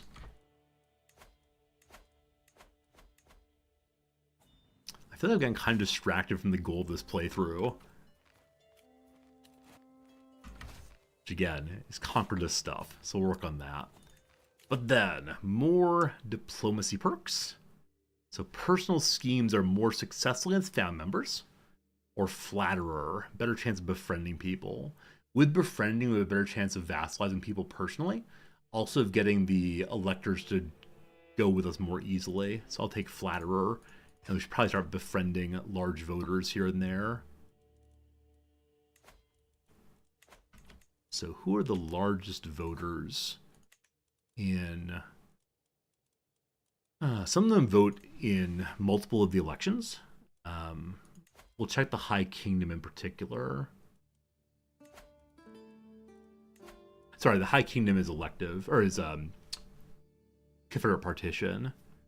I'm curious about the Kingdom of Angermanland. So who's the largest voter here who's not me? We have a 6 there. That's 6 there. So the biggest people are already voting with us. Yeah, there are 3 with 6s, all are voting with us. There's a 3 that's not with us, a 3 not with us, etc. Okay, you, my friend, if I go straight to befriend, you're probably going to fail, correct? 98% chance. All right. I was thinking we have to be mere acquaintances first, but game says no. Are we under 10 years on? 7 years to go on siege weapons. Also, we're very high on stress still. I need to deal with that in the next 3 or 4 years. So let me go ahead and throw either a feast or a hunt. We got lots and lots of money, so the hunt's the way to go first, and then we'll do the feast right afterwards. I might even end up throwing my own tournament at some points. Nothing's been spotted recently, except way down here. Lynxes. Wow. I'm going to stay close by, though. Cool. Lowering some stress. The forest guide we hired is a Bengali lady. How on earth does the game decide who the forest guide should be? Like, I see that she's a forest warrior, but again, she's Bengali. That's a little strange. She might join my religion at least. We'll see. Here comes some hunting. We await the chance. We have 50% chance of succeeding. We're staying on recreation. We need to have a good time, even if we do not have a victory against the animal, whatever's locally here. After this victory, we need to do more raiding. We learned a deviant secret. No dueling. Huh. I thought we could duel people who we could not arrest. I definitely can't arrest you. Who were of our culture or religion, or maybe both. Who are sinful creatures. Maybe it needs to be publicly known. So I'm going to expose his secret. We're just persons, we like doing that. And I still can't duel him. It doesn't even show up as a possibility. Huh. Alright, let's try to hunt and see what happens. We captured someone's champion, the kind of person we'd love to have on board, both berserker and quite good at fighting. The siege is down at 73% war score, so pop on forward, take the battle here. A moment ago, we also inherited a random flower, so I want to give that random flower to our inheriting son. Still got a long time till adulthood, but be useful for more fertility for him eventually. Also, we have 2 more items apparently. One's another trinket. That may be the one I just gave away. I don't see anything else new here right now. Not sure. My beneficiary, Oxy, is crouched down on the ground, humming cheerfully, picking asters. He's lost all interest in the hunt. Look at these plants. I give them to my physician.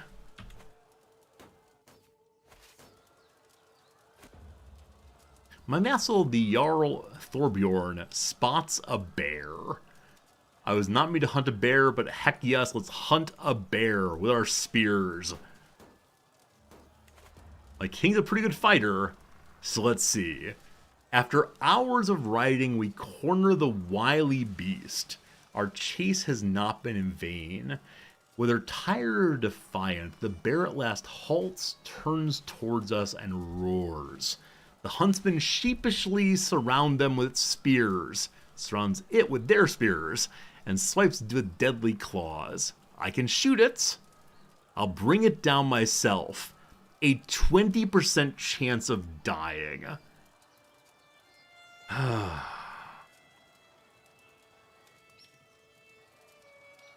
want it alive.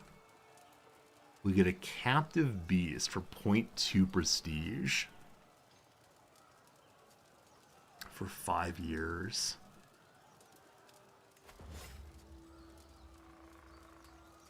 I heft my spear and cautiously move toward the exhausted animal.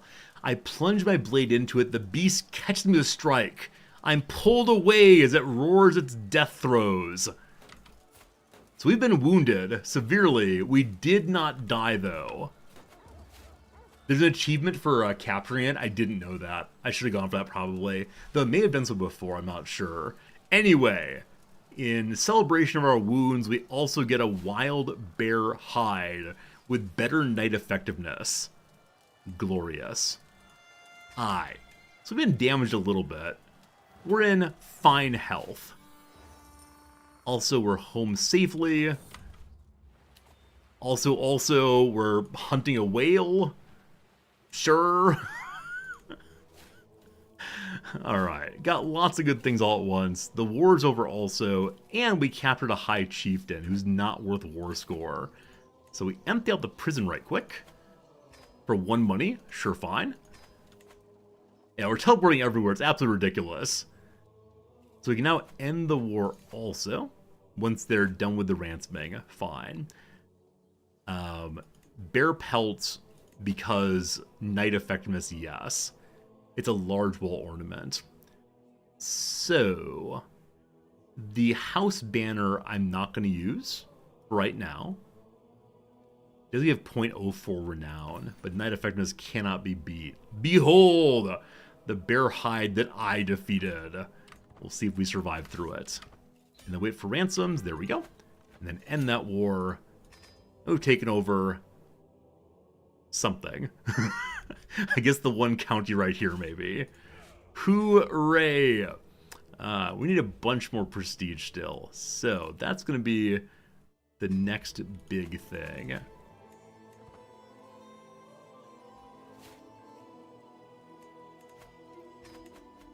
Seneschal's died. I got to keep that control up. So get someone new in there. Good enough is good enough. What's the acceptance now between ourselves and Russia? There's been at least 2 or 3 positive sudden outcomes. 26!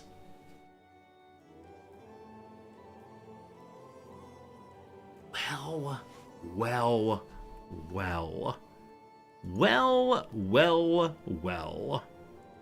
Form a new hybrid culture, creating a combination of both Norse and Russian cultures.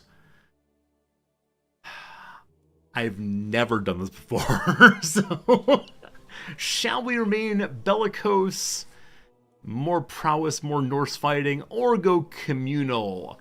Mercenary hiring is cheaper and people in the family like us more. We're staying bellicose. Shall we be North Germanic or East Slavic? North Germanic it is. I gotta choose something from both sides. East Slavic heritage. We then learn crop rotation. What do we lose in the process? Nothing. And men are the only warriors. All vassals but one will convert. This high chieftain who's already Russian will not convert. Sensible. I'll give you some money. Will you convert now, man?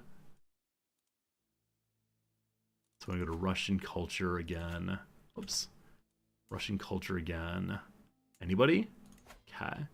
Hybrid culture. All will now convert. There you go. Oh, you got to maintain North Germanic for the achievement. Is that definitely true? I'm not going to doubt you, but I want to look it up real quick just because I don't want to ruin the achievement somehow. So all it says is convert, sorry, starting as North Germanic, convert to any faith, and convert all. So it's starting as, not staying as. So I think we're fine either way. But thanks for the thought. It'd be awful to fail at that point. So now we're good. Thanks much, though. Okay, so North Germanic, bellicose.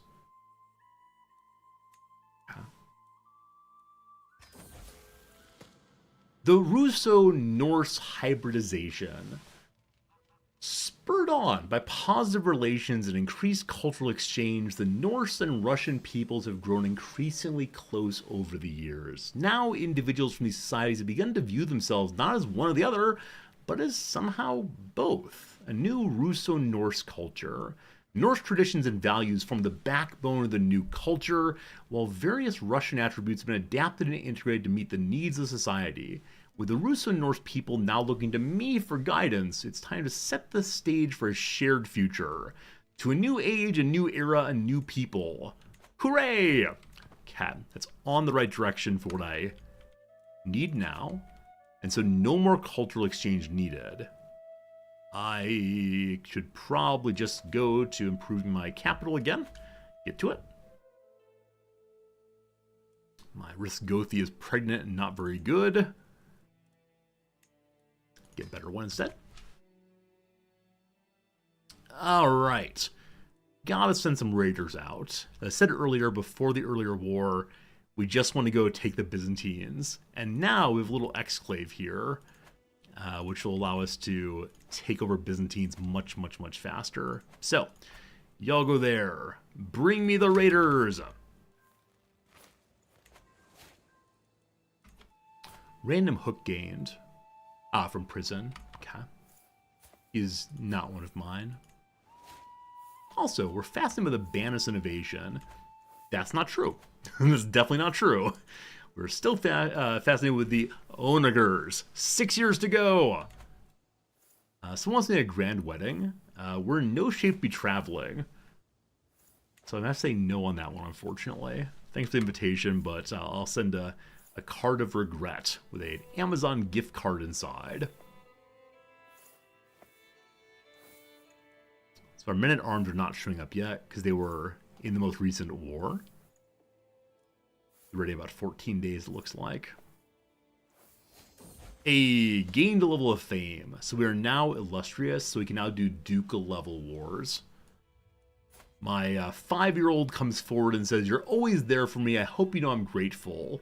You don't know those words. Who taught you to say that? Thank you, little boy, for being part of the team. Okay. Pile together. As always, I kind of just want to use the giant stack to take Byzantines and also the papacy, but I don't want to weaken us too much before we head out. We've learned that Alec is a non-believer. Hello. Hello, big boy. I would like a hook on you, big boy, because I'd like you to come to my court. You will come to my court. You must come to my court. All right, more giants, more goods. Your almost 5-year-old does not speak like that? Well, Steve, somebody got to get to work. Got to teach the kid how to speak like a proper 5-year-old. That is mighty, mighty, mighty silly. Take one group of levies from the capital. And then some knights. Or knigets, if you prefer. Alright, give them a raiding commander. Wait, are we not Vikings anymore? Do we have no raiding commander? That's ridiculous. Alright, Caravan Master guy. I think we can land straight in Constantinople.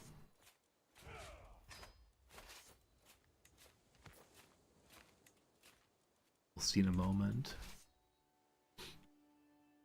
Oh, someone wants to give me a concubine.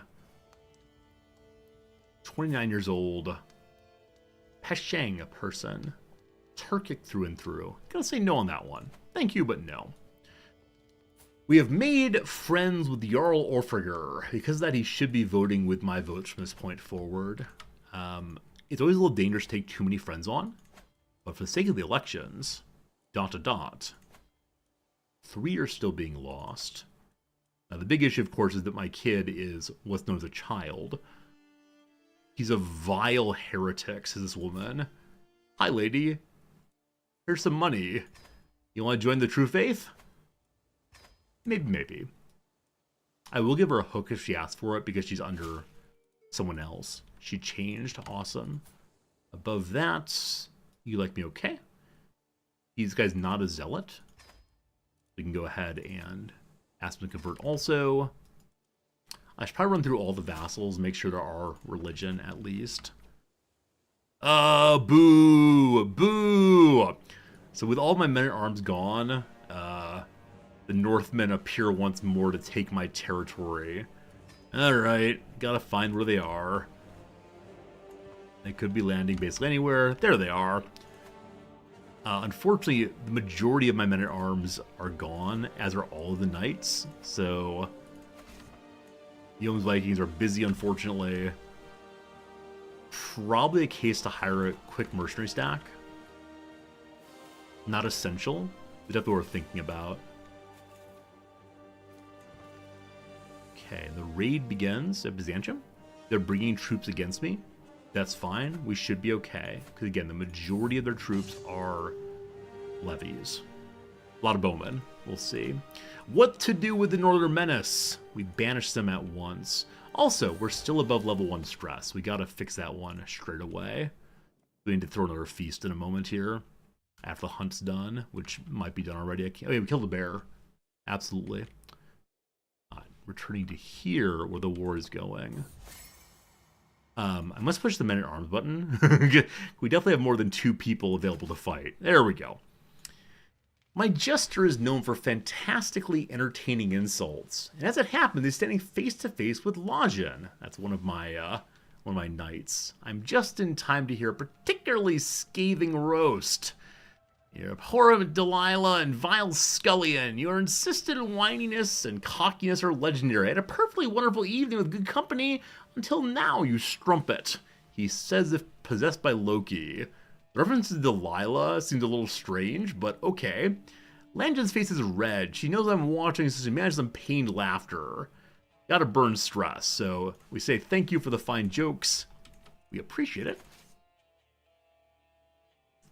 The best possible commander here. We will win because they're taking a crossing. The Basilius himself is there, but does not have the border perk. Love it. A foaming jetty, my friend. Thank you for the raid host. Thank you to the new followers. Thank you to everybody for being here.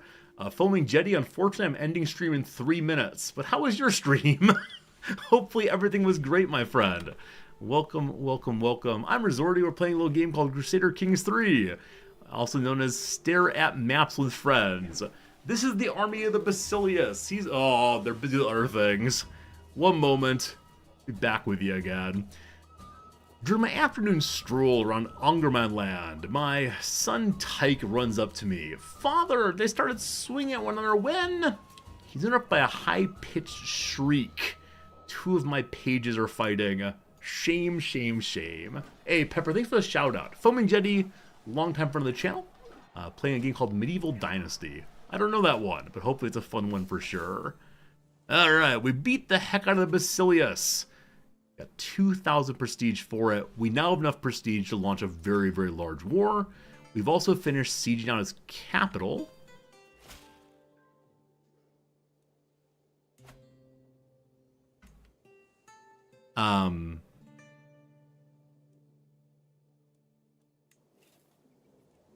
We have not finished sieging his capital. So we have no money at all. And they have 269 money inside. And, we're going to leave and come back. We are still declared raiders.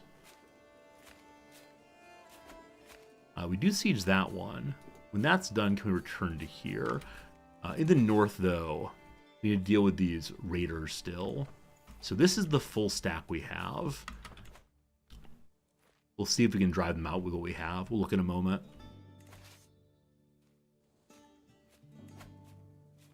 Alright, so raid number 1 does succeed.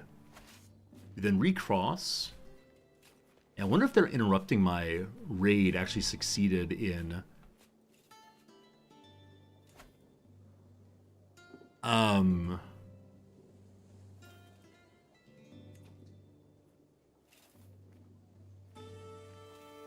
I don't think that cities are hardened enough to resist a raiding force. It just takes longer. Huh. Well, Byzantion's broken. They get to keep their treasures. We'll go visit the Pope, I guess, and see if he welcomes us more happily and heartily. Do you have a possibility? Fusion, absolutely. What do you got? What do you got? I'd love to know. Think you know? Let me know 100%. That's a mechanic I'm not being able to understand. We have 2 knights against their no knights. Here we go, team. Oh, I have too few troops. The defender size is too large. Okay, okay. So it's not a matter of the walls being too strong. It's I couldn't defeat the garrison.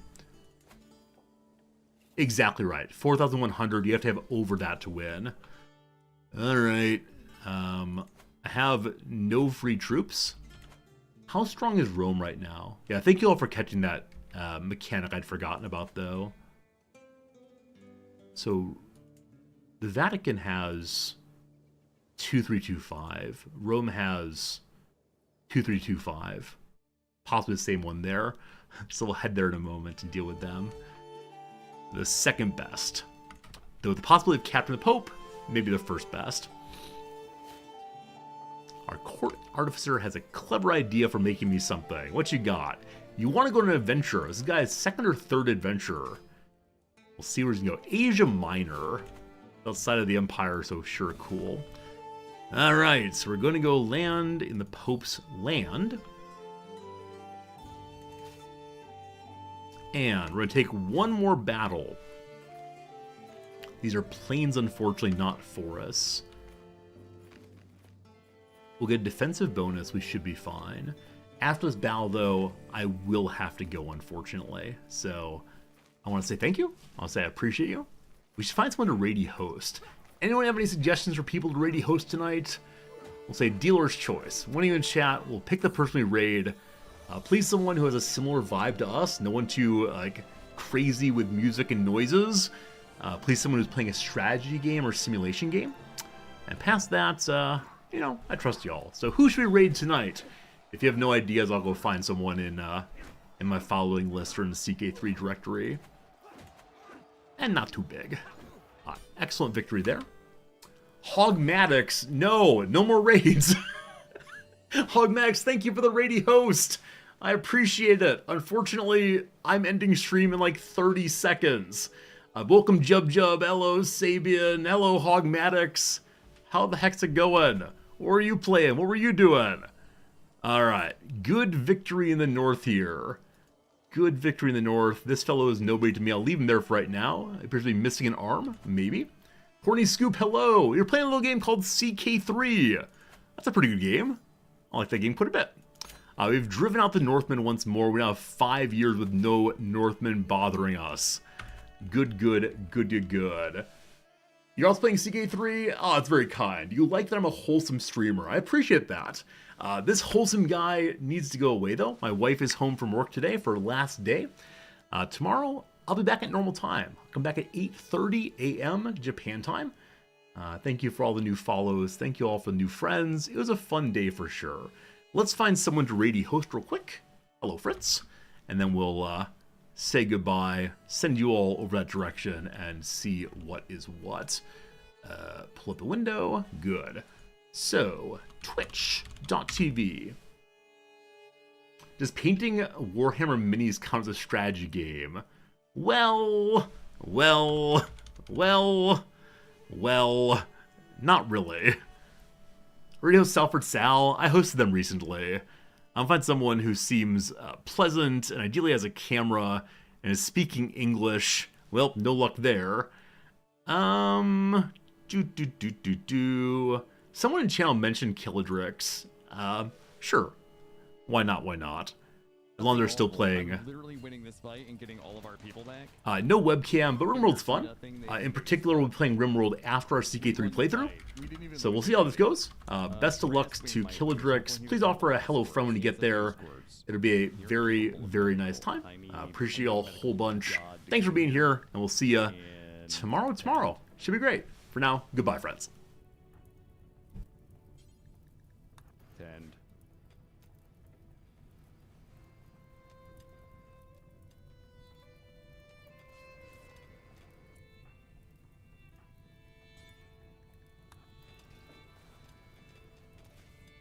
just let these guys